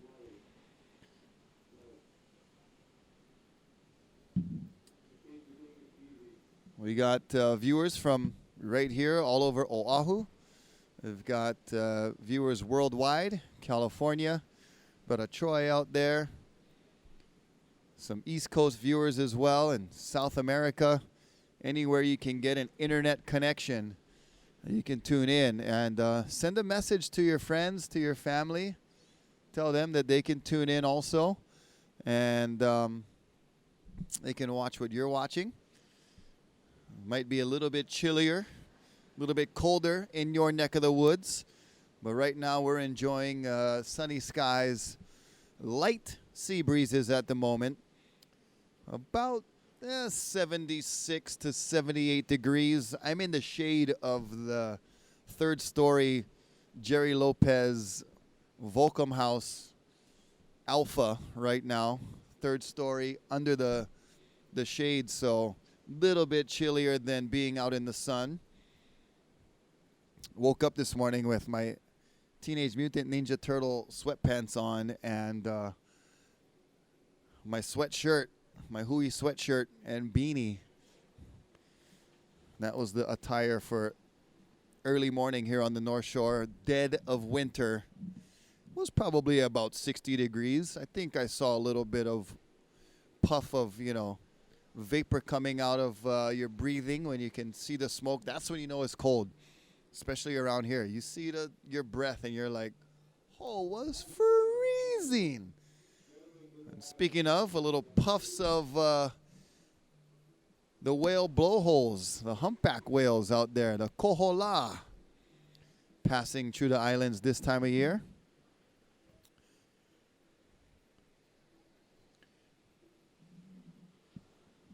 City and county lifeguards patrolling on the ATV across your screen. A good look at the setup here with that big beach that we've seen some pretty small surf the last couple of weeks, so the sand has built up a little bit. We're hoping the swell that's on the way will help clear that out. Some great fun sandbar surfing days, though, leading up to Christmas Day, during and after the Pipe Masters. And if you were able to make it out to the North Shore during that time, you probably scored some pretty decent rides. Yeah, I got about a couple. A lot of couple? About a couple. Oh. But yeah, nice. This will be a west-northwest, so it will go the right way, actually. Well, so I've been so busy with taking folks surfing. It's a silly thing, but it's a legit operation these days. I do dog surfing, so I have a huge 12-foot Surf Tech sup that I can fit myself, 1 or 2 kids, and 1 or 2 dogs. The kids seem to just love surfing with the dogs, especially for an intro session. And I've been riding that board so much that I gotta, make time to schedule to get on my shortboard and be out there, still getting some shortboard waves. So that's been my New Year's resolution, was to get more shortboarding time. My New Year's resolution is not to play a game like that on the screen right now. I don't know what that is. That is created somewhere abroad, but yeah, kind of strange. So it's like Portuguese basketball. Yeah, like trampoline slam ball. They forgot that's when a trampoline broke. That's how that was created. But yeah, well, many of you folks working on your New Year's resolutions, I know it's tough to make. I heard some pretty cool ones from, I'm a champion and listener of talk radio. Oh, God. But Goes back to sitting in the yard. not to climb Mount Everest. Not to run a marathon. Barefoot. And I'm doing quite well. Yeah. My resolution is to make no resolution. Yeah. So. And look at this one off the wall. I think that's Tyler Newton. And he's dropping in deep. Oh, my goodness. He is disappeared and coming out. Kainoa does not need a mic. The speakers. He's all bass. Rightfully no so. treble. That was one mean backdoor off the wall, actually. That was off the wall barrel. I call that the Todd Chesser Award right there. That was a cheese award. Back in the day, every time there was a contest, pipe masters, whatever, there's only the 2 people in the water, man on man, and it's bombing off the wall, closing out. Off the wall ain't. The only person out there would be a Garrett McNamara or Todd Chesser. Yeah, much respect to Todd Chesser, one of the North Shore's most incredible surfers that we lost some time ago now. It was 90. Long time ago, 91? Mid-90s, I want to say. And just much too soon, but you remember seeing him perform at Off the Wall just on another level. Yeah. And everybody trying to live up to that standard these days. Yeah. Tyler Newton doing his best impersonation right there. Pretty darn good.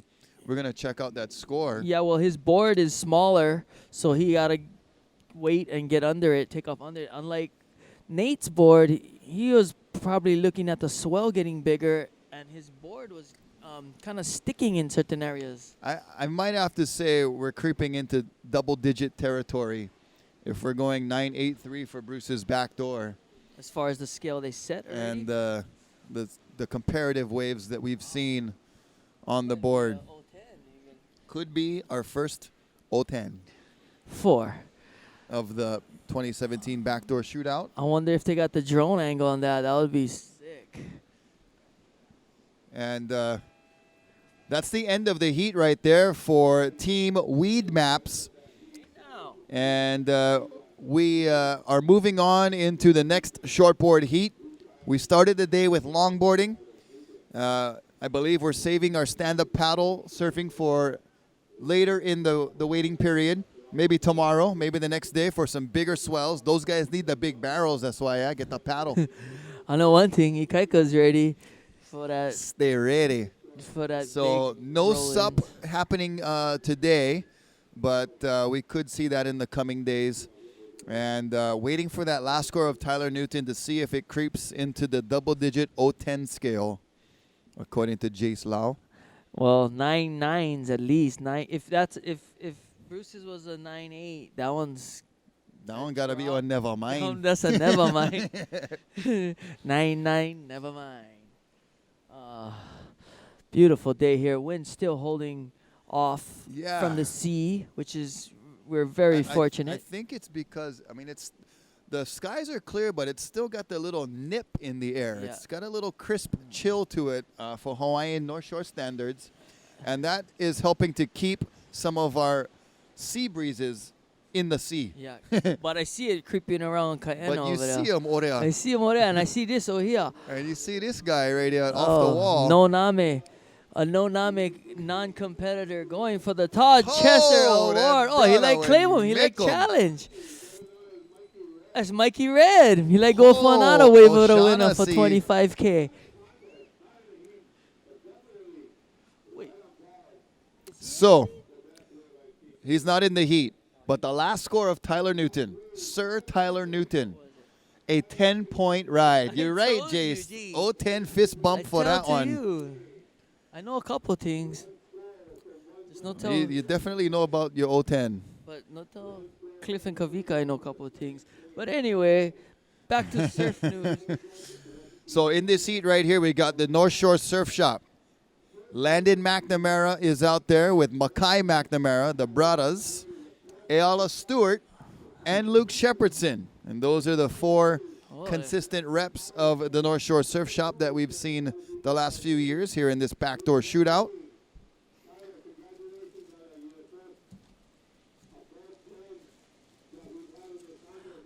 And the double-digit score coming in for Tyler Newton, 10.0. Of course, not a perfect wave, because a perfect score in the Dahui backdoor shootout would be a 12.0. Yeah. So we go a little bit more. We go on 2-point spread.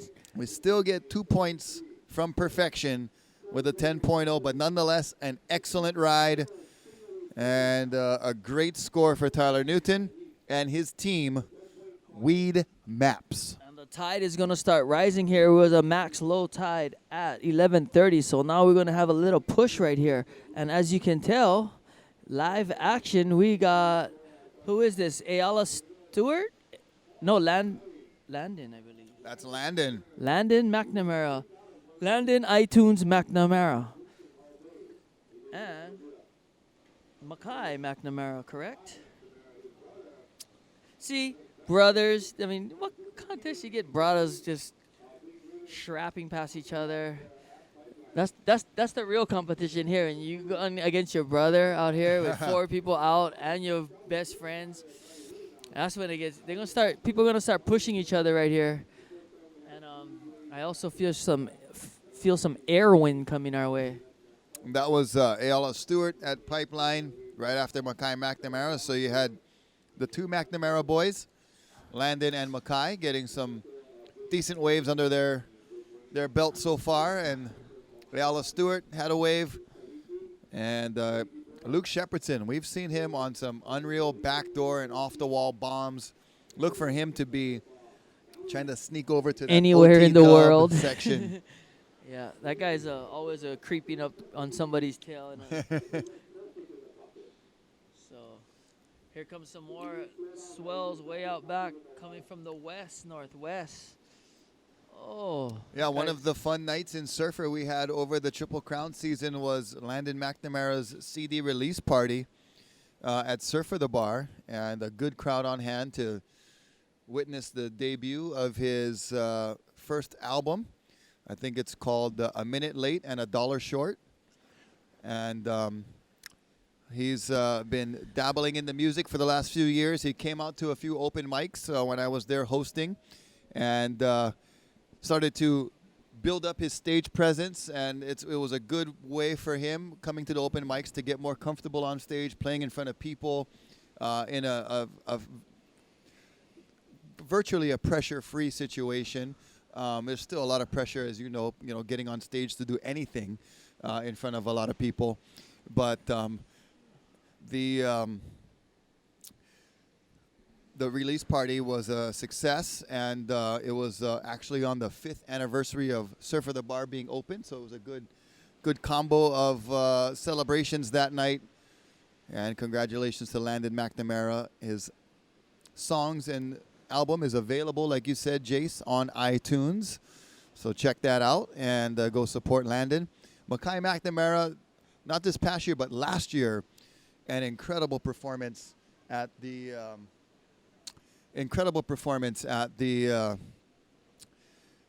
Pipe Invitational last year, and always seems to be right on the verge of breaking through and having a incredible either finals or victory performance at one of the big events. So look for him to have a good 2017.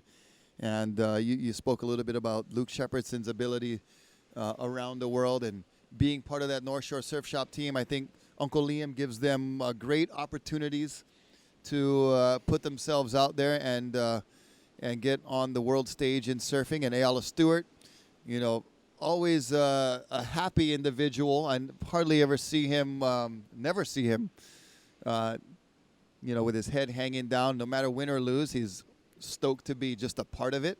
And he's out there in the water too. So a good, solid North Shore Surf Shop team represented here in the Dahui Backdoor Shootout. Yeah, the community here is unbelievable. And, you know, like Liam, he puts a lot, him and Shane, and they started that sort of like this is the premier contest, ending of the season, still good conditions.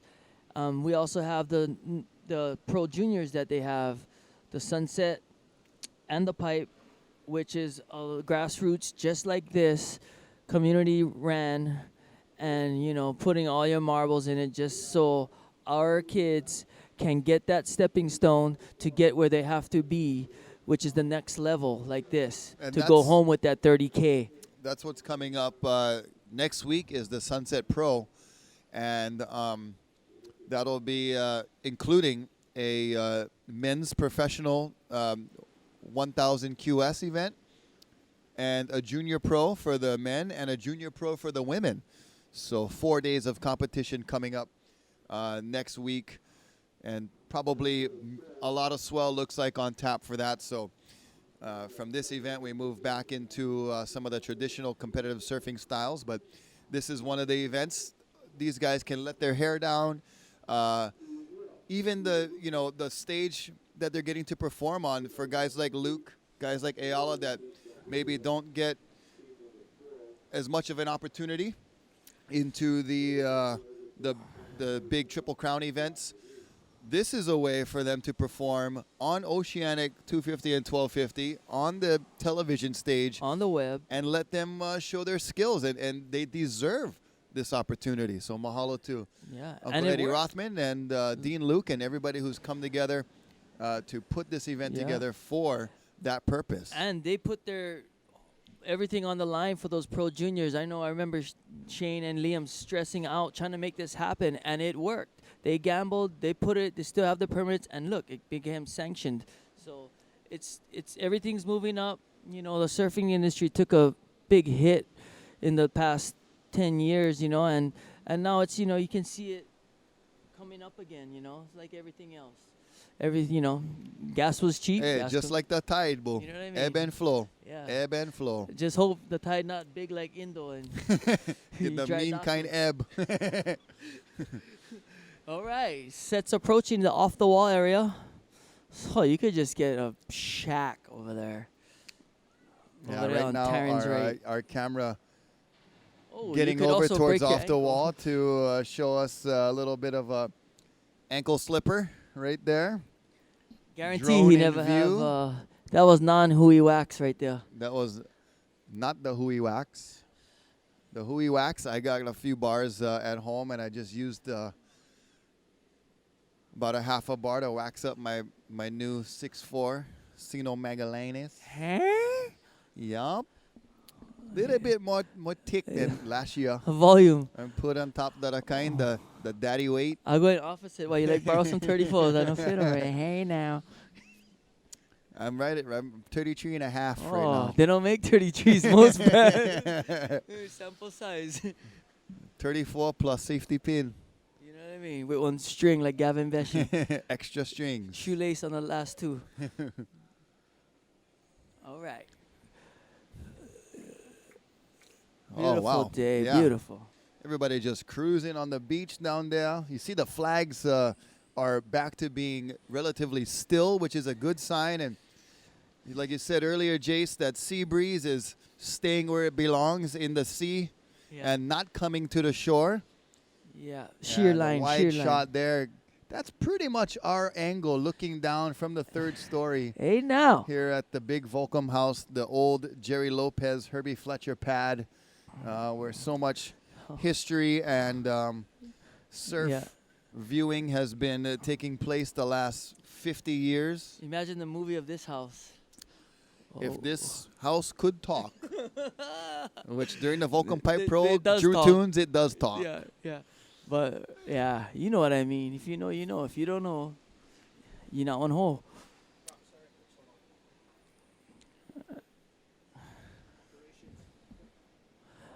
Like we said, just because Kalau's on break don't mean he's not working. He was working hard.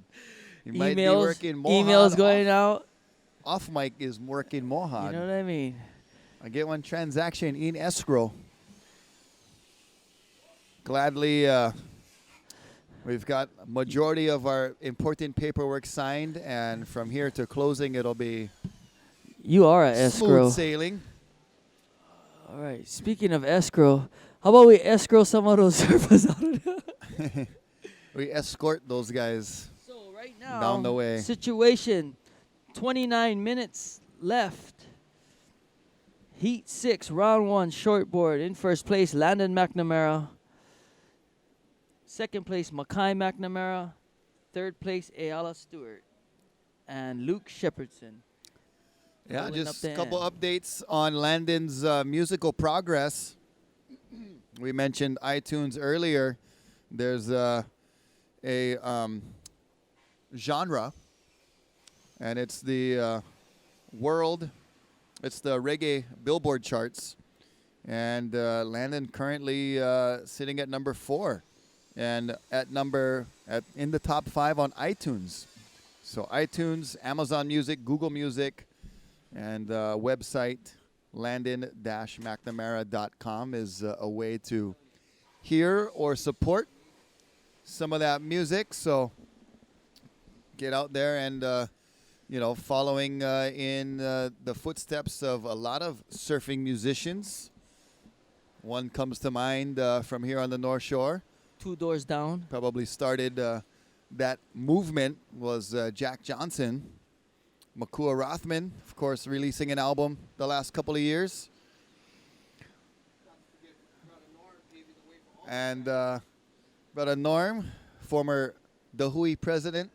And he would be right here on the mic if he was here. BackDoor shootout commentator in the beginning days. He's the best. Him and He was Moot. the bestest. Yeah. Uncle s- Norm and Uncle Moot. I see Uncle Kavika. I see Uncle Stant down there flexing. Like to say aloha to all the Anakalas. If you're here or not, if you're on your couch in your boxers, cheers. Yep. Paving the way. That's all we got left over here, guys. 2017, this contest started in 1996.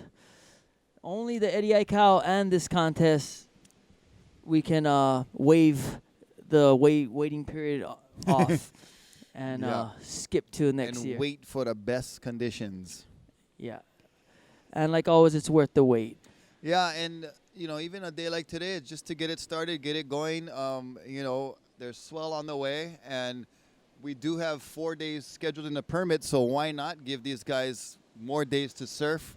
And we saw a perfect 10 from not a perfect 10, but we saw a 10-point ride from Tyler Newton, and there's Ayala Stewart on his backhanded backdoor, showing some skill.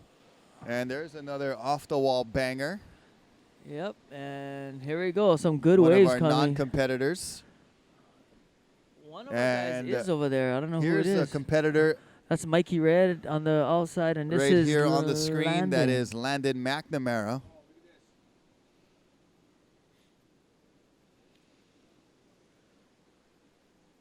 Wide shot. You see the surfer off the wall, almost going over the falls. He almost got cheesed. Shredded. You got some cheese in your grill. Shredded cheese, that is. Hence the name. So, just under 26 minutes remaining here in this heat. In the next heat, we're going to have Kala Alexander back in here on the seat. Well, some sets trying to head towards Pipeline. With you that know, angle. that off the wall is going to get some attention from these waves as well. And this one swinging over that way. I'm not sure if Mackay or Luke Shepardson or Mackay or Landon. I think Luke moved over to off the wall as I suspected he would. Hoping Kainoa And can I see him locate him. kind of on the edge right now. You spot him, Jersey. He's bare skin right on the edge right there. But way down, nobody going. This one's just going to That's a bodyboard. engulf the whole break and not provide any scoring potential for anyone right there. So this contest in memory of Duke Paoa Kahanamoku and honoring such a legend has put a lot of meaning into this event for our Hawaiian competitors. And it's really cool to see that, you know, this contest is not just about points. It's not about points at all in regards to qualification. It's about passion. It's about prestige. It's about charging and camaraderie, brotherhood. All of those things come to mind when we talk about the Hui BackDoor shootout. Ohana means family. Ohana. Okay, I'm going to try to sample some of my Aloha salad sub right you here. just aloha on over there. We got a little lull in the action. Like to thank our sponsors for feeding us. Aloha salads by Mr. Tabura. We got Konos, the breakfast wraps in the morning. We got Kona Red, Wyola Chip Company, and Hawaiian Chip Company snacks. Epic dehydrated coconut chips. Some power. We got my friend Skill Saw downstairs in the BG. Sun coming out. Kainoa McGee on the beach call. And mahalo for joining us via the Waterman League online and immersedtv.com. Also live on channel 1250 HD and 250 standard def. Lucky you live Hawaii. And if you don't, come check us out. We got surf charters, surf lessons, dog, no dog, canoes, river, ocean, fish charter, what you like. We got it. Right, Kala?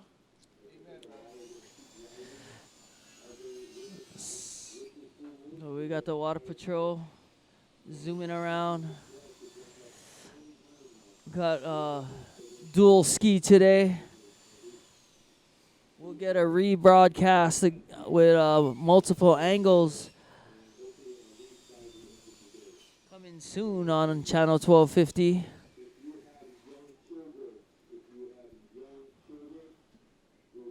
We got some A-frame looking peaks coming in. Perfect day.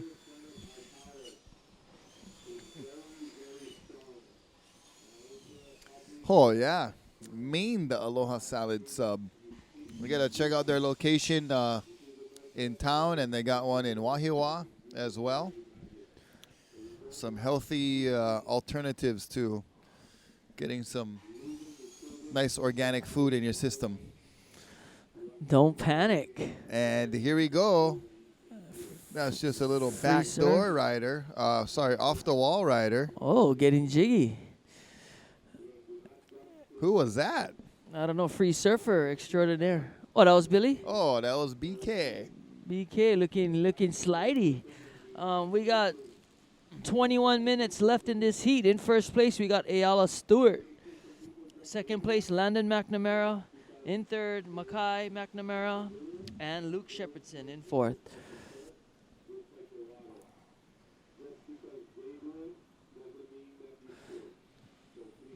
We got the tide on the rise.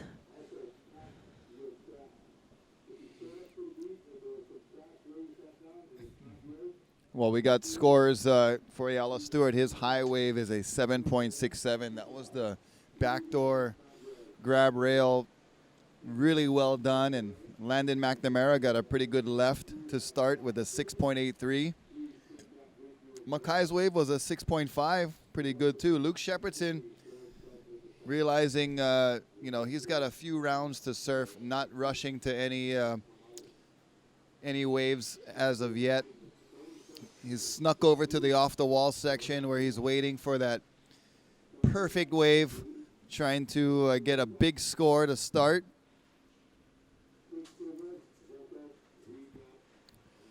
And it's great to have this format where there's no pressure to catch a wave during your heat and to keep your contest performance going, as there's no elimination. So that's a great format and a great piece of Which is what everyone contest format, which it's really fun. Yeah. Of course, there's something to be said of, the world stage or whatever, the way the World Surf League competes and the drama of getting a wave and being able to advance. Those are always fun to see, but it's a great way to mix things up, and it keeps it fresh, especially here during the shootout. And we get to watch this format unfold and then crown a winner and then crown a team champion as well at the end. So all these guys not only competing for themselves, but competing for their respective teams. And in that regard, all those scores will matter. Yep. So that's a great way to look at it, that each surfer will have their best two waves totaled over 4 days of competition. Yeah, and we've seen it happen, Kaimana. So anything can happen, especially with a rising swell. You can bet tomorrow there's going to be some different face out here for sure.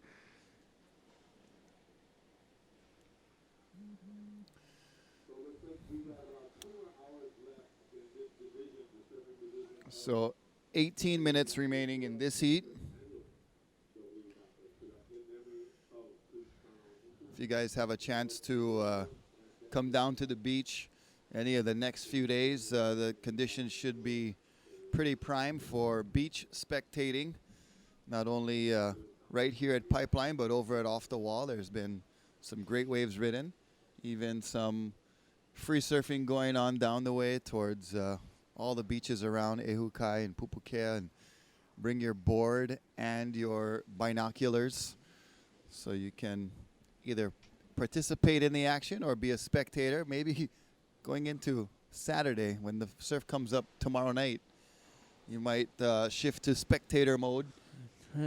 But the surf is for sure going off everywhere from Kaena Point all the way around to Kahalu'u. And if you want to be a crash dummy, go to Makaha. You can jump on a sup squatch on a 4-man canoe. That'll be happening over the weekend. Uncle Yep. Mel Pu'u's Canoe event at surfing. Makaha. Yeah. Couple of different types of wave riding going on. Yeah. Me personally, I'm glad they move it to Sunday. No, you're lucky. You can make it. Oh, no, they set me up, telling me you're going to be 3 feet. And I seen the surf report 10, 15 feet. 6 to 8 broke my ribs.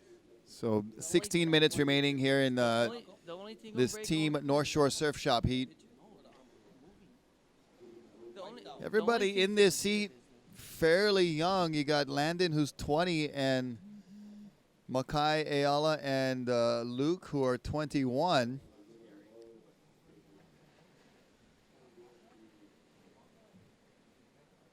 And Landon and Makai are full brothers by blood, but they've pretty much hanai'd Ayala from when he was 13 as a young teenager as their other brother, and Luke Shepardson spends enough time at the shop and at the house to be considered a brother as well. So you essentially have 4 all around the same age brothers surfing with each other here for the North Shore Surf Shop. They got 2 locations, one right here at Sharks Cove and one down in Haleiwa, and putting out some nice gear for Kind of like the new generation of you dating Andy and Bruce. Is exactly what it much. is, if you ask me. Yeah, you get one Popolo in there too. That's So why. Royal Hawaiian, 'cause his mother work with us down Waikiki. She's the only beach lady holding it down. Lessons.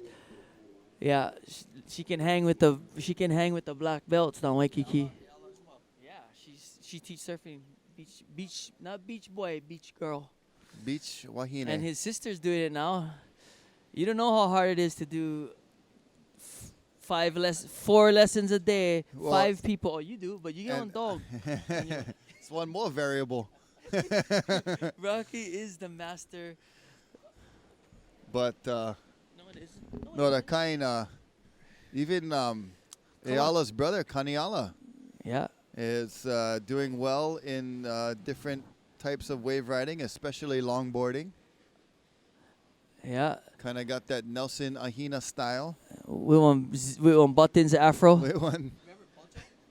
So we call him Zipper. Yeah, Pocho Ahina. That's his nephew, Nelson. He shraps. Yeah, he's a shrapper. He did 14 good right minutes now, remaining. The WSL in China. Yeah, world he was- longboarding. I don't know, not him, but he got second, I think, correct? Yes, sounds correct to me. Yeah, along with Dwayne DeSoto is up there too. Dwayne is also right now on the Hokulea. Like to say aloha to the Hokulea crew. Blessings and safe travels. Just got through the Panama Canal into the Pacific Ocean. That's been an amazing thing when we talk about Hawaiian ingenuity, Hawaiian creativity, and innovative seafaring, Yeah. and going around the world with the Hokulea, and has been something that I think has helped preserve and perpetuate the Hawaiian culture, which is a concern for all of us as Hawaiians, and for even folks who are non-Hawaiians that appreciate the culture that much. If we don't do those kinds of things, it's gonna fall to the wayside, and we're so small in physical presence that to take something like that worldwide just doesn't matter how small our islands are or how little bit of Hawaiians there are left. As long as we keep getting it out there in that kind of way, it perpetuates the culture, and that's the only thing that's going to help keep it alive for generations. And since most of us aren't full on practicing native cultures because we get TVs and cars and cell phones, but just appreciating the culture and being able to go back to those ways of farming kalo, ways of navigating the ocean, surfing on a traditional type board, Canoe. and appreciating the way a canoe rides on the water, and paddles, and all of those different things that are still relevant today are things that we have to definitely highlight and keep going. And the Hokulea worldwide voyage has been probably, I think, in the last few years, one of the biggest proponents and ways that we've been able to spread the Hawaiian culture. Yes, it's just like this, like surfing, bringing it to you live all over the world. I mean, pre-contact and all of that. I mean, we say how Hawaiians invented surfing, and we all know that. But now, just that little bit we have left, we gotta perpetuate it and keep doing it and practicing it. We have sets approaching right now. And and it's guys like Dwayne DeSoto who can be there, because there are a lot of guys who can do it. Oh, what a wave! It's the wide one coming, and he makes it. That's a non-competitor, I believe. So yeah, hats off. Dwayne did more than one leg. This one is the gnarliest one, and they do so much for the community. His family, the Nakamakai, they just had an event here in Haleiwa this weekend, and you see them start from a little one tent to this operation they got now. He's on the Hokulea sailing. His wife and family is putting on a clinic at Haleiwa with 4 tents, vans full, jet skis, 4 canoes, everything. And with their army, it's unreal how they can, to steer this canoe. They have a canoe on their own, and they're helping us get this symbol around the world. And where the roughest parts of these voyages are, Dwayne is there. And Dwayne hasn't been sailing that long, but this goes to show, just like how Eddie Aikau went, he wasn't the best skilled seafarer like Uncle Buff them, but they knew he had other skills. He had the mana. He builds the morale of the crew, So that's Dwayne's deal, We see him on the news the other night. He's lashing the bathroom so people can't see, because you don't know what kind of people is in the Panama Canal gonna be passing you. Yeah. Get pirates out there. We don't canoe, no more guns. Uncle Boogie them not there. You know what I mean? Yeah. And I think it's also the humility and the humble way that, like you talked about Eddie, being as incredible as he was at surfing Waimea and saving people, in the surf.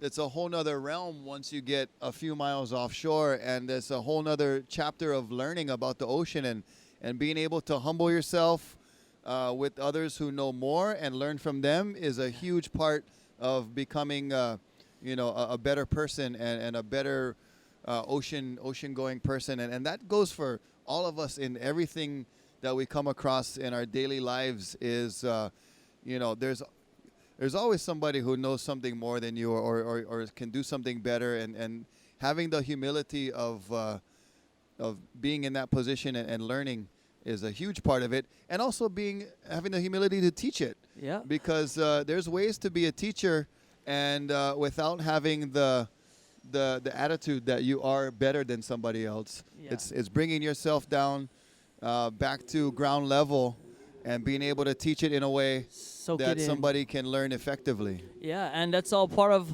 Hawaiian internship. Mm-hmm. And internishon. Then you apprentice. And then you can double dip. Things like the Hawaiian fish ponds. Preserving those is so important, and the lo'i and the taro patches and just so many things beyond just surfing that Hawaiians have been doing throughout the years. Surfing, of course, gets the most notoriety because it's so popular, but there's so many things that you can be a part of that help perpetuate the culture, like those kinds of things that are important and are fun to do. Yeah, and we have a lot of, the PVS, the Voyaging Society. We have others like Dwayne's thing, Nakamakai. We got the Fish Pond Gang, Heia. Everybody, they did an awesome job with Heia Fish Pond. Now they're working on Kahana. So everybody's doing their little part to build our Lahui back up. Hopefully our resources, because, the way things are going, sometimes you can't eat money, but money's nice. Yeah. And that was But Ayala you Stewart. cannot wear them or you cannot eat them. Ayala Stewart pulling in at BackDoor. And Luke Shepherdson was able to get an 8.83. So Like we said. he snuck over to off the wall, and the swell energy kind of focusing a little bit more at off the wall as it tends to do, especially in the early goings of a rising swell. And that little patch of reef over there, it's a little lesser known to the average person. When you talk about surfing in the North Shore, everybody hears about Pipeline. But Pipeline involves this whole stretch of reef right here. And any one day, one part of the reef can be better than the other. And right now, it's off the wall that's putting on the best performance. And we see some non-competitors over there. We're allowing them to compete to surf there as long as they can give way to the competitors in the heat. And the permit is for Pipeline and the surrounding area, so we can have our surfers surfing that wave as well. And we're working together with the community surfers, as we always do during the backdoor shootout. And it's a community-driven event. So that's part of the reason you see multiple heads in the water over at Off the Wall. And once in a while, you're going to see a big score coming from our surfers that venture over to Off the Wall. Roger that, Rock. And we got 5 minutes left in this heat number 6, round 1, short board. Next heat we got coming up is Dahui. I believe it's Dahui Wax number 4, Eha. Ezra Sit, Kona Oliveira, Josh Moniz, and somebody else that is filling alternate right now. Yeah, I'm not sure if it's Makua, because Seth surfed for Makua, so he might be He's on going in injured the other reserve. Hui heat. There's 4 teams for the Hui Wax, so we have yet to see from team number 3, who's got SUP standout Kai Lenny on that team, along with Gavin Gillette, Koa Smith, and Ryan Hipwood. So the Hui Wax with 4 teams represented here. And here we And go. That's Ayala Stewart.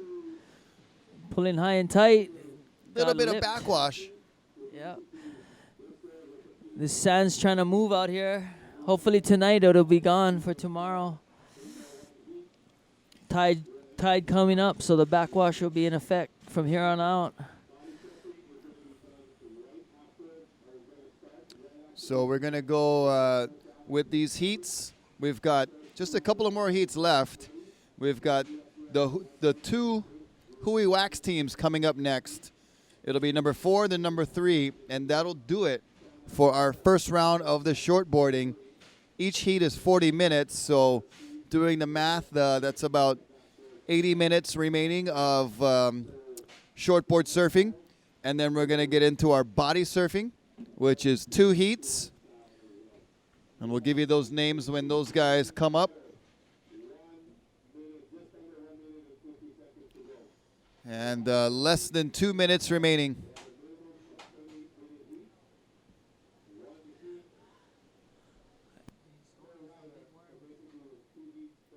And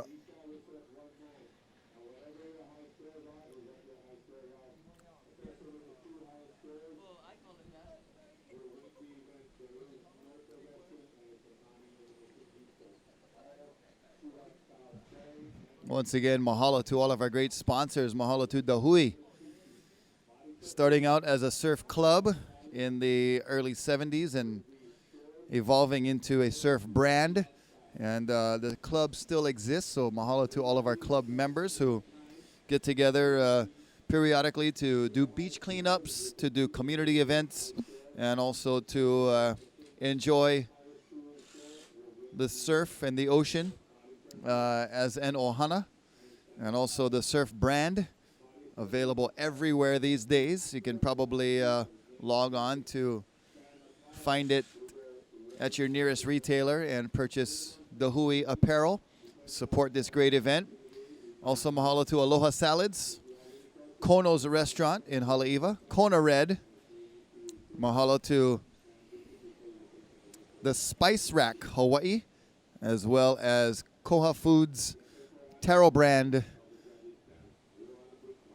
and Pacific Sorbet. Mahalo to all of our sponsors for your support, and all of our team sponsors, the Hui Wax, the North Shore Surf Shop, Quicksilver, Volcom, and Weed Maps.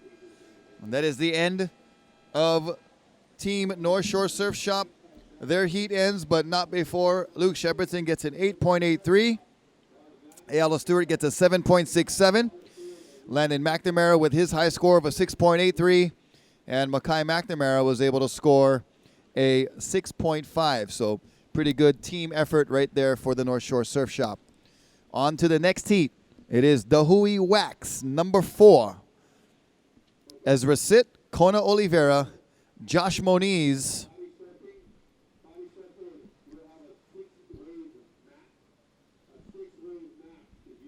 and we have another surfer out there. We'll try to see if we can get him ID'd as we'll bring on Kala Alexander to rotate and give Jace Lau maybe a break, maybe back to some beach announcing. As we see a backdoor pit by Ezra Sit. And he sits and waits and gets a good one right off the bat. Yep, kicking on his campaign. Ezra Sit from Sunset Beach Jiu-Jitsu.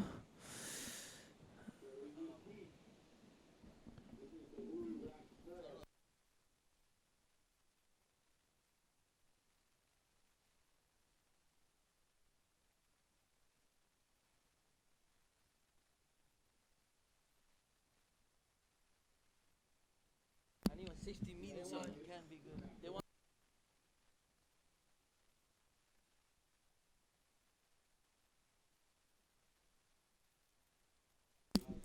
So we'll give Lau Lau a break. Thank you, Good Lau time Lau. to meet, and then we'll bring in Kala Alexander, who was handling some biz off mic and Off-site. off-site, off mic, bringing him back here Thank on you, site on the mic, and we had some pretty good rides. We had Tyler Newton pulling off a 10-point ride a couple of heats ago. Right as I walked up, as the first wave I saw when I got back. And so that was incredible. Lucky you. And we had Bruce Irons pulling in a 9.83. So the scores are starting to creep up there. My Ruka teammates. Yeah, Gotta right. give props to those guys, and thanks to Ruka, you know they get a house every winter right on the beach, so Tyler and Bruce are able to post up right in front and Yeah. take advantage of all the waves. Yeah, and they took Big advantage shout of out that to, 40-minute Pat Tenori, heat. the whole crew. That was incredible surfing from Tyler and from Bruce, and they'll have a few more swings at it as the waiting period goes on. You're watching the 2017 backdoor shootout, the Dahui backdoor shootout in memory of Duke Kahanamoku. And we've been seeing waves here at Bonsai Pipeline and backdoor and at Off the Wall. And we're looking at one right now on our Incredible screen waves. that somebody was just pumping through and could not find the exit. But in this heat number, the Hui Wax 4, it is Ezra Sit. We saw him get a wave already. He got a 6.67 for that score. So it won't be a huge score for his individual effort, but a good team score. And For those of you who are not familiar with our format, being that there is no elimination, from here on out, all the competitors in this heat and every heat from now on, they're basically trying to beat those top scores that were, that happened earlier. The only Right. way you're going to win this is to get higher scores than those guys on, those 10s, those 9s. I mean, you basically won't be in the top 5 if you don't beat any of those scores. So right now it's no elimination, but you're definitely out there trying to get as high of a score as possible so that you have a chance to win.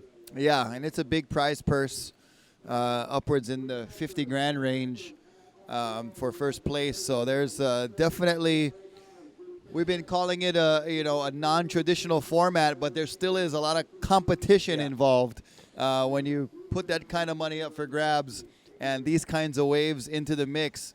Guys will be putting it on the line, and like you said, Kala, everybody knows those scores that have been thrown out too. It's out there for everybody to know and to know what Billy- they got to beat. Billy Kemper on a wave at Off the Wall.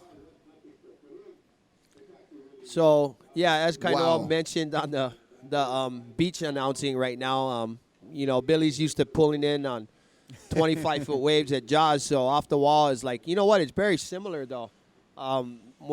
There are a lot of waves out at Jaws. I've surfed it once, and where, the only option you have is to pull in or you're going to get axed. The only chance, So, yeah. Exactly. So, I mentioned earlier there is a lot less pressure, but there is a little bit of pressure in a sense that you do want to try and get at least one good one in every heat. Yeah. Even if you don't, you have another shot, but it kind of takes the pressure off yourself if you do get at least one high score in every heat. Yeah, you don't want to be having it all rely on that final that heat one on heat, the final day. The conditions, your personal kind of mood and things will affect what days are better for you than others. But the key being that you do have multiple opportunities to feel your best. There's not the threat of having a shocker in this kind of format, where you don't know where you are in the lineup. You surf the place a million times, but for some reason you just can't find the rhythm. You can't get in the right spot, and we've all had those kinds of days where you're just not feeling it. And so this kind of format allows for at least one or two sessions for that to happen, and you got to be on your game the other sessions, but at least you're still going. You're not losing out. No elimination. So that's, we saw Mason Ho, I think, maybe caught one or no waves in his heat, and I heard that he's been nursing a little bit of tender, might have injured himself a little bit. He was limping earlier. So, I saw him limping. He might even be just I'm just going to paddle out. If one comes my way, I'll go. But there's no pressure of I got to get 2 waves and I got to do this. He can save it for another day. And honestly, Rocky, I think you're looking at a kid who, in my opinion, could very well be one of the top 5 best guys out here. Yeah, as far especially as right now. Right now, at this moment, he is literally one of the, I believe, 5 best guys out here. And he actually, to me, kind of holds himself in the more traditional style in the sense that he'll ride a bigger board. He'll get, a 7.2 when everybody else is riding a 6.6, or a 7.6 when everybody's riding a 7.0 or 6.8, and still be able to put himself deep and get himself in the spot and make those barrels, but still making the big boards look classy. And you know what? I think part of that is the absolute reverence and respect that he has for his dad and his uncle. Yeah. You know what I mean? And his dad will tell him what he thinks he should ride, and 9 times out of 10, Mason will ride what his pops recommends him to ride, and it's paid off. I mean, look at the kid he's killing it, and that kid probably surfs as much or more than anybody on the face of the planet, and the proof is in the pudding. When you see him surf, whether it's 1 foot, 20 foot, 30 foot, 40 feet, or 50 foot, he is on point. Yeah, he is just. He is so in touch with the ocean and the way it moves and where you have to be to catch a wave, whether it's Stone Zone, Rocky summertime, Waimea, Pipeline, rock piles, getting barreled right into the rocks. I mean, Mason is one of a kind, and he is just getting started, folks. Let me tell you, he's still young. Well, in this heat, we've got Team Dahui Wax. Billy Kemper is in this heat. So Billy Kemper will be replacing Seth Moniz, who we saw earlier in Dahui Wax number 1. So Billy Kemper gets a 917 on his first wave score at Off the Wall. Ezra Sitt with that 6.67. And here goes Ezra at BackDoor. Oh, he's coming out. And he's pulling in, coming out. Very clean. That was beautiful. Great wave for Ezra Sitt. I think Josh Moniz might have got a wave as well. So Josh, Ezra, and Billy getting started. Still yet to see from Kona Oliveira, a young surfer from the V-Land area with a Brazilian heritage. Comes into this event as avid junior competitor on the junior tour, and we'll see all these guys competing, I imagine, coming up next week at the Sunset Pro, with it being a regular men's 1,000 qualifying series event as well as a junior men's and junior women's event. So we'll have a little bit of everything to offer next week at Sunset Beach.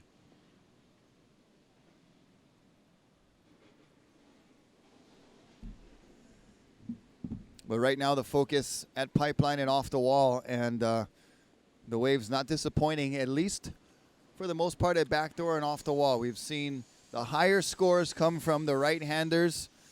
We've seen a couple of waves on offer for the lefts. Landon McNamara got a couple during his heat. We saw Ayala Stewart get a couple. Jamie O'Brien got a 6.5 on the left, but we've seen those 9s, those high 8s, 9 points, All and on the the 10 all come on rights, either at backdoor or at off the wall. And we've seen more actually come from off And the wall. If you look at the sets when they come in, they have a northerly direction Right. for the most part. So, as you know, Rocky, that's better for the rights. But as the next 2 days, as the storm gets bigger and the swell starts filling in the next swell, it is going to be more west. Yeah. So look for the lefts to be really good tomorrow and the next day. It seems like we're getting a couple swells from like different storms. Like this swell right here from a little one that's pushing from yesterday into today. And then the big one that everyone's talking about, you just mentioned, the big west-northwest that's due in tomorrow evening. That's going to be incredible. And then another little follow-up reinforcement on the back end of that from, that northwest angle. So a lot of activity in the North Pacific right now, which makes us all very happy. And my heart's been beating a little bit faster for the last day or two. Yeah, adrenaline flowing through. Anticipation. Yeah. And everybody going to get out their big guns for the first official swell of 2017. I'm thinking the traffic is going to be really bad this weekend, so try to get your errands done. Get your errands done. Maybe chode a bicycle in the Use back a of the moped. truck. Get a moped. Do you know how big there's another big swell behind this west swell? Is there another? I haven't looked into detail into the next, That's the one they coming said next could week. possibly be Eddie size. So I haven't looked either. Honestly, I don't look at the forecast too much. I just go across the street and Look at the out ocean. there. Yeah, and luckily I don't have to fly in from somewhere like Yeah. some of the competitors. But Well, and so many of our friends are in tune with it that the just coconut call wireless, the coconut wireless works I very just call Mark effectively. Healy or Dave Wassel, and Yeah. they'll tell me what time it's coming in. Well, the swell's gonna it's gonna start picking up at 12:35 on Wednesday, and it's gonna start dropping. The biggest These guys set got will it. come in at 1:30 p.m. You guys got it pinpointed. Let me tell you. Um, Much respect to those guys. And there is so many surfers these days, especially on the big wave surfing department that are become meteorologists themselves. They could do a really good job. They get into it. They really and they're so smart. They remember the direction, the degrees, right. the seconds, Intervals. the intervals, the height, and how everything looked, and they're really educated at by all the monitoring they have done over the years. They are really good. They're as good as anybody. And when you factor all of those variables together, and then you go down to the beach and look at it, and you paddle out and experience it, just that whole well-rounded way of learning how to forecast swells and know those things, they're the best in the world at that, because they're the only guys that are actually, there's a lot of guys that look at the computer and can tell you. Yeah. But there's less guys that actually go out there and can tell you. Go meet that. Go meet those conditions head on and tackle it. And give you a real life scenario and analysis of what it was like. So those guys you are on mentioned, a whole nother level. There's a handful of those, Ian Walsh and all the gang that look at that stuff very detailed, and we just stand by with the wireless, coconut wireless, and be there. Yeah, it's amazing to watch, what has happened in the big wave surfing realm and how far guys have taken it, out at, obviously Peahi and Mavericks and Nazare, just incredible surfing. And around the world now. Mind-blowing. I remember growing up, Waimea was pretty much it that you would hear of. Maybe Todos once in a while. Yep. And those places are still, of course, very relevant, but it's been spreading to all these obscure places throughout the world. So basically, we're seeing huge waves ridden throughout the whole calendar year now. Yeah. Whereas it used to be, okay, Winter. here we are in our winter. We got some Waimea, this and that, But now, southern hemisphere, northern hemisphere, basically there's All there's a oceans. big wave session every so often, every few weeks. We're Right. here, you got guys risking their lives, and Yeah. that's the thing. Like, you can see who chases all those swells, because when it is big, they are so on point. I mean, guys like Twiggy, Greg Long, Ian, Shane Dorian, they do it all year. So at a moment's notice, a big swell can come in, and those guys are on point. They're ready. Yeah, and then you have a lot of the underground chargers, the Aaron Golds and Jamie Sterling's and Jamie Sterling actually very much on the map, but you think of a lot of guys that maybe don't have the Cole Christensens, whatever. They don't have the high profile, and it can be an expensive hobby to keep up with the big waves and get down there. So there's so much respect to go around, and even the locals at those breaks. The Mavericks crew has been on the map lately for charging out there. When I'd have to say Aaron Gold's pretty much on the map now too. I personally would love to see him use his personal flotation devices more often than not. I mean, he's got nothing to prove. I mean, when you have a family, kids and things that people that depend on you, I think if you have the option to use those things, and much respect to him, but I'd love to see him use it whenever he had a chance. I'm sure. I use mine. I I'm use sure. a phone out at Pipeline. I'm sure his wife agrees with you. Yes, exactly. But yeah, there's so many guys that charge big waves these days, and are following these storms around and putting their lives on the line to get that ultimate thrill. And Mark Fu said it best. To get the ultimate thrill, you got to be willing to pay the ultimate price. Wow, I haven't heard that in a long time, but that gives me the chills when I hear that. And right now, only 2 guys sitting at the regular pipe lineup. That means half the heat has moved over towards off the wall.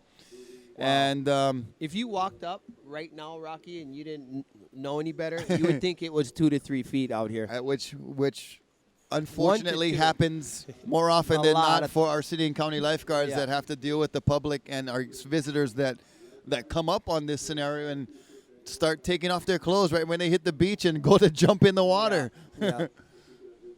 It's what I like about the North Shore lifeguards is they are proactive. They don't wait for these people to get in the water. They'll go down there and talk to them and find out where they're from and feel them out and get a feel for what level they're at and what their experiences are, because that's the hardest part of the job sometimes. Jumping in the water and swimming and saving somebody is one thing, but having the right approach to make sense to somebody who has no idea what they're doing or getting into. From happening in the first place. Being proactive and not reactive is one thing that I see. It happens a lot here. Yeah, our lifeguards are awesome, man, and can't thank those guys enough. That's why anytime I can support those guys, I will. Yeah, we have a great junior lifeguard program that's been running for 20 plus years, and that's helped a lot. And there's so many of our young surfers these days. Hawaiian Water Patrol, we just saw a shot of them on our camera. They've actually partnered with Billabong, and they do the water safety clinics for the junior surfers. So not only the skilled surfers having, being able to surf good, but also being able to perform rescues and help their fellow surfers when they're out there is such a huge, huge asset to ocean safety. Yeah, regardless whether you want to be a lifeguard or not. Right. It's just something I think all the kids on the North Shore should take, and it's like an education. And should be part of the curriculum, yeah. Already the kids over here are so adept in the water, but having the life-saving skills. Yeah. They already have the water skills and being able to get in and out of the water in rough conditions and knowing what to do and what to look out for. But actually, helping resuscitate somebody or bring them back to life is something any one of us could have to do at any given time. Right, especially when we're in and around the water as much as we all are. That situation can come up quickly. One thing I will say about lifeguarding is you definitely sometimes feel like you would not want that person to reproduce. So you question, should I go save them or not? You almost want to let natural selection take its course when you see people doing some incredibly unsmart and stupid things. Yeah. But it's you know, as a lifeguard, it's your duty, and you answer the call. But believe me, Kala, there's been some days I'm like, some people do. Should I really go get this guy? I don't even know. It's just, people come from Wyoming or wherever. They've never seen ocean before. They have no idea the power and the different variables involved and how really dangerous it is. How quickly you can get in Things trouble. can change. Yeah. And that's the thing they don't get is, like, if we can't find them, if they get hit or swallow some water or go unconscious, and go under. I mean, that's why the lifeguards tell them not to enter the water if they don't have that skill level, because it could be that fast, between the time where they are conscious and unconscious and underwater. That's the last thing you want. So. Yeah. Well, Ezra Sitt was able to get an 8.83 on that second backdoor wave, so putting a good score together, and we'll see how meaningful these scores are as we approach the next few days. But I don't know, Kala, as a competitor in this event, and put yourself in one of these guys' shoes. You gotta be pretty happy with any score over 8 points, not only for your team, but because we talk about the potential for the big scores in the days to come, but we don't know that yet. And that's true. And a 8.5 or better has got to be looking pretty good for you. Yeah, it's no guarantee, especially out here, and especially with Mother Nature and in the middle of the Pacific and being so exposed like we are to the winds, to the conditions, right. to the swell. You never know. It could be terrible these next 2 days, but I'm feeling like it just looks so good, though. I think we are going to get some good waves, and it looks like a lot of the sand is already, since we got here this morning, been swept off the reef. So the potential is really high for us to get some incredible rides. I could see maybe, possibly these high eights maybe being on the bottom end of, as we look at it, on the bottom end of a top 5 surfers scores, but when they're counting only two scores, though, when they're only counting 2 scores, you'd want to be in that 11, 12-point range to be in the top 3. And then, these guys with the 8s and 9s. But it's to me, I think going into the next couple of days, it's definitely a good confidence booster. You got really good scores on a marginal day of surfing. If you're looking at the forecast and looking at better days. It's bigger and more perfect. Yeah. It just has a lot of upside. So you got to feel good about 100%. Going to sleep tonight. I got an 8.83, pretty solid.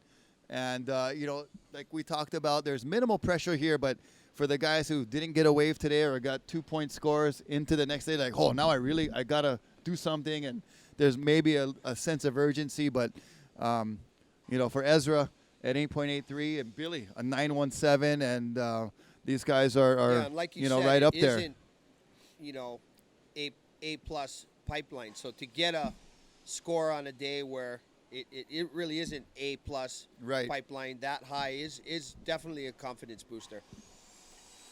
And, so much of surfing happens, between your ears. It's a mental game. And even when it's not a super pressure situation, sometimes you can't help but think about scenarios and put different things on the line. And this is still, Yeah, and you're looking at, like we said, a down payment for a house is the potential. and just, representing for your sponsors and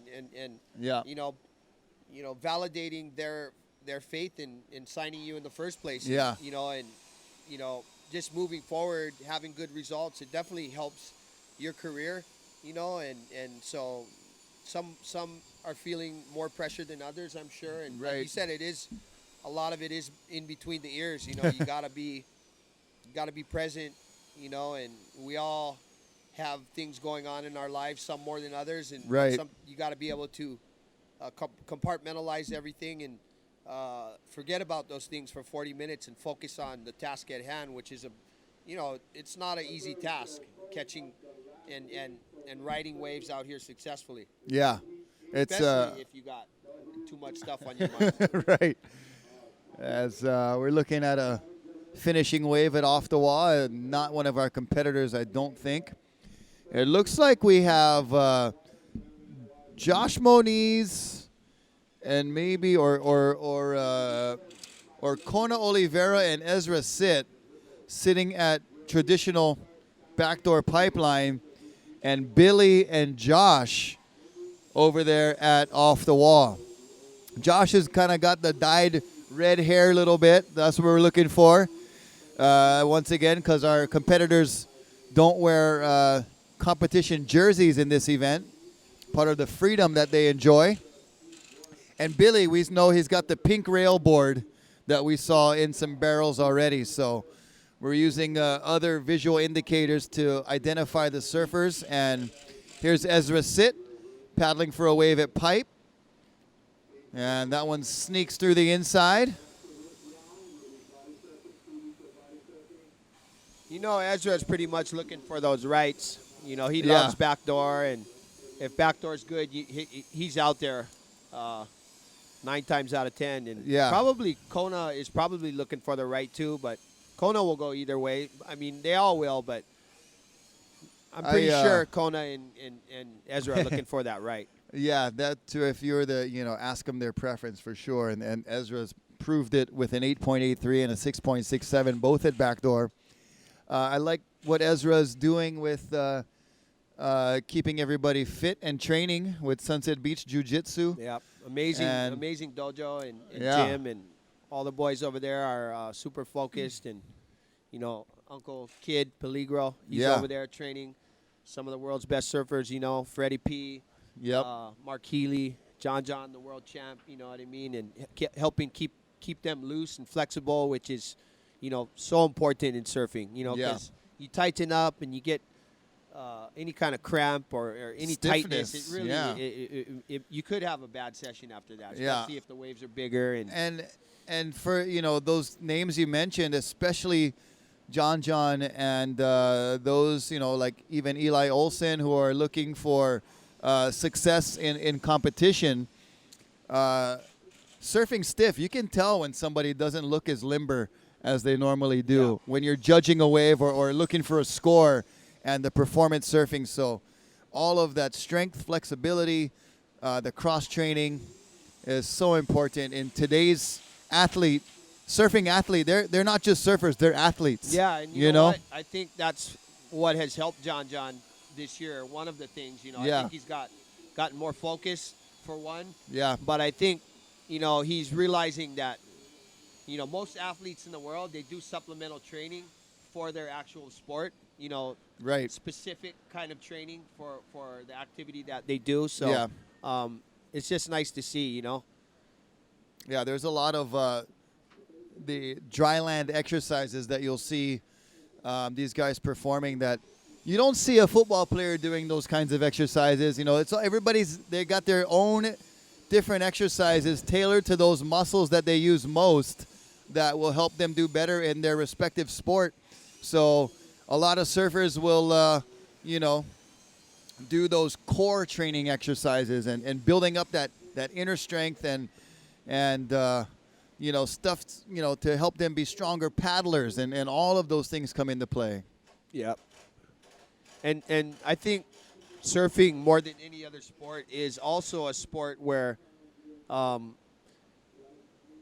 you can never replace the actual activity. I mean, all that other training is good, but Right. you do have to maintain a certain amount of surfing to stay at And, a you high know, level. to quote another great surfer and a friend that we lost this last year, Brock Little, I remember reading in a surfer mag, like a training issue, talked about training. He's like, you could do all these other things you want to do, but nothing, you know, is compared to actually getting those muscles moving and going out for a surf, a good hard surf. Brock should say what he really means. You know, if you know Brock, you know Yeah. that's a joke, because Brock will tell you exactly what's on his mind, and one of the most straightforward, radical guys that you'll ever meet, man.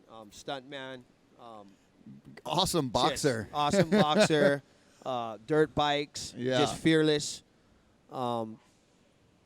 Just fearless in the face of everything, right up until the end, man. Yeah. Smile on his face and Ready. you know, yeah. Amazing man. Well, right now in this heat, we've got 9 minutes remaining. It's Billy Kemper with the best wave for his team so far with a 917. Ezra Sitt right behind him with that great score of an 8.83. And Ezra's got a 6.67, so this team putting together some pretty good scores. Kona Oliveira playing the patience game, still waiting for his first wave. Josh Moniz only has a 2.67. But still plenty of time for this heat. And then, of course, the subsequent days ahead will be providing more opportunity. So we're going to wrap up with one more heat of Dahui Wax after this one. And then we're going to get into 2 heats of body surfing. And that'll round out our day number 1, which it's about 1 o'clock right now. So that'll take us right up to that 4 o'clock ending point, with each heat being 40 minutes and of the surfing. We'll get confirmation on how long the body surfing heats are going to be and fill you in. But we should see some great body surfing. I mean, I'm looking at some of these lefts that are just peeling away. That Yeah, and those guys are actually, amazing. They're riding the wave. I mean, they're successfully riding the wave all the way to the end. These guys. Yeah. That is one of the hardest things you could ever do, is ride a body surf a wave out at pipe and actually get out of the barrel.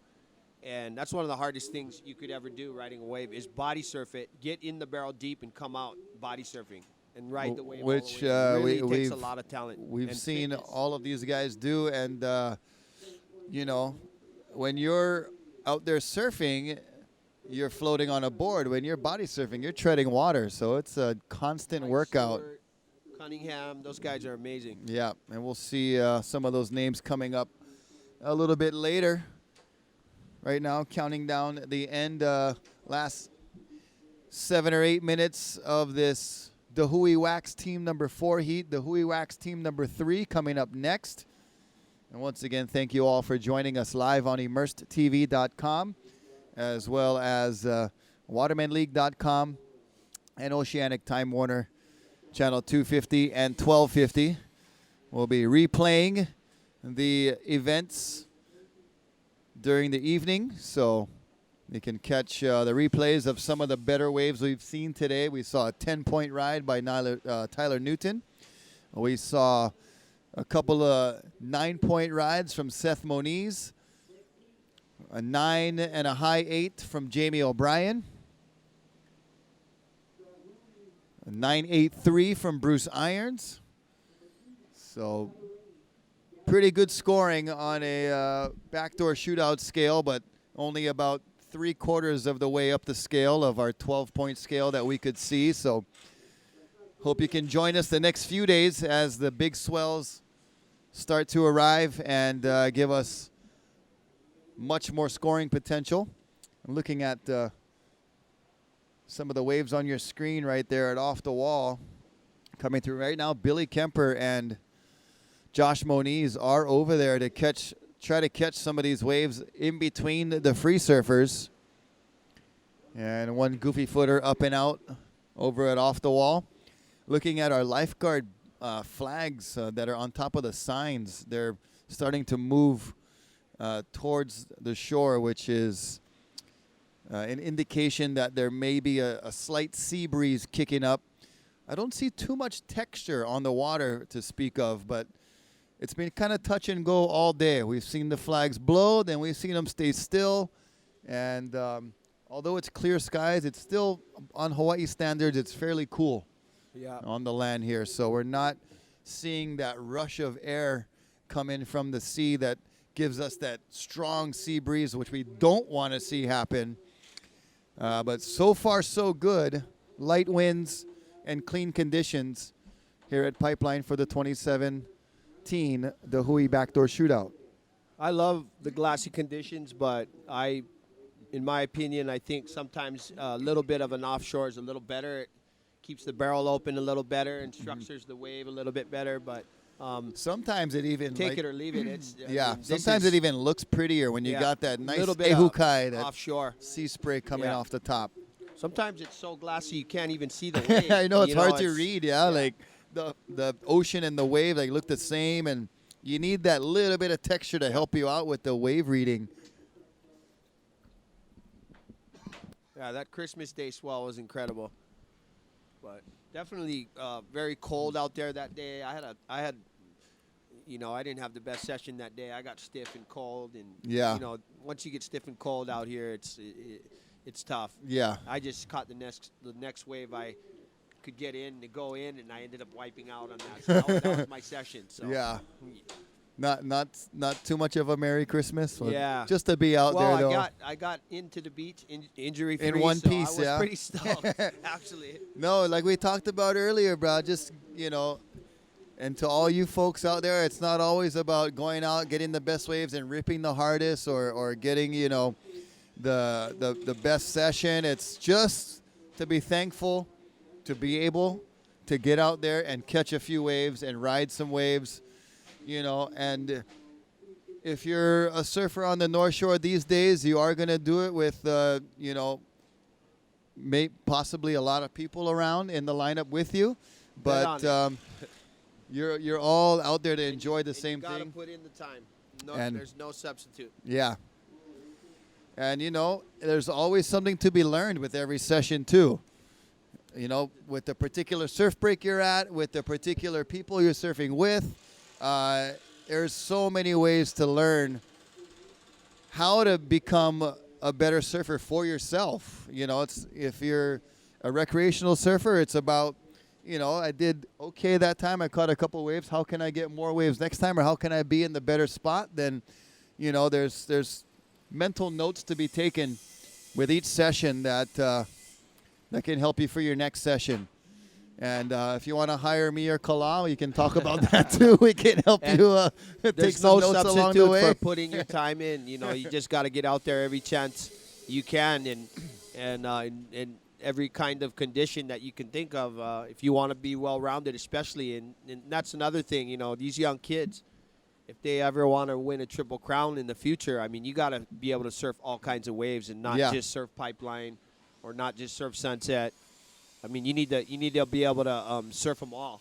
Yeah. And surf any kind of condition, and that kind of goes, for everyone, because I mean, regardless if you just want to do the Triple Crown and represent in Hawaii, you still got to be well-rounded. If you want to travel the tour, you're going to get even huge more barrels. well-rounded. Yeah, you're going to get huge barrels, and then you're going to get days where it's 2 feet small on the and beach. mushy, Yep. and the waiting period's almost over, and they got to get it done, and you got to get out there. Yeah. And you can't.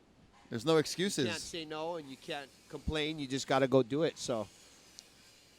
Well, and I think everybody's surfing the same conditions. Right, exactly. And I think a lot for for our recreational surfers, which I'm commuting from Haleiwa to Turtle Bay. I get to stop and look at every break, virtually on every day I commute, and you can see, the guys getting out of their car. You get a good feel of who's out there, and for some people, they want to catch more waves. For some people, they want to be in a better spot. Everybody's got their own improvements they want to work on, and there's something to be learned after every session for sure.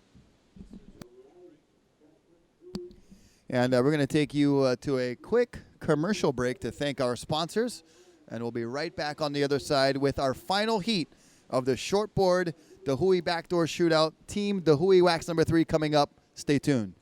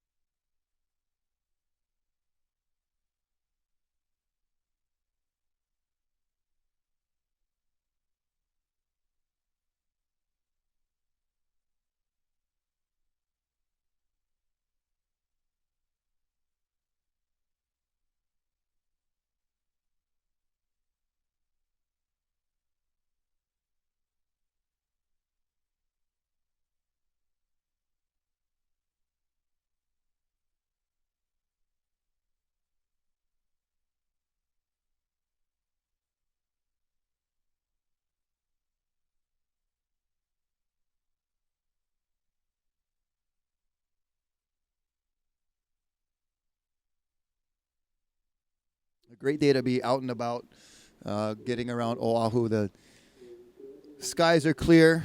The breezes are just cool enough. You're not going to get too hot sitting on the beach. And, we all need our fair share of vitamin D. That's healthy for you. We all need our fair share of kala, the sun. My name Kala. is Hawaiian for the sun. Kala. Looks like Nolan Keaulana down there getting ready to go out after the contest is over. Nolan, one of the West Side, pride of the West Side. Legendary Keaulana family. Of course, he's doing his duties as a North Shore lifeguard these days. Glad to see him cruising around in the truck, making sure everybody's safe and behaving themselves. Shredding the waves on his brakes. And shredding on his brakes. Automatic.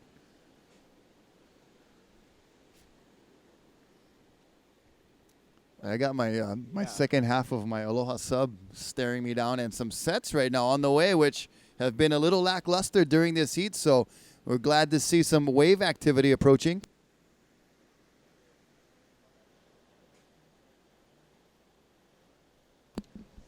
So just bringing you an update and a kalamai, and apologies for the audio dropout that we experienced.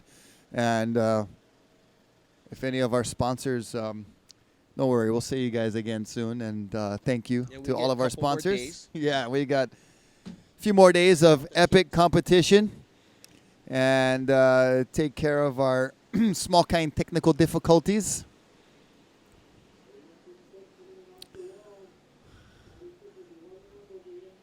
And since our surfers aren't off the wall, the body surfers are starting to take advantage of getting a couple practice waves in. So you might see those flashing onto your screen.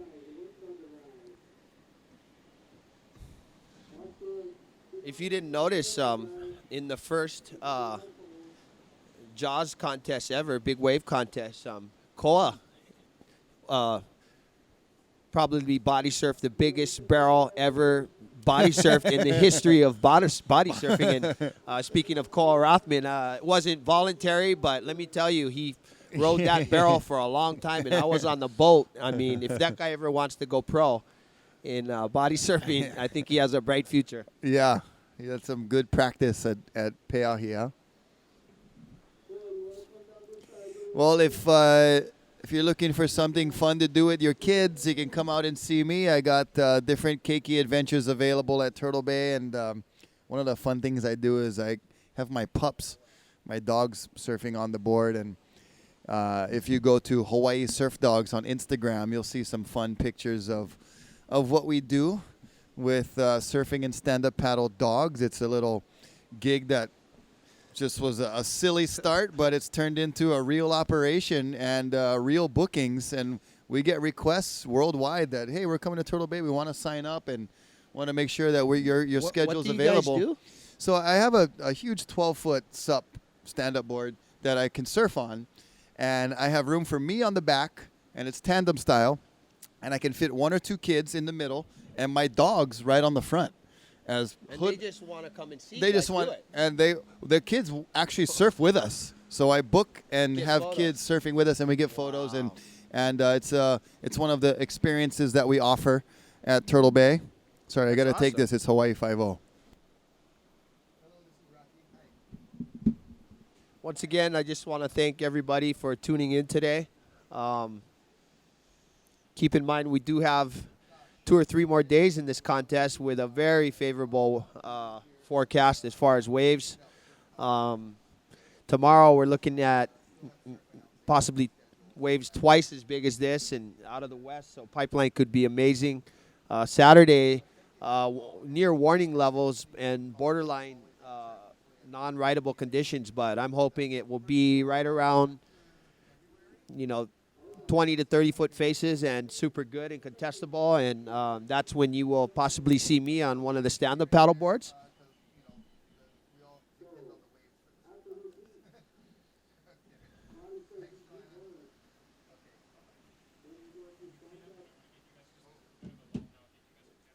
Looking like a whole different spot now, Rocky. Haven't had much waves, and the wind is picked up. hopefully some sets come in for the body surfers, and we get to see just how skillful they are. Yeah, you said it. It's this morning there was 8-footers just cracking on First Reef, and we haven't seen one of those in a while. But here we are in our third-story penthouse booth, courtesy of the Volcom boys. Mahalo, Rocky Cannon, Kala Alexander, and looking out at the Bonsai Pipeline from one of the most iconic places of spectatorship ever.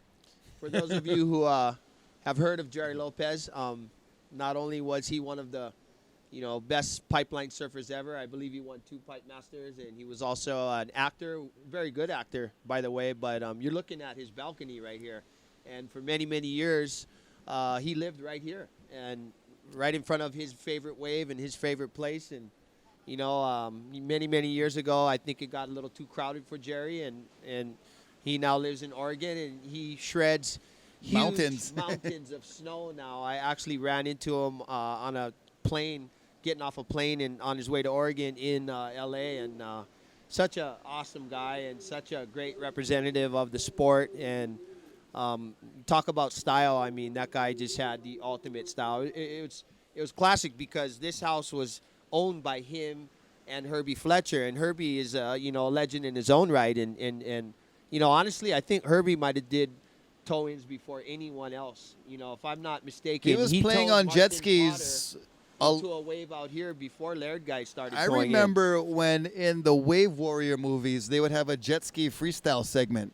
So they have surfing. Then they'd show like Herbie and his friend cutting loose on stand-up jet Honestly, skis. Jerry and Herbie in this house, it was like yin and yang. The super radical, unpredictable Extrovert. artist, that Herbie was, to just a low-key, humble, mellow Yoga practitioner. just super zen.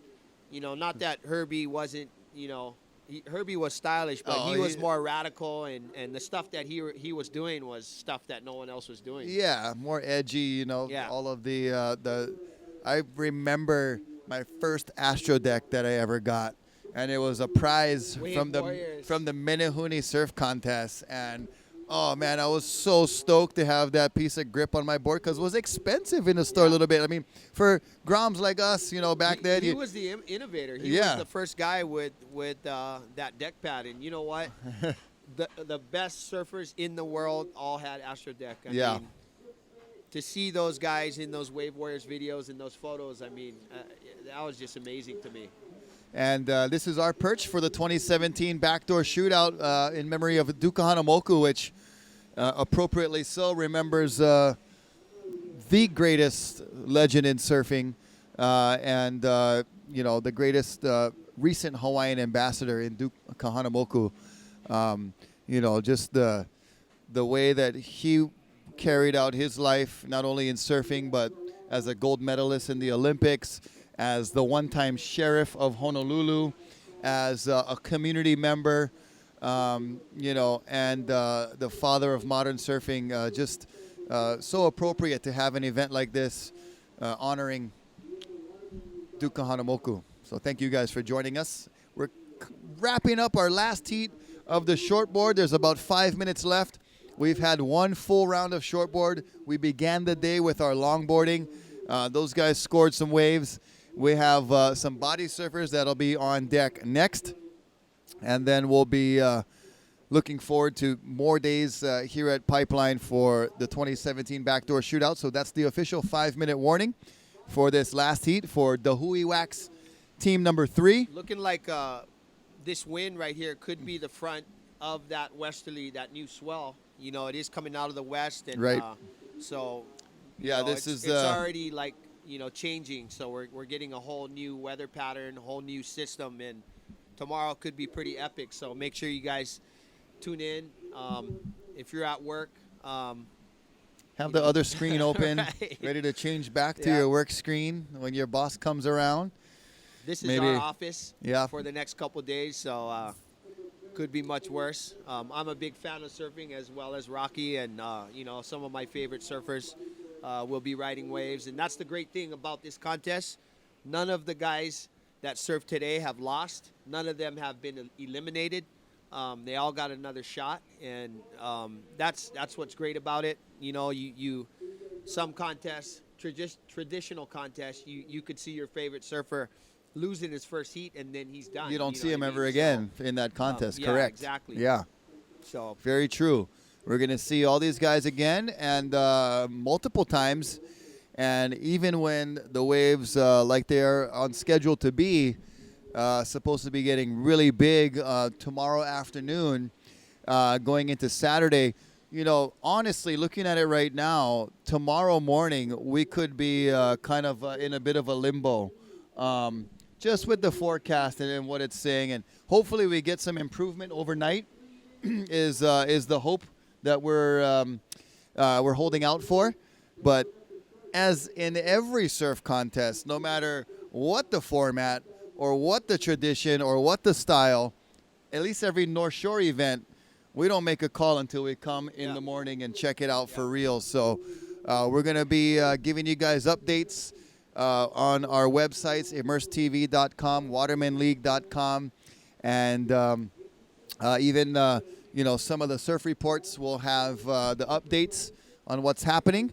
But as far as you guys know, tune in tomorrow morning, and we'll see how the ocean is looking. We've still got a couple of heats to go through. Our body surfing heats. These guys are amazing to watch, as you can imagine, the most organic form of wave riding that there is. And also to all you viewers out there, be aware. I mean, the conditions could be, you know, unfavorable in the morning, but the you know, how quick it changes here is just amazing. You can go from very unfavorable to epic conditions in a couple hours. So we could have a late start tomorrow, depending on how the conditions are. Just, you know, we'll definitely be playing it by ear. And of course, first light, be here in the morning looking at the waves, and that's you know, the life of a North Shore surf contest commentator, competitor, water patrol participant. You know, it's the capital of surfing here on the North Shore. Everything revolves around the event, and that's how your day is structured. And you know, I've been fortunate to have a job in the booth the last 7 years, but it's prevented me from being able to get, you know, like an actual job, because you got like 3 or 4 jobs, Rocky. But I keep myself busy with other things you too. Know, to be honest with you, I think everybody's life is structured around these contests, whether you like it or not. Right. You know, you got the traffic.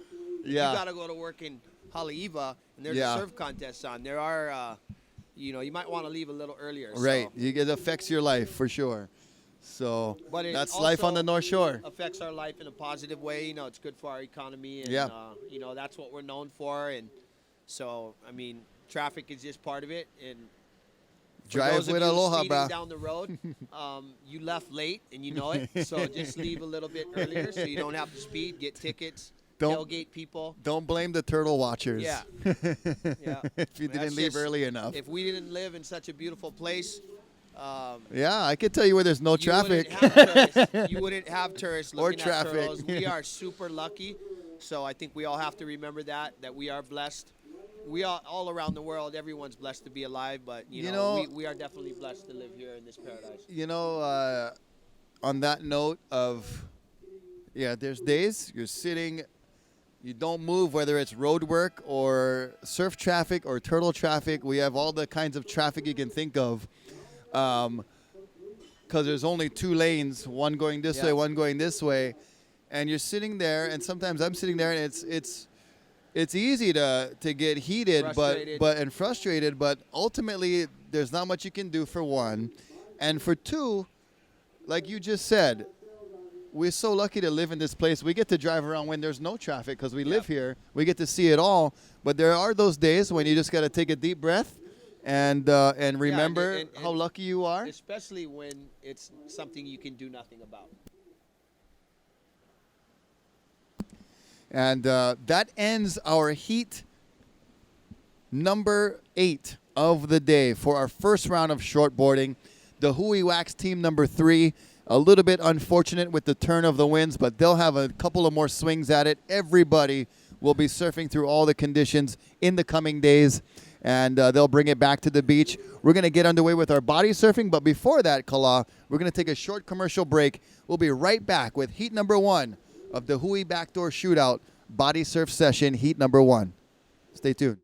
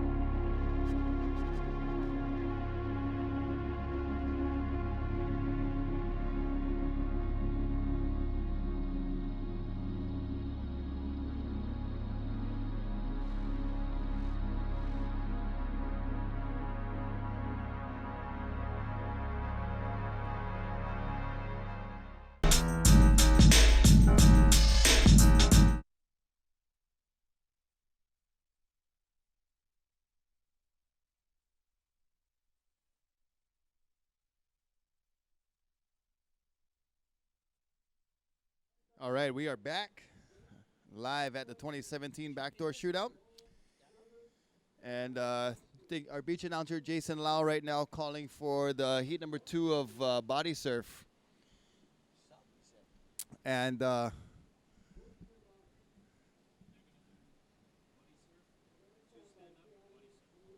so they are going to go...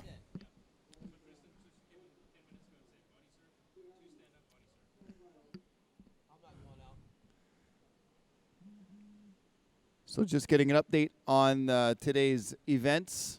So we are in a body surf heat right now, and we're going to go shift gears to 2 stand-up paddle heats, and then come back to body surfing for wrapping up today's day number 1 format of the Dahui Backdoor Shootout in memory of Duke Kahanamoku. So we'll get you that info and update you on who's in those heats. Right now, heat number 1, we got Todd Sells, Pomai Ho'opili, Sean Inoka, Dan Atchison, Keali'i Punley, and Chris Robinson out there for the body surfing heat right now.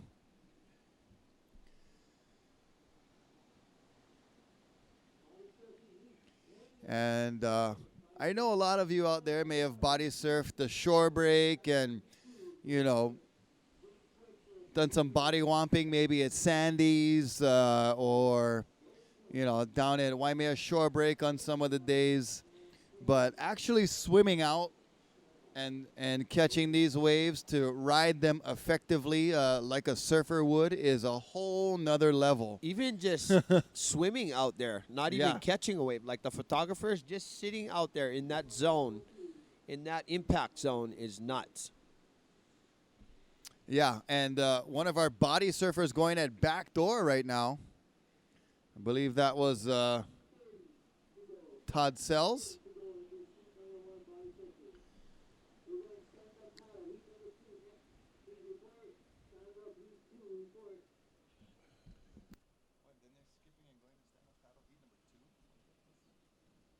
I don't get it. First.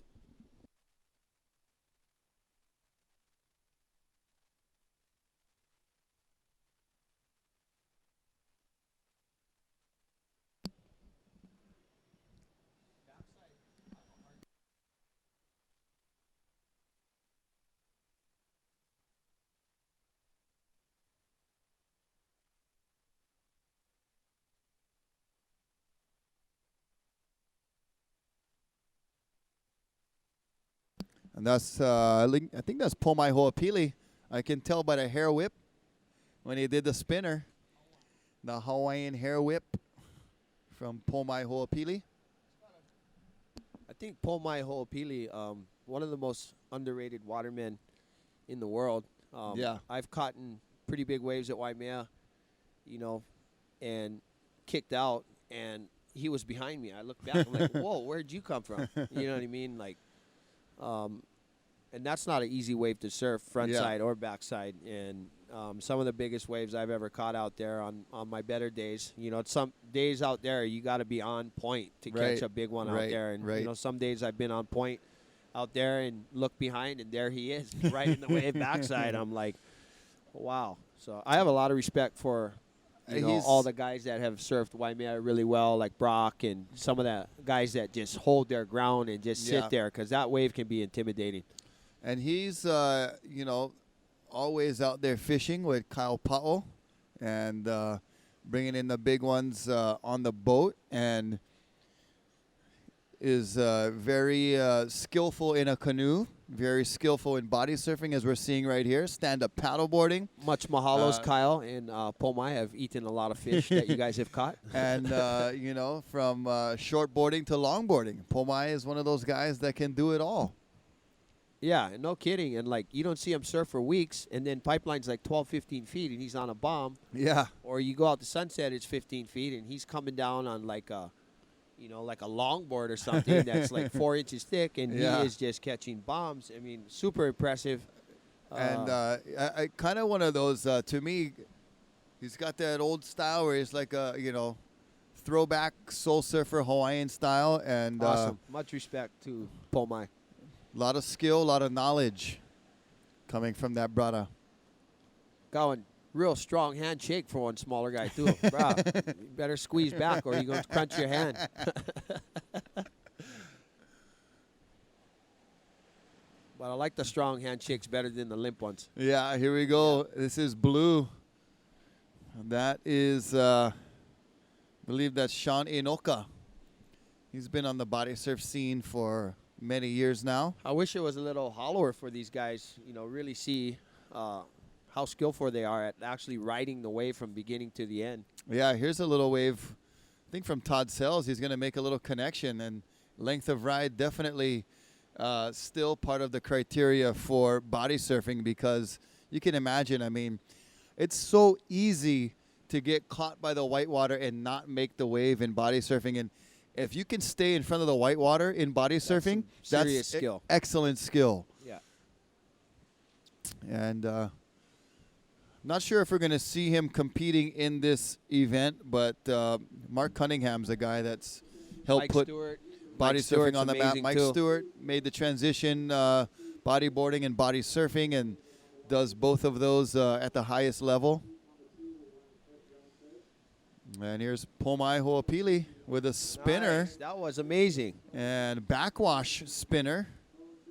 That long hair makes him look like he's going even faster, too. Right? I thought he did like 4 spins. All right. Yeah, man.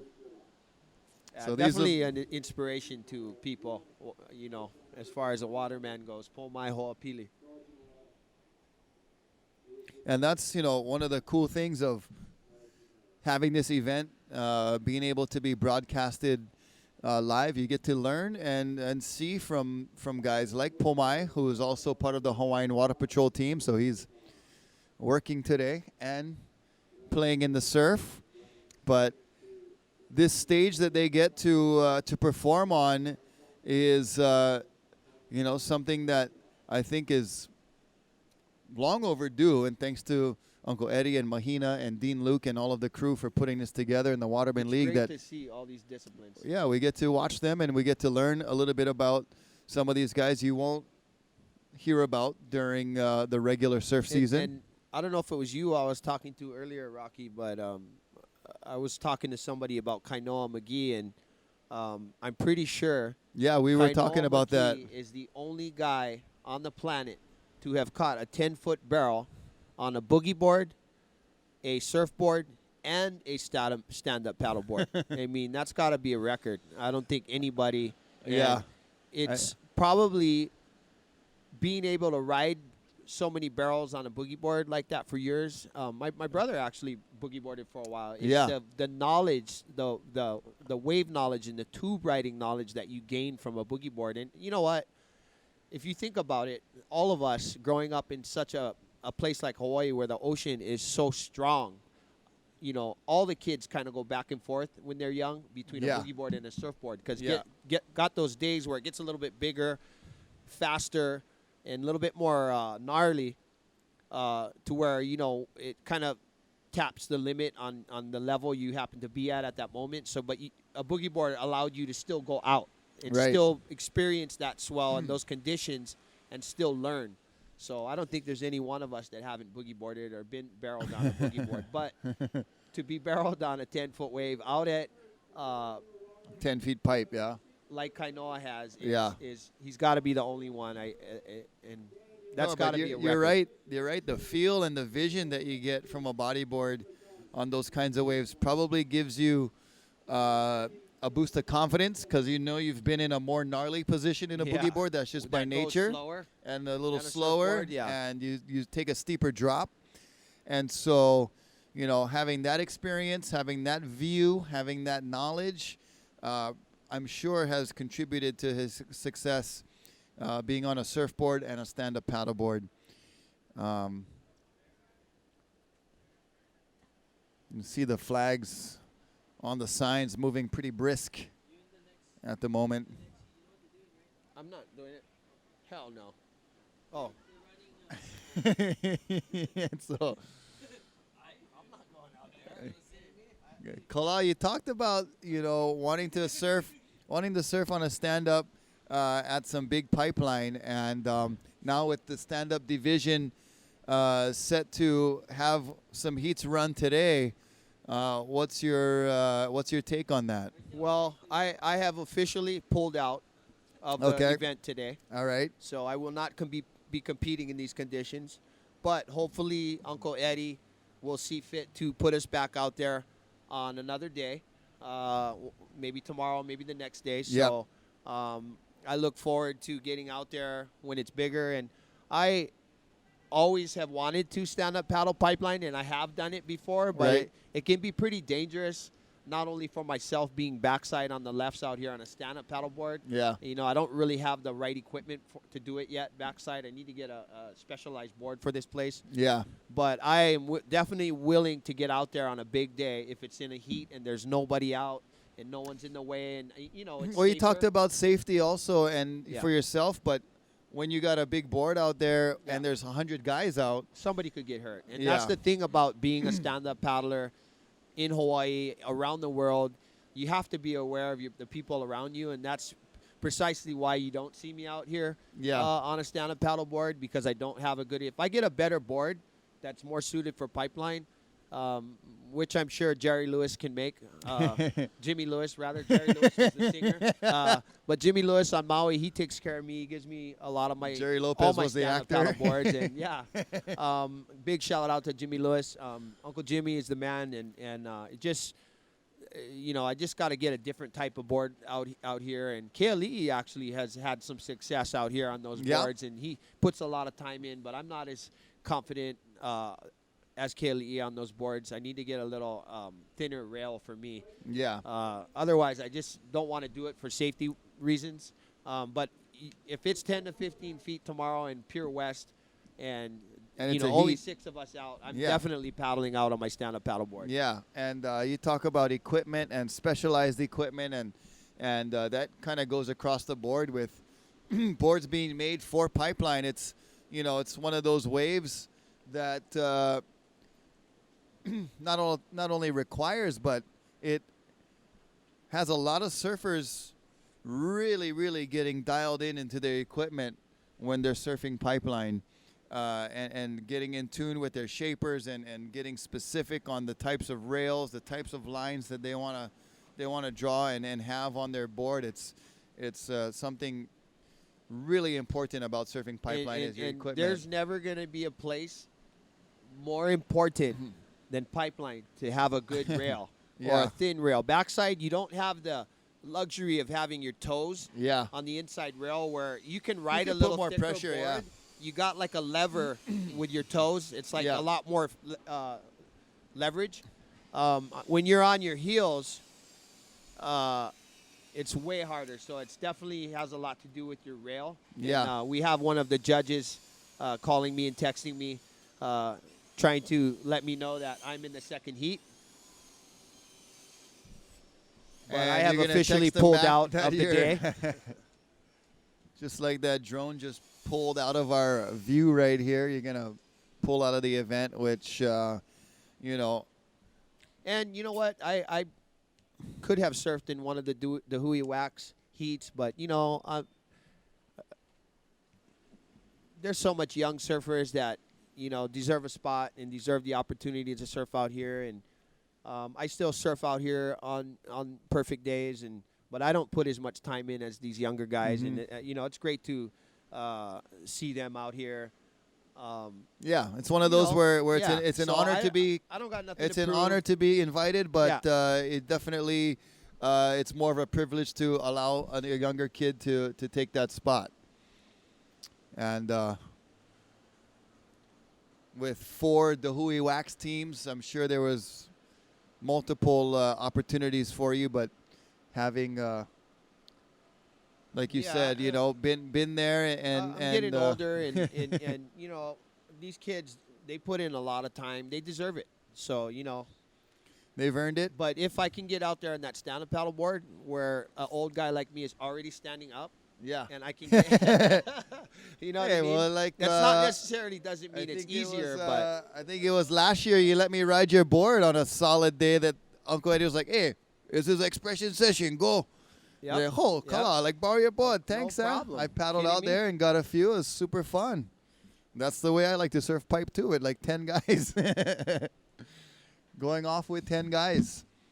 And that's about the only way you're going to get it is through a Hui backdoor shootout expression session or a heat that, these days there's anywhere from 50 to 100 guys when it's marginal. yeah, And everybody wants to get one of these waves and get some shots and yeah, make their sponsors happy, and you can't blame them for that. yeah, that's all part of what Pipeline is and what it will be, and that's the draw, and that's North Shore the Proving prestige, and it's a proving grounds, and you can get one here, and one name wave. for I yourself. tell you, man, it's the place, one of the places like Waimea, like Pipeline, where one wave can just light up your whole year, And your you know whole what, Rock, universe. I've seen you on some bombs out here, and you know as well as me, you get one bomb out here. I can remember almost every single one of my bombs I've gotten Yeah. out here, and you will have literally hundreds of photos from every angle. You get one of the bombs, like they're gonna shoot it. It Yeah. doesn't matter who is on it. Right. They're gonna It's shoot gonna that get wave. shot. It's gonna Yeah. get shot. And I literally have more pictures on one bomb out at Pipeline than I have at whole sessions at other spots. Right. You know what I mean? Like, yeah, it's just that it's so photogenic and it's so accessible. it is. I mean, you get shots taken from down by off the wall, looking at pipe, Yeah. straight in front. Drone shots now. You get them from down the beach, and, Right. and it's crazy how different every little It shot looks, yeah. looks. So, And it's all the same wave. anyway, I just want to say thanks to all our sponsors. I'm going to check out and turn the mic over to my man Lau Lau. Been a pleasure. Yep. Just a couple more heats today. Yep.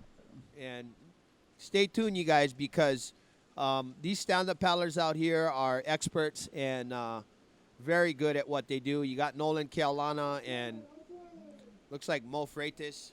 Yep.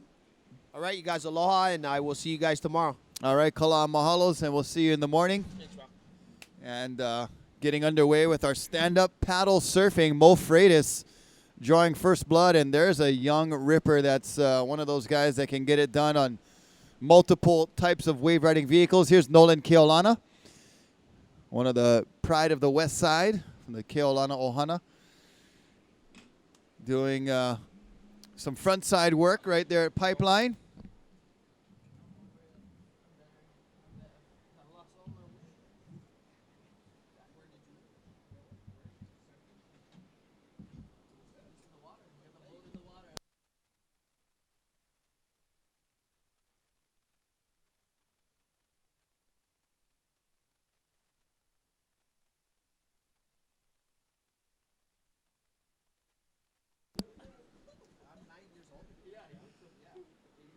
So scores coming in for Mo Freitas in white. We also got Keahi De Aboitz out there in red. Robin Johnston is out there in the blue. Kainoa McGee in the yellow. Nolan Keolana in the orange. Cody Kerbox in the red. And here's Kainoa McGee. The pride of St. Louis Heights. Oh. Carving a turn off the top. And moving that big board around. He's a big boy on that big board, so. Right here's a big boy. Nobody And, out. Nolan Keolana trying to drop the wallet one time. Kainoa getting jiggy. And I don't think I see a red in Keahi De Aboitz out there, so it looks like just Mo Freitas, Nolan Keolana, and Kainoa McGee at this point in time. 3 guys in the water at Pipeline, which You're lucky I always forgot my looks board. always looks appealing when you just see a few heads or a few stand-uppers. That board Mo has is so small. Bruh, anytime you can carry one board under your arm. Tripping. I couldn't even stand up on that thing. No way. He's got Wow, he's working. the smallest sup board. It is Yeah. a sport. Some aerial views of the lineup right now. Nolan Keolana in view. Jace, good job on the beach announcing. Keeping our live crowd entertained over here and informed. Yeah, gotta have some infomercials and public service announcements. We never run too many this year because had a little bit more waves. But, right now, we're gonna start public service announcing. Number 1. Yeah. When the wave break here, yeah. don't be there. And don't worry, when Kaipo come tomorrow, we're gonna start the real public service announcement. We're gonna have the committee. plenty. We're gonna start the minutes. And here we go. The meeting minutes. And here we go. Meeting from Makaha is Nolan Oh, Ariel flying in Keolana. from Makaha. Flying in from Makaha on time. Almost went whack the drone. Wow, the drone got Oh, worried. The backwash went help him plenty on Yeah, that one. that's Nolan Keolana. Mahalo Keokua Like- for the backwash and Yokokua. With one 9'6" board doing one aerial, by the way. But then again, he's 7 feet tall. He's a monster. Every time I see him, he grew 3 inches. And that's when I seen him earlier this morning to this afternoon. Oh boy! Look, Kavika's still working. I don't believe. Is that? Kavika Foster, Kyle Pa'o, Kamalani Ahui, Abe Lerner, Kai Borg, Kai Garcia, Cliff Botello, Pomai Ho'opili, rounding out the Hawaiian Water Patrol crew, water safety, expertise. We'll have Clifton Botello up here soon enough. Hopefully, if not, he can do the awards solo.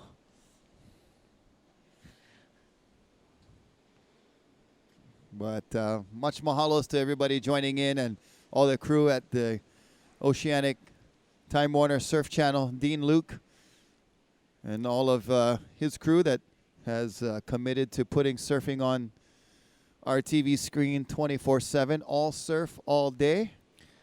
And all of our broadcast team here, the Waterman League, Tristan, Christian, and Keone, mahalo for your diligent work here. Our camera operators, we've got Todd Tomura, Chris Latronic, Eric Ippel. Yep, and you can catch the rebroadcast tonight on repeat. Check out the Wave of the Day by Mr. Sir Newton. Tyler Newton. Yeah, Team The Weed Maps.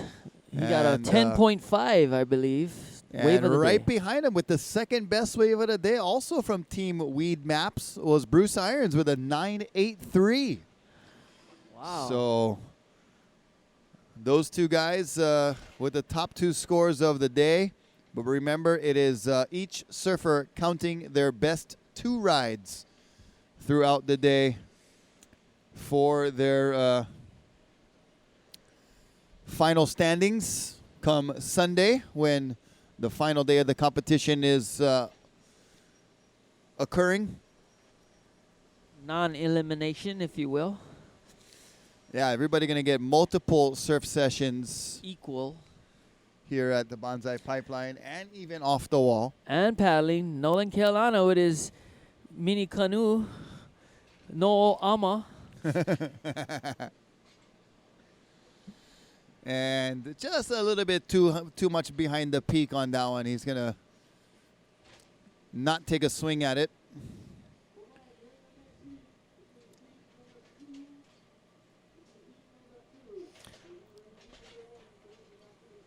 We did that just for So they're Pomai pulling the small kind Portuguese action, running heat number 2 first, of stand-up. and then heat number 1 of stand-up. Why? That's why Keahi Odea Boitz is going out right now. See him running down the beach and heading out. That brother is extremely talented on a stand-up surfboard. One of the best kite surfers in the world as well. He's an Australian boy with a Hawaiian name. And he's heading out right now to join heat number 2.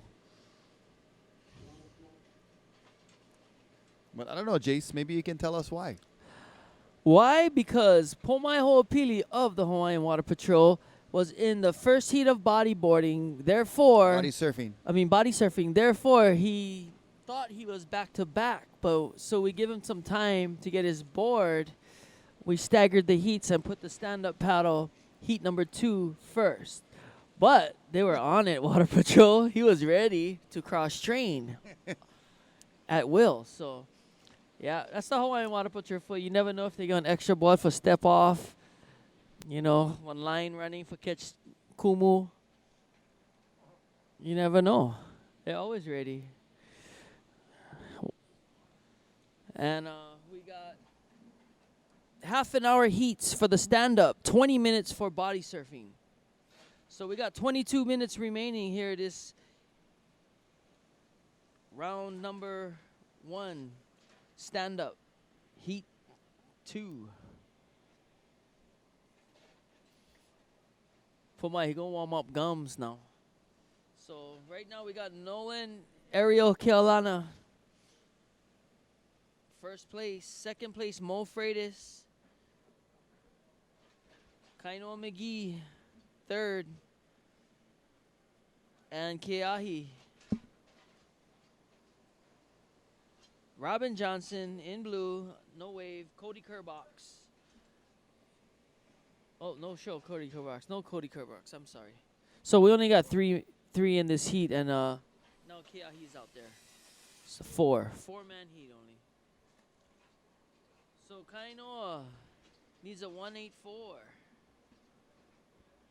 And Mo just needs a .84 to take over first from Nolan Kealana of the Kealana clan. There'll be some West Side action this weekend too. We got Brother Mills canoe surfing and surfing championships Saturday and Sunday down there. Different watercraft. Tomorrow, bigger waves in the forecast. West-northwest. Dead winds. Lasted pretty long today. The winds went almost all day. Glassy. And just third heat, few heats ago, it went south wind on us. But there's still some contestable waves, as you can tell. And here we go. Nolan Kealana again slams it off the top. Coming around this section. Snaps it on the inside. And on the right, we got Mo Freitas slamming it off the top. Backdoor 2 times. Wow. That was very impressive. Portuguese power. Yeah, Mo Freitas, one of those guys who rides that very small stand-up board we were talking about earlier that's able to be carried under his arm like a short board. And if he didn't have a paddle in his other hand, you wouldn't even realize that that's a stand-up board. But part of that pioneering gang that's riding those small boards where if they're waiting in the lineup, they don't can stop paddling. They got to just go around in small circles. Yeah, you got to keep tapping it. And there's Kainoa McGee just getting caught on the ledge a little bit. Possible little chop that So we got held him back. three different types of tools in this stand-up heat. We got the modern ultimate high performance board, what you and Kala was talking about, what Mo got for his frame. You got Kainoa's board is a normal stand-up kind of board, even though he's pretty big. And here we got a super high performance as well. That's Keahi. Of Australia, 2 off the top on the back door. He came out late in the heat, wrap around roundhouse, 2 hits off the top, a roundhouse, and still working it on the inside of off the wall, and slams it off the incoming section. Wow, interesting. Yeah, And that's what Keahi's we was talking about. Keahi's one of the top performers on the stand-up paddle world tour and the surfing tour, where he'll surf sunset 10 feet bombing and pulling in huge snaps like that. You notice too, the guys that do well have that really good paddle transition. They can transfer the paddle around almost like operating a boom on a sail or a kite surfing apparatus, but they're very handy with having something to hold. And you see a lot of the successful stand-up paddle surfers come from those backgrounds of kite surfing, windsurfing, and being able to apply that to their stand-up surf game. Yeah, that was Nolan Kealana, airborne. Backwash hit him as well. A little bit of backwash, high tide.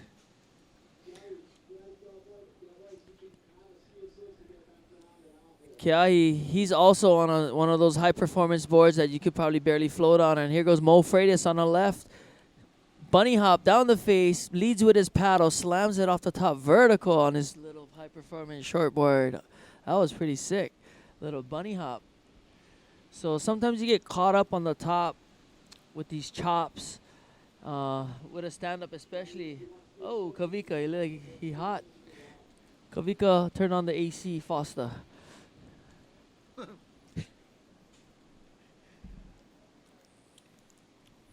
So here he goes out through the back. He's chancing it.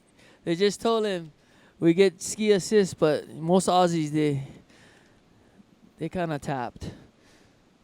So that board looks like a short board too, very foiled, a lot off the nose and the tail, wide point, and everything gets pulled in either side, and a lot of rocker I see. That's how he can hook it. He can hook it in those critical sections like that. Wow. Keahi late to get in the water and takes the lead with that combo. He slammed it off the top twice, did a roundhouse cut back, worked it, and slammed it off the inside on coming off the wall section rock. Well, that's his one-wave score. Mo Freitas actually has the best score of the heat with a 7.67 and a backup score of a 5.33. And we'll see his third wave coming, that backside snapperoo from Mo Freitas. Nolan Keolana currently in third place. His high score, a 3.5. His next highest, a 3.17. Kainoa McGee with a single wave score of a 4.33. So Kainoa will need a 2.85. Nolan will need a 3.68. As I believe these guys are competing for advancement, if I'm not mistaken, which was the format for last year, but we'll get clarification on that as soon as we can. And we have some sets approaching. Seems like Pipeline kind of went to sleep for a little while during the last heat of the shortboard, and then is starting to come back alive during this heat number 2 of stand-up paddle. And Mo Freitas going to change boards and go for something looks like with a little bit more length. Because here comes some sets, and we got 14:30 remaining in this stand-up paddle heat. We got another stand-up paddle heat coming up next, and then we're going to be ending with a body surfing heat, last heat of the day with a wrap. And Nolan Keolana, nice big drop, comes around the corner and swoops a roundhouse cutty into the whitewater. Looking for a possible aerial section, but a good re-entry, and then comes unglued. Heavy on that back leg. That's a big board for that big boy. He can do an aerial on a 9.6. You are a waterman. That's for sure. And there goes Mo. Stick number 2. Yep, he's looks like Short. oh, he broke his board. Is that his broke? Oh yeah, he broke his board. Broken board, Mo Freitas. He get plenty where that came from. So on that left, just got caught right in that critical section of the wave.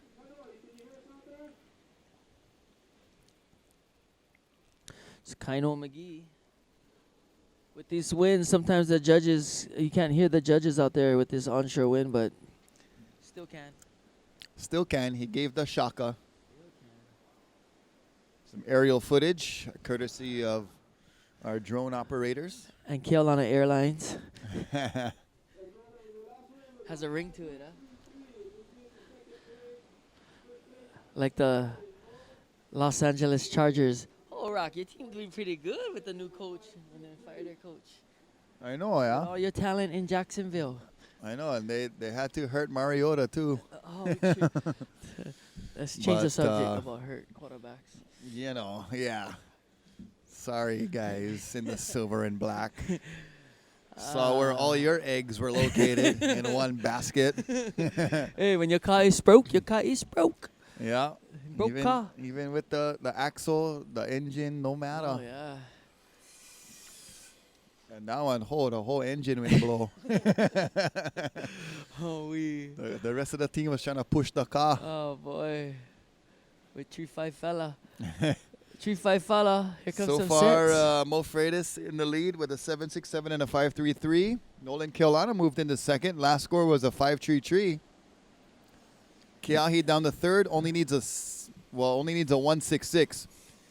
He's got the big score of a 7.17, and there's some sets coming. And if Keahi gets one, I venture to say he doesn't need much of a wave to pull off a 1.66 with his skills.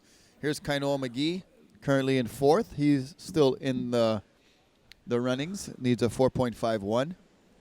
And here we go. Somebody looking. He going to take this one.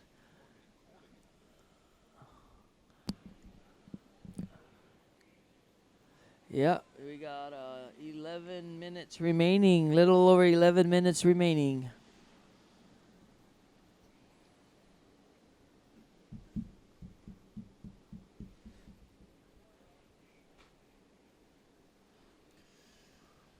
So tomorrow, join us live. We're on 7:30 a.m. for the call. Yeah, we'll see what the conditions look like in the morning and see what the swell does. You know, there's been a lot of days this winter, more than in the past few that I can remember, where the forecast on paper was looking a certain way, but then when you woke up in the morning and saw the waves, it was quite different. So we're going to rely a little bit on our forecasting on computer and on paper, but we're going to rely heavily on the conditions that we observe when we arrive in the morning at first light. So tomorrow morning we'll be here early. We'll try to get you guys updated as soon as possible. Tuning in to the different websites, watermanleague.com and immersedtv.com may give you some indication, but we'll do our best to let you guys know as early as we know. And, you know, this event also quite different from your traditional surfing event where the participants, the surfers, actually have a great deal of input into the decision whether to run the contest for that day or not, and what divisions and how to make it work. So we'll be on standby for that call tomorrow morning, but we still do have a couple of heats to bring you before this day is over, this Aloha Wednesday. Thirsty Thursday. Oh, champ. sorry, this Aloha Thursday. Oh, bro, I stay one day behind. Thirsty Thursday. still Tomorrow yet. is Aloha Fridays. It is Thursday. Yeah. That's right. Thursday. I put out my recyclables this morning. Oh, that's right. Look, nice drone shot above our 4 competitors in the water. Looking better than we expected for stand-up. We got some contestable ones still coming in, and they'll be out again. So tomorrow, Aloha Friday. Pack your cooler, pack your trash, pack your family in a car. Pack everybody. Yeah, and if not, join us on digital channel 1250 HD standard def 250 and online at Waterman League and immersedtv.com. Well, some sets approaching for our stand-up paddle heat right here. This is our first heat of stand-up paddle, but heat number 2 in on paper. And we went small kind poragi on that one, but that's all right because everybody was around in OVL. And get a couple Portuguese out there right now. Yeah. Speaking of Portuguese, Here goes Leonard's Kainoa. Bakery was closed a few days because of a gas leak. Must be You some sure? bum tourists out there, yeah.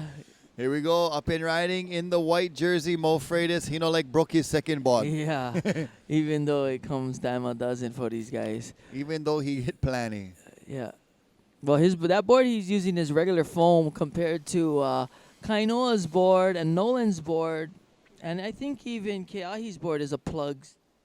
So they got replicated plugs, mold boards, but Mo prefers the foam, which I prefer, and what Kala was talking about, getting that right board. Yeah. Getting that right board for pipeline and whatever out here would be a foam board, shaped by hand because the board flexes. These boards, these plug mold boards don't have that flex. They're just solid. Gotta have a little flex.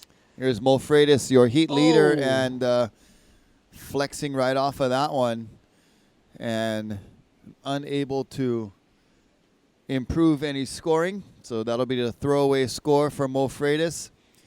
And still some waves on the way. It seems like there's some activity out there. We'll see if it produces any scoring potential. That's one of the difficult things to see sometimes here at Pipe is if these waves are going to materialize and shape up to be anything of scoring potential. Nolan Keolana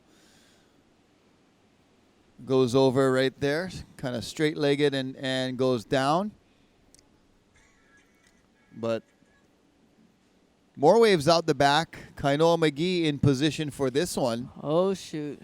And not going to take this one. Mo Freitas on the inside. On his backhand, he's going to be up and riding. Oh.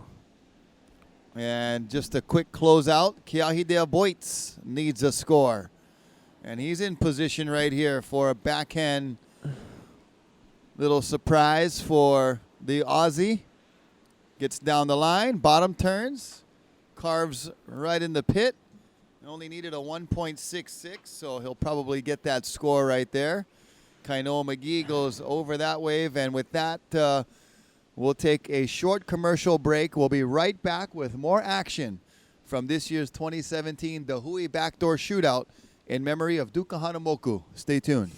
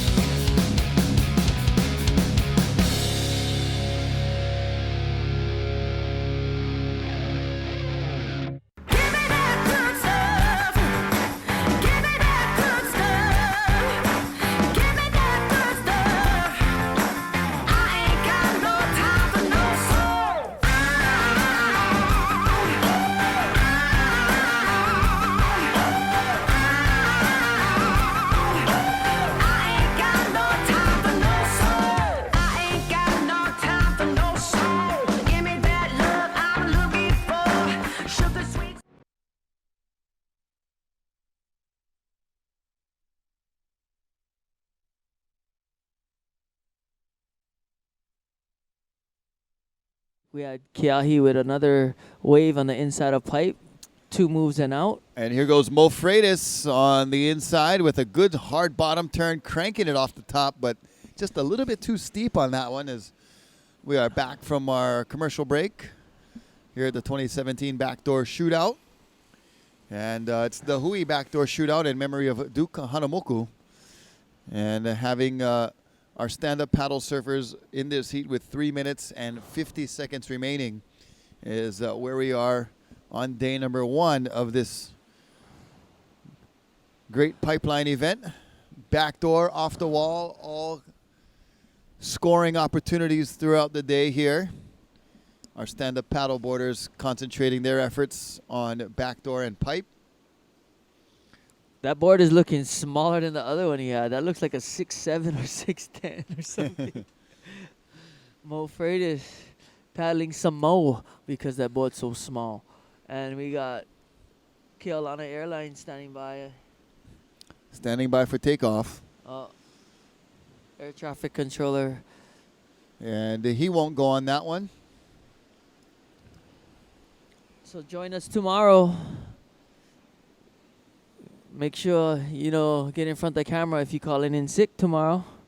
Oh, I see some hammers over here for body surfing. That was the Don King. Oh, he's not even in there. Maybe he's open spot. Don King, the premier film cinematographer, movie film, not video, Yeah. movie film. He's stepping up to the premium movie filming game of operating the big time cinema silver screen cameras. Here's Mo Freitas Smack. on the inside, just unloading on that lip right there. Shallow inside there, Rock. Gets a good off the top, but just one turn. He's trying to better his low score of a 5.33. Keahi de Aboitz came in with a second score of a 3.67, which has him in second place.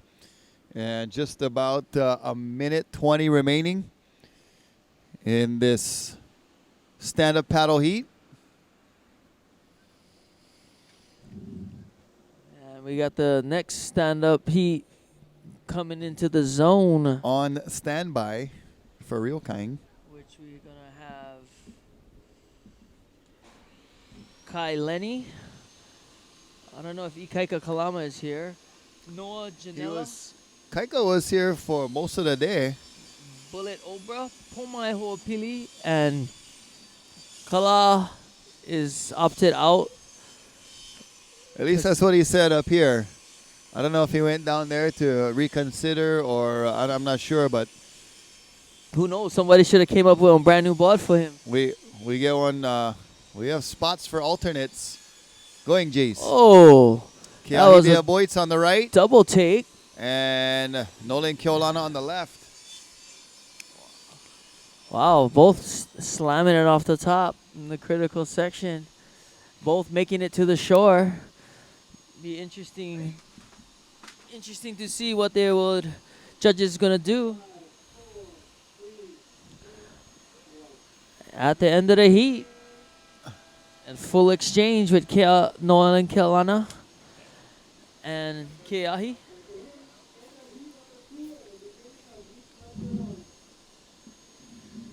And here we go. Heat number 1 of the stand-up paddle. We had heat number 2, now heat number 1. And looks like that was one of our riders that could have been on that first wave. How's it? Mahalo for joining us, Rocky Cannon, with Jason Lau. Lau TV, Lau Visions Arts. Hey now, aloha. Rockwell Production. Rockwell Entertainment. Etc. etc. and Rockwell so on. the Realtor. Escrow's my middle name. And having some fun here on the 3rd floor of the Jerry Lopez Volcom House perch, looking down on the action here at the Bonsai Pipeline. And glad to have you guys joining us on ImmerseTV.com, WatermanLeague.com, and of course on Oceanic Time Warner Cable, channel 250 and 1250. And little bit of tricky conditions right now in the latter part of this first day of competition. Kai Lenny making his way out into that heat. And we also have Ikaika Kalama, Noah Janela, Bullet Obra, and Pomai Ho'opili, who could be out there joining Kai Lenny. Maybe it's, I think that was possibly Robin Johnston who got into that first heat. And so Your neighbor, Robin Johnston. Yeah, that was Robin. Correct. We've got if you thought that Avid- other board was small, Yeah. look at Kai Lenny's board is underwater. yeah.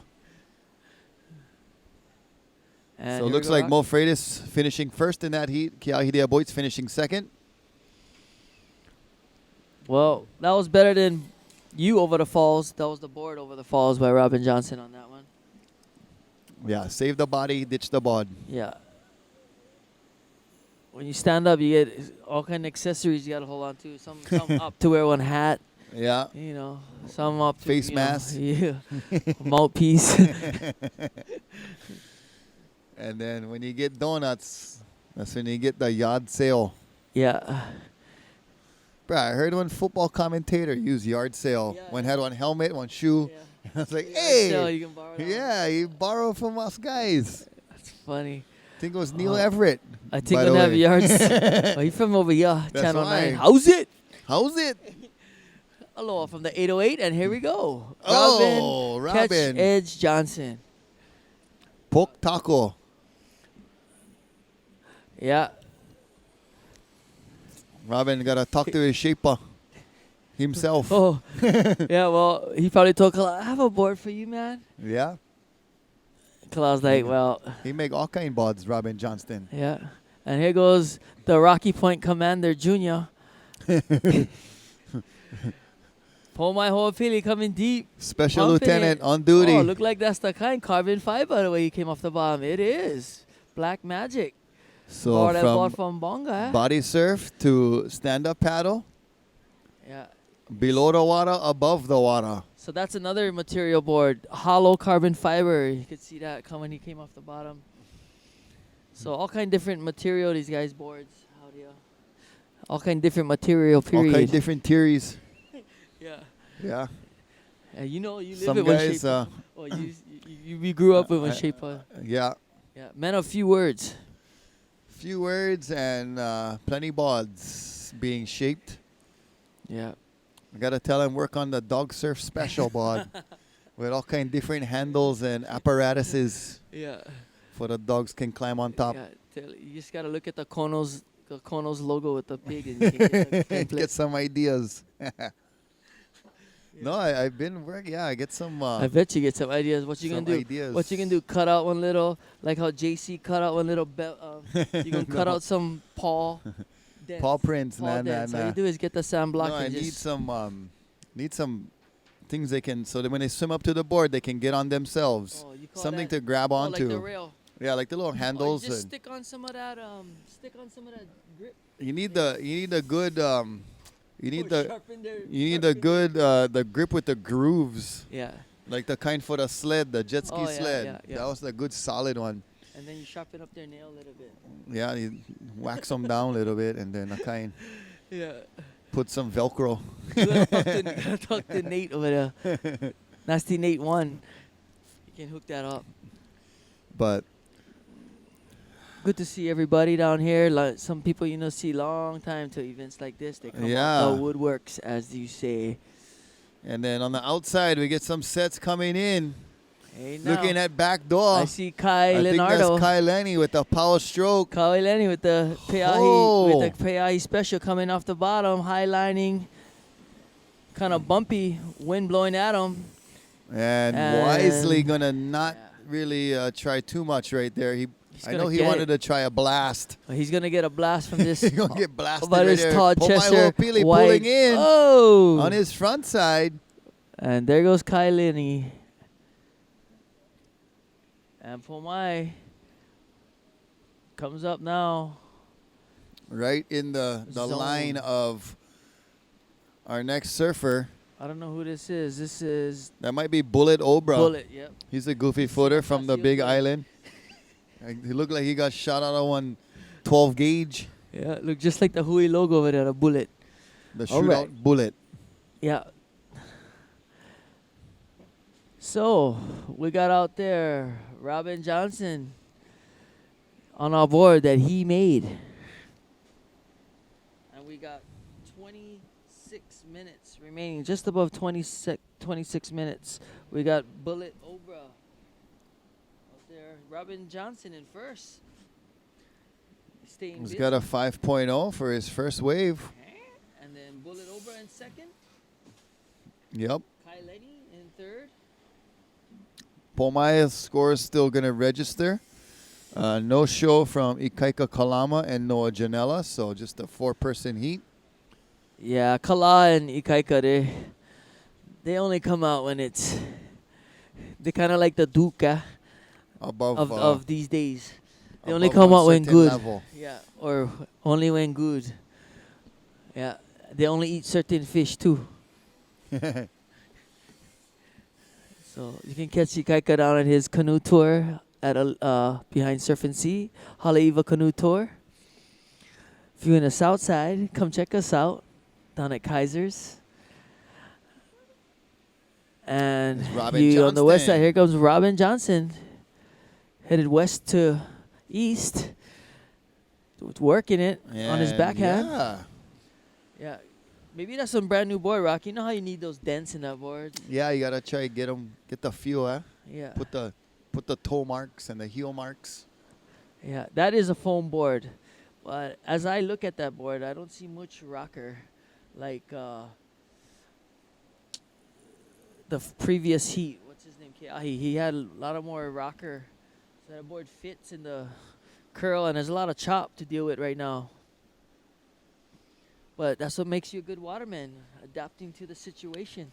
Yep. As we were saying for the early part of the winter, reacting and adapting is part of being a skilled waterman, being able to react and adapt to the different conditions, different types of waves that are thrown your way each and every day. Yeah, and tomorrow definitely see a different face out here. Maybe less sand right there in that hump. Also, more westerly direction. But right now it looks like it's more north than this morning. Yeah, we're gonna wake up to check the conditions and see what's happening. The next big swell is definitely not due in until later on Friday from the reports that I've seen, as we see Bullet, brah. Bullet, brah. So not a Portuguese. Get plenty of Portuguese out here. And just throwing it over the lip right there with authority. But Snappy. yeah, the reports that I've seen for that big swell are for Friday afternoon, Friday evening. So we for sure shouldn't see any of it tomorrow morning. But as we've seen a few days this winter, with the Rory Parker swell on the last day of the Vans World Cup at Sunset Beach, and several other days at Haleiwa, and even here at Pipeline, even for the final day of the Pipe Masters, just some misto pulses and reinforcements that came through that were, not in the forecast reports that we saw and were reading. So the ocean definitely reaffirming its control and its strength and everything during this winter so far on a few days. So we could see something different tomorrow. But my instincts tell me that with the reports we're seeing, that there's a good potential that we could wake up to something that looks maybe similar to this, but we're hoping for something that is much bigger and much clean like this morning. That was definitely a plus. And having those clean conditions. But we saw some sets this morning that were thumpers that we definitely were taking note of, and hard, big breaking waves. It's kind of dropped off a little throughout the day here. You see that there's a bit of a current over to the left-hand side in between BackDoor and off the wall. That indicates that northerly direction that you were talking about, Jace, as we see Bullet able to get through that first section nice and vertical.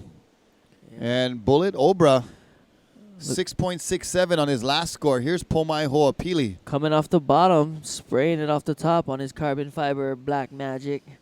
And Second turn. saw him with the hair whips and the spins during the body surf as he pulls off a floater, now sporting the man bun. Hey now, the many for looks. the stand-up paddle, the many looks and many wave-riding vehicles of Pomai Ho'opili. Yep, he probably got one survival knife attached to the side of his shots too.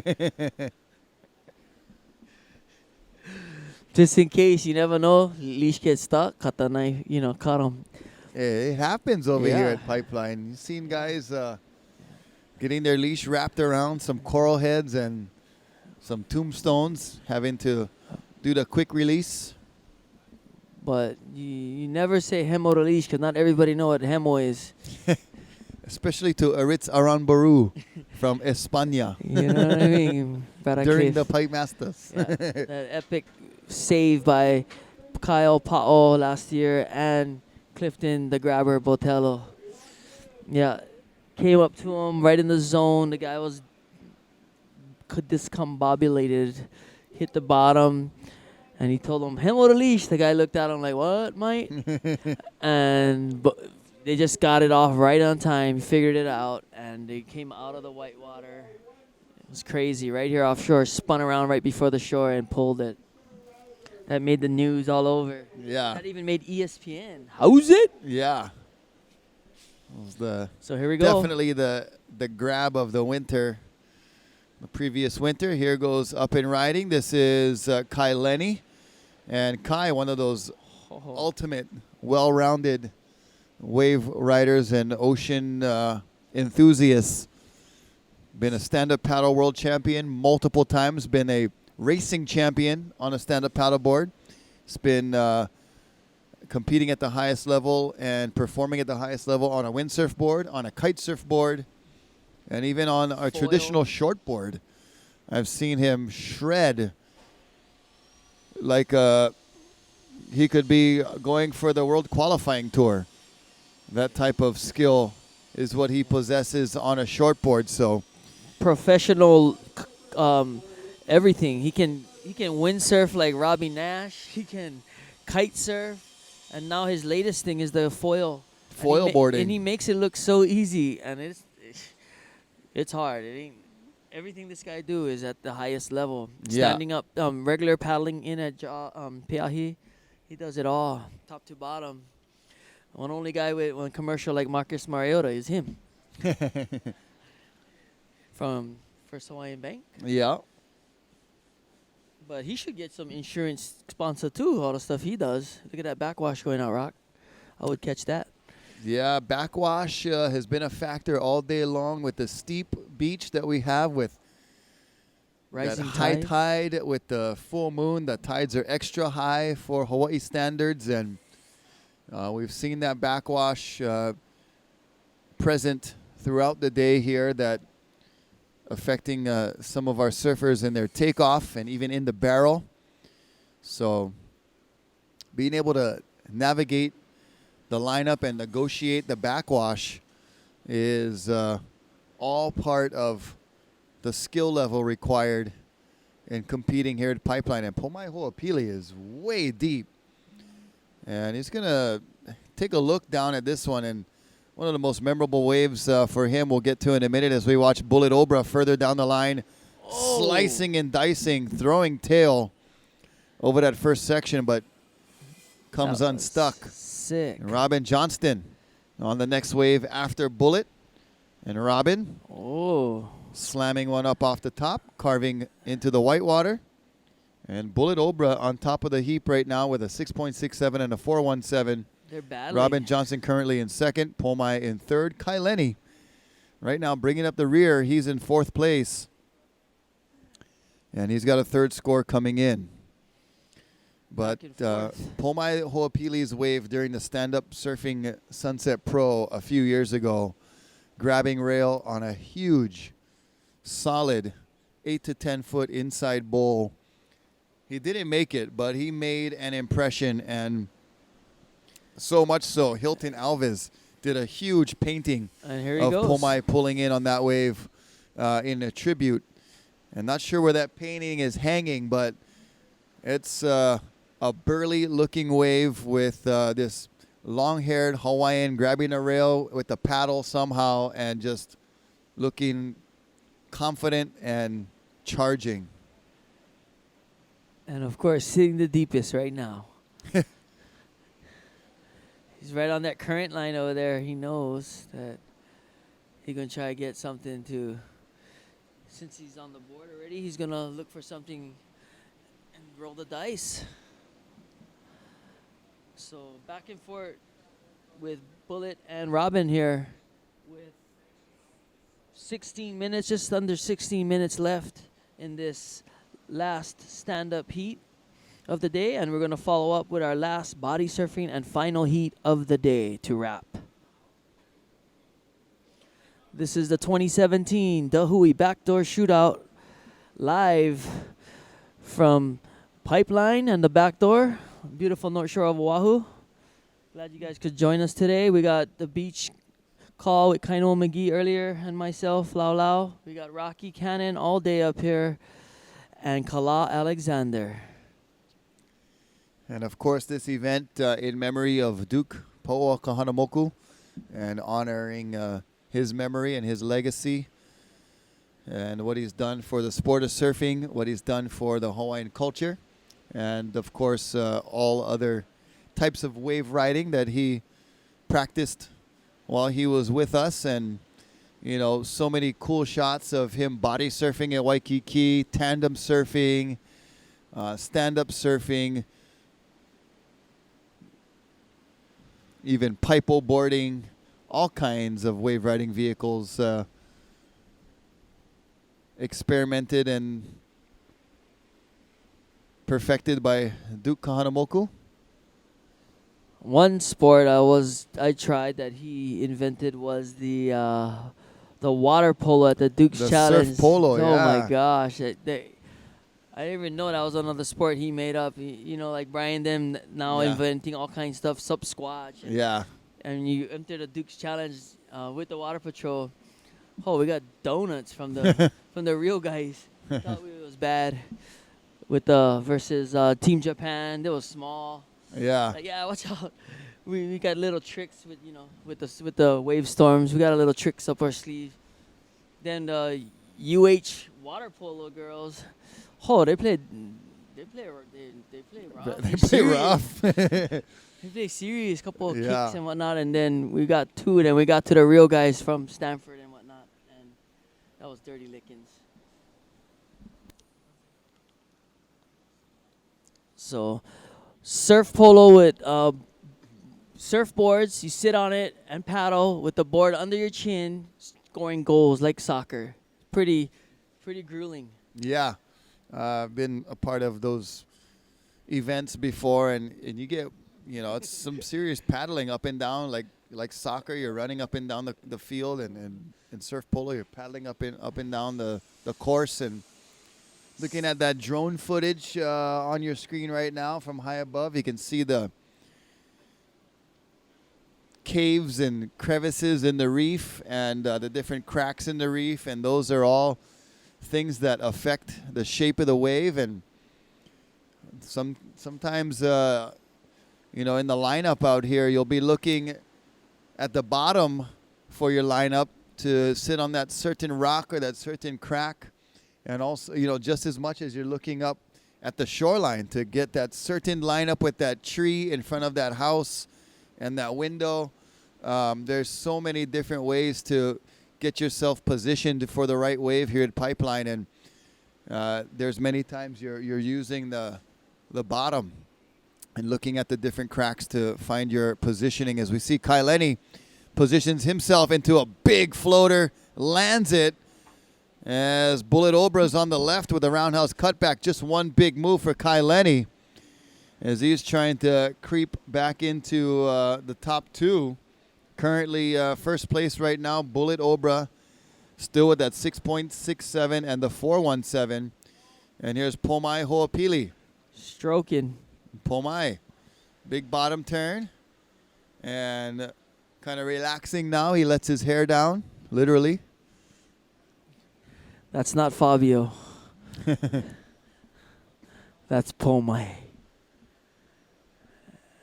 Right now, the And drone Robin? looking down on Kaileni, who's coming across the lineup on the inside, using the current and coming back around the break.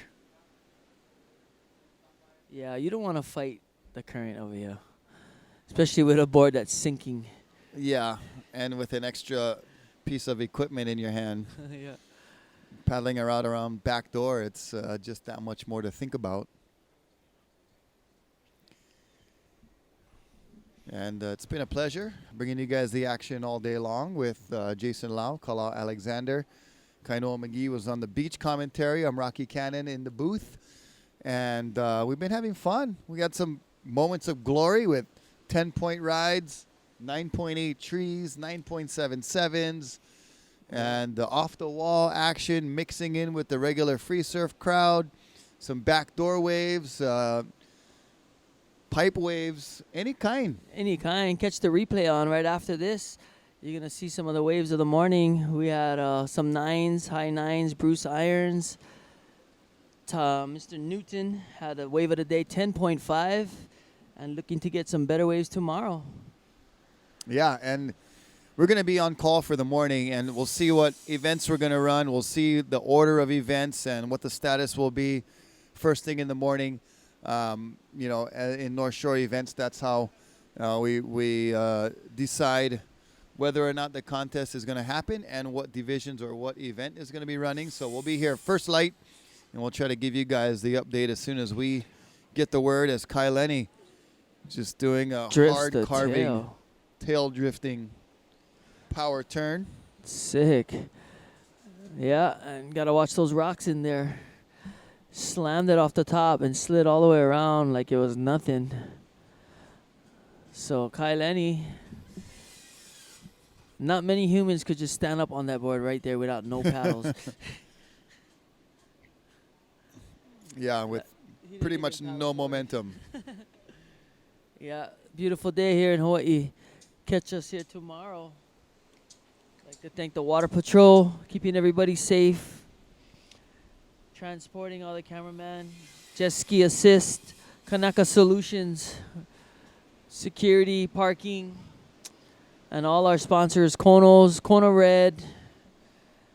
Also, mahalo to Aloha Salads, Koha Foods, Pacific Sorbet, Taro Brand, as Mr. Taburo, well chefing as it up. Chef Tabura, bringing us awesome food today.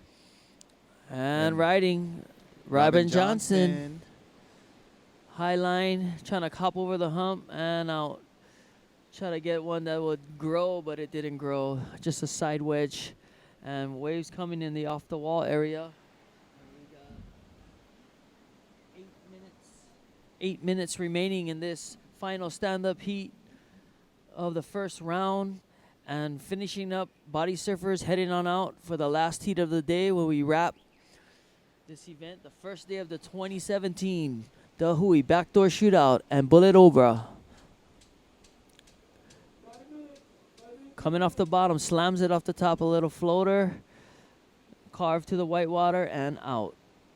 Well, Kaileni has worked his way into second place with waves like this. Had the big floater on the last one. We'll see what he does here. Almost looking for that barrel section. It was trying to hold up for him, and if anybody's going to find that barrel, it would be Kaileni. He was looking for the alley-oop rock. He did it on the end, but I know he wanted to do it JJF with For a a real paddle kind. style. He was looking for the alley-oop, and I wouldn't be surprised if he can do it with this wind. That board looks light. So now we got 7 minutes remaining. 7 minutes. Heat 2 body surfing standing by. And in that heat 2, we got Kai Santos, Aaron Underliger, Kyle Foyle, Abe Lerner, and Kelly Slater is not in this contest. We have an alternate standby. And here's a wave that's approaching with about 6 minutes, 30 seconds remaining.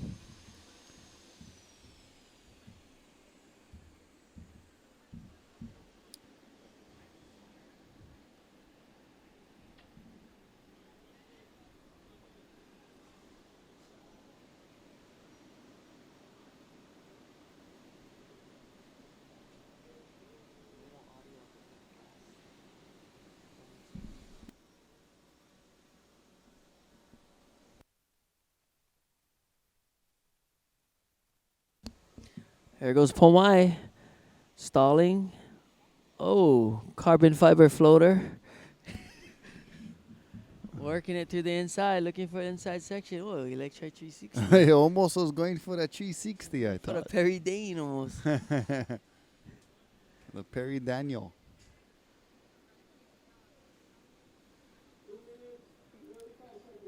So 2:45 remaining on the clock here for the stand-up paddle heat. Our final heat of stand-up paddleboard. We'll get into our final heat of the day coming up next, which is the body surfing event.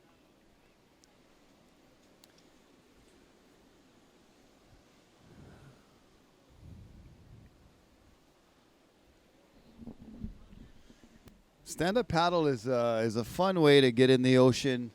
If you're a little bit intimidated by the waves and by, trying to catch waves and surf, it's a fun way to get the kids out on the water. You can go into some flat water areas.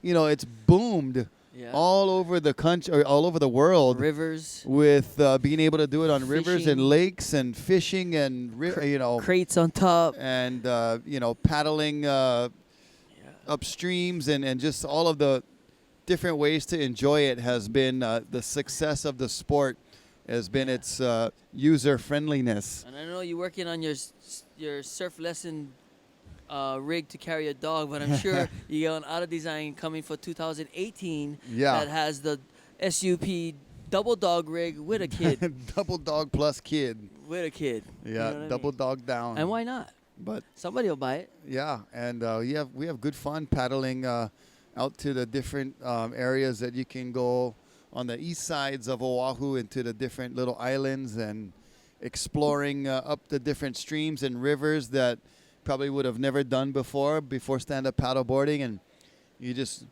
drive by Honolulu, and 10 years ago, nobody was on that river except the Manuoke Kai. Yeah. Me Now, getting yelled at by Uncle Randy. now it's it's a little gateway of stand-up paddle and one-man canoes and just everybody getting into some sort of paddling. But stand-up is a great way to get introduced to And Bullet water Obra. sports and ocean sports. As we see Bullet Obra up and riding. One move, and trying to get around that section, but And here's Pomai Ho'opili. And Pomai gets a nice carve, but then I Caught a think chop. he saw one taco, and he said, hey, you know what? I don't need the score. I'll get the hungry. taco. I need bait.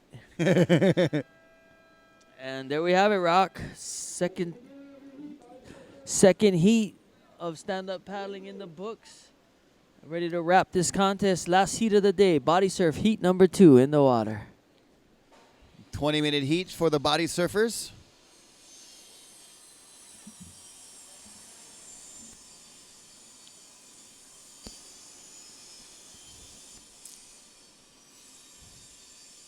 And of course, everybody's first ocean experience, is going down to the water's edge and swimming and letting the waves kind of push you around a little bit, feeling the power of the ocean. And, body surfing is one of those things that's still so pure and so organic, and it's the most pure form of wave riding that still exists today. And these guys are not using handboards, just fins and their swimming skills, as we see Abe Lerner busting through the white water on that one right there. Where? Going for a little floater spinner action. That's not Abe. That's Robin Johnson. Well, he was body surfing gang. Oh, he did the spinner. He was trying. You cannot miss Abe though. That's for sure. He was I don't trying. wanna miss him. Yeah, he get that high elbow stroke, like the Derek Ho kind action. Oh. And that outrigger canoe club frame. With the hydrodynamic hairdo. Yeah. That's in. That's in. And here we go on the inside. Kai Lenny coming in. Heat. He's going to air it. Whoa, slam.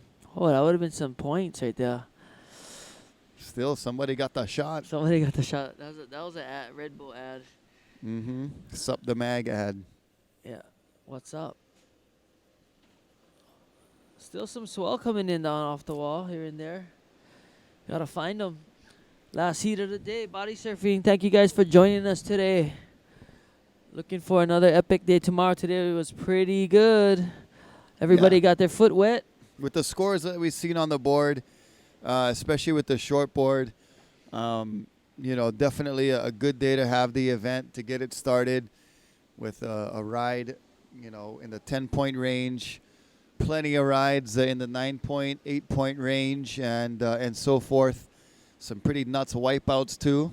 Yeah. And a day that featured all of our types of wave riding, and the body surfing, stand-up paddle, the longboarding, all getting a taste of the pipeline today, and backdoor and off the wall.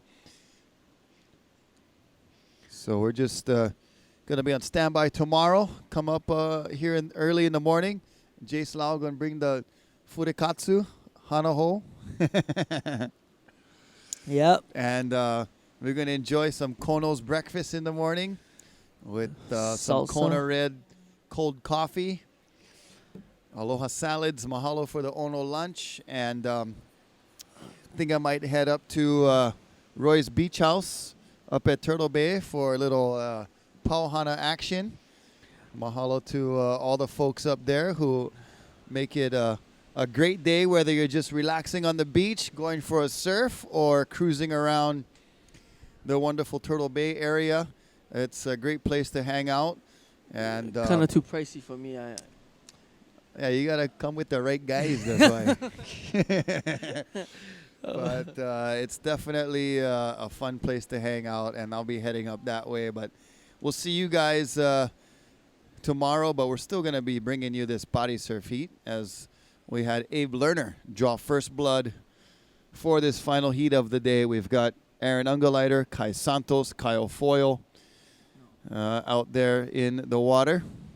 No Kelly Slater. He didn't make this heat as And, well.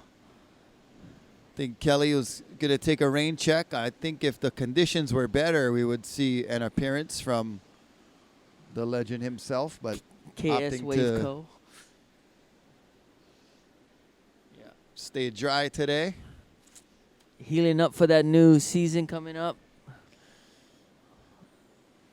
These There's guys. a good look at what the flags are doing on the beach, blowing straight on shore. So it's a bit of sea breeze that's kicked up. Hopefully it'll back off as the evening session comes around. And of course, tomorrow morning we'll be up early to check it out and see what's really happening here at Pipeline for day number 2. Body surfing right now, up and riding in the yellow. I believe that is that's Joel Badina. I think he's taken the place of one of our competitors. And he's in the yellow, and Nick Droz is out there in the orange. Yeah, we got some alternates filling in. Here we go. Is that white?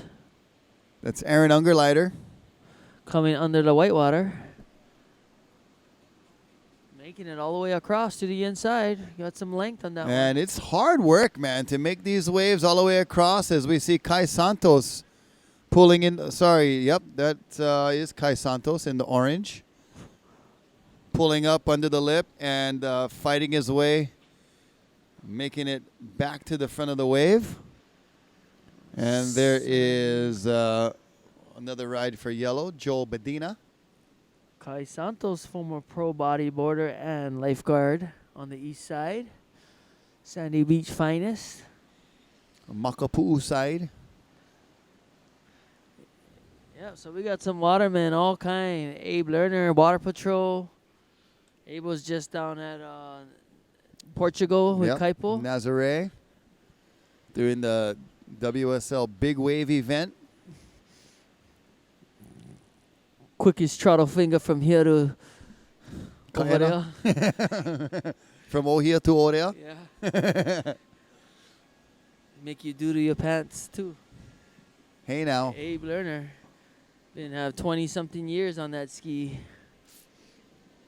Yeah, another one of our favorite spots down here on the North Shore, Haleiwa Joe's. Whoa, whoa. And you'll see a picture of Abe on the ski. The wave is out of the frame. It's so huge, and it's a big whitewater that's like exploding behind them. And it's one of the first tables as you go into the dining room, and a great place to have lunch or dinner, but also a great place to check out some surfing history photos on the wall over there. Great shots of Andy and all of our friends that have come and gone and that are here presently, but just a awesome place to hang out over there at Joe's. Once again, you got to go at Rocky with that Ohana card. You got to get Ohana card everywhere. I only get the CVS. CVS and Maikai. And Maikai. Don't need anymore. You got to type in the number. But, yeah, I think I might go there too. Double crown. Kind of hard. That's 50% over there, 50% over there. That's 100%. Yeah, you know what I mean? I'm not a math magician, but But we both went there. but 50 plus 50 is 100. Yeah. Some pictures on the beach right there. Kainoa McGee, Kai Lenny. The Hawaiian Billy Idol. Which one? A or B? That guy or that guy? Kai Lenny look like a Noah Beshin. Not a Noah Beshin. Speaking of Noah Beshin, my nephew. New news, he's with Ruka, joining the Ruka family. Big Joining the Ohana. new moves 2017. So yeah. Oh, somebody like turn on the AC outside. Yeah, you got to get the splash down, Yeah. Getting hot over there. I don't know, but I like to see who's gonna ride the ski up this hump. Yeah. How's that aerial shot with that big trench in the reef right there on the edge of Pipeline, and all of that dark color is very rock solid lava base reef with some coral here and there. The North Shore is not typically known for having its live coral. A lot of not like places that you would see like in Tahiti or Fiji, but there's a lot of coral that grows along the reef, that kind of like a flat coral that we have here. But one of the most gnarliest little cuts you can get sometimes on the reef is on a tube coral that's like a broken piece of tube coral. And I swear that stuff is like broken glass when you step on it. And when you got one, you're like, oh, right there's a tube coral. And if it's on your toe, I've been to the doctor way too many times for get the Keflex and the anti infection, the one running up your leg kind. And you get the one, Subject change. the red line going up for almost a borderline staph like that. Oh yeah, bad word. And That. Don't even say that's that. all tube coral culprits right there. Heavy cleanse. Hey, boss. And we're wrapping the contest. 10 minutes to go. 10 minutes. 10 minutes to go. Yeah. Coming in.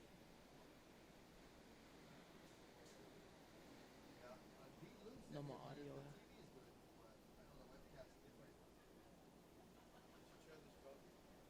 No.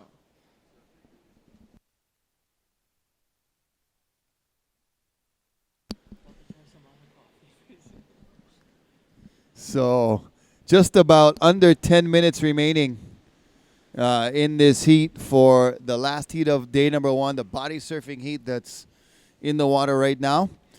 Under 10 minutes. Once again, big mahalos to Dahui in bringing us this 2017 edition of the BackDoor Shootout in memory of Duka Hanamoku, Kono's Breakfast Wraps, the great restaurant down in Haleiwa. And Kona Red, our official drink sponsor, giving us the cold coffee, their newest blend. Aloha Salads. And Chef Alan Tobura, Ono Lunches provided each and every day here. And the Waiола Chip Company and the Hawaiian Chip Company, mahalo.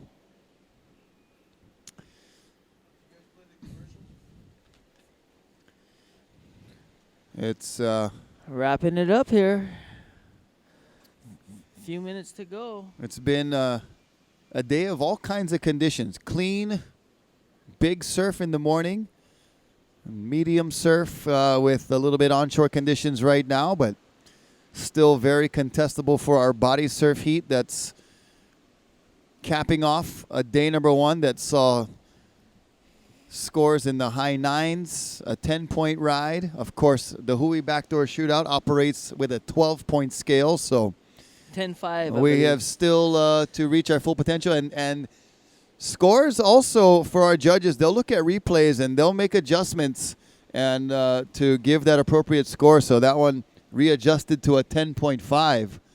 So our first 10-plus scoring ride of 2017 by Tyler Newton. Sir Tyler Newton, I'll say. And we saw a backdoor ride right there from one of our body surfers that looked like Kai Santos.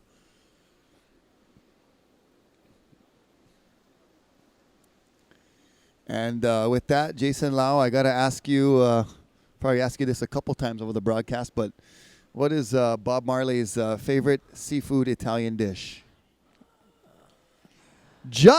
Pasta calamar ay. Oh my God. Kaipo's gonna get you tomorrow with more of those. He's jotting them all down right now. So yeah, tomorrow we're gonna have another. We're gonna have Kaipo back. He's out catching up after his trip to Australia. Yep, catching up on the. He's actually winding down to slow down to come back to Thursday again. Yeah, he's ahead of He schedule. already did on Thursday. Yeah, yeah. So Poor he's guy. there He had to go to reclining and slowing down. Portugal, come back, go to Oz, come back, and then now he gotta skip a Thursday, come back on Friday.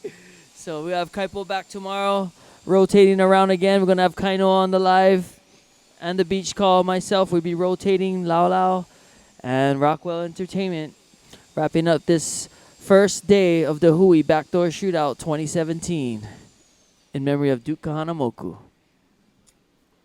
Yeah, coming up on just about 6.5 minutes remaining in the body surf heat.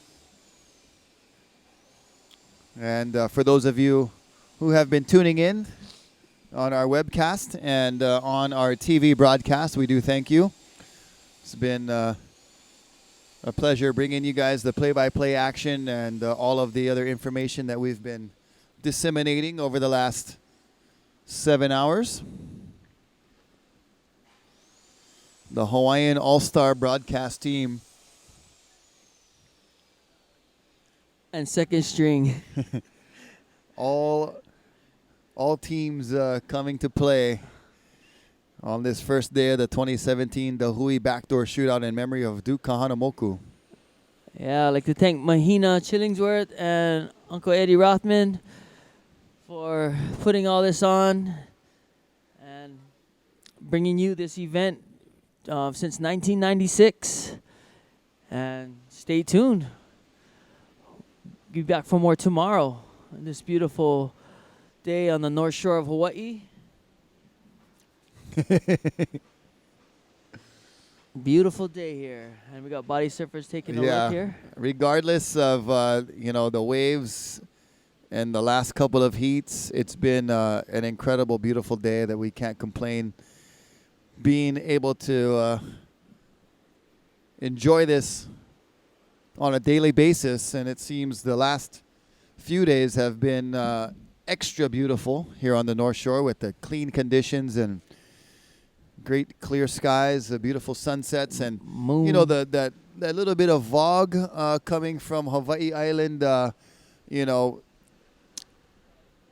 It puts a little bit of a mist out on the ocean, but man, Whew, it makes for one beautiful sunset. Watching the sun come and shine through that mist, it's got this just a brighter hue of orange than we usually get. So any way you slice it, there's always a positive to what's happening here in Hawaii, and we try to make the best of each and every day, even when we wake up to really cold temperatures like 60 degrees. And what a place to be, what a place to visit, what a place to live. Meanwhile, on Mahalo, the continent, Keakua, thank you very much. on this freezing weather in America.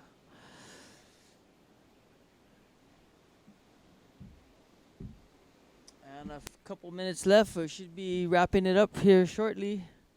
We're going to close soon. I'd like to thank everybody for joining in on Oceanic, channel 250 and 1250 HD.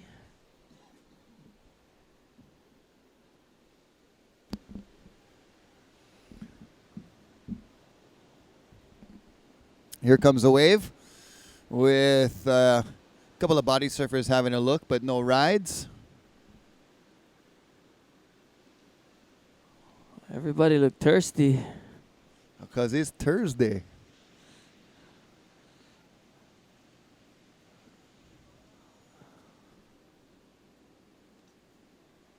And if it was going off, every ground would be frothing to get out there right now. Oh, yeah. They still might even be. Oh, they're going over there, sandbar. They're going to go down Ehukai Rockies. and bust out their skate park moves. Little young whippersnappers. Yeah, a lot of beach gotta move. Tomorrow we could see this beach, this hump right here moving down, hopefully.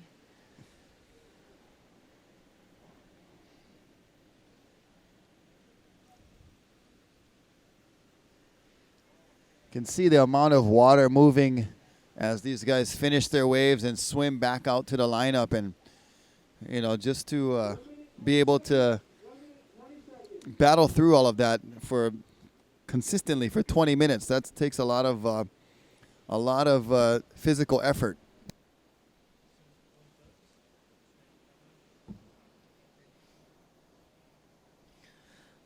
I'd like to send a shout out to Kanaka Solutions crew on the west side before we close. Mahalo for the security and parking. And if you get to catch dude with the meat spinning, that's good luck to you. Aloha. See you guys Sunday. And as for Rock,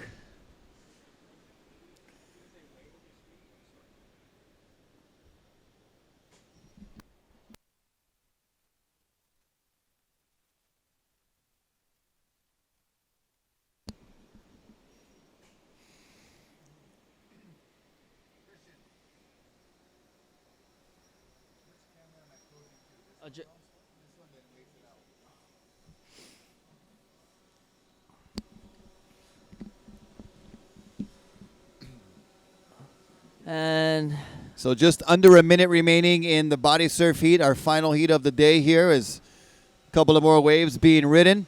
that is white. And out. There you go. That is the end of this first day of the 2017 Dahui BackDoor Shootout in memory of Duke Kahanamoku. Jay Slough, quick assessment from you, my brother. Oh, beautiful day. Started off with wedges and A-frames down from backdoor to off the wall.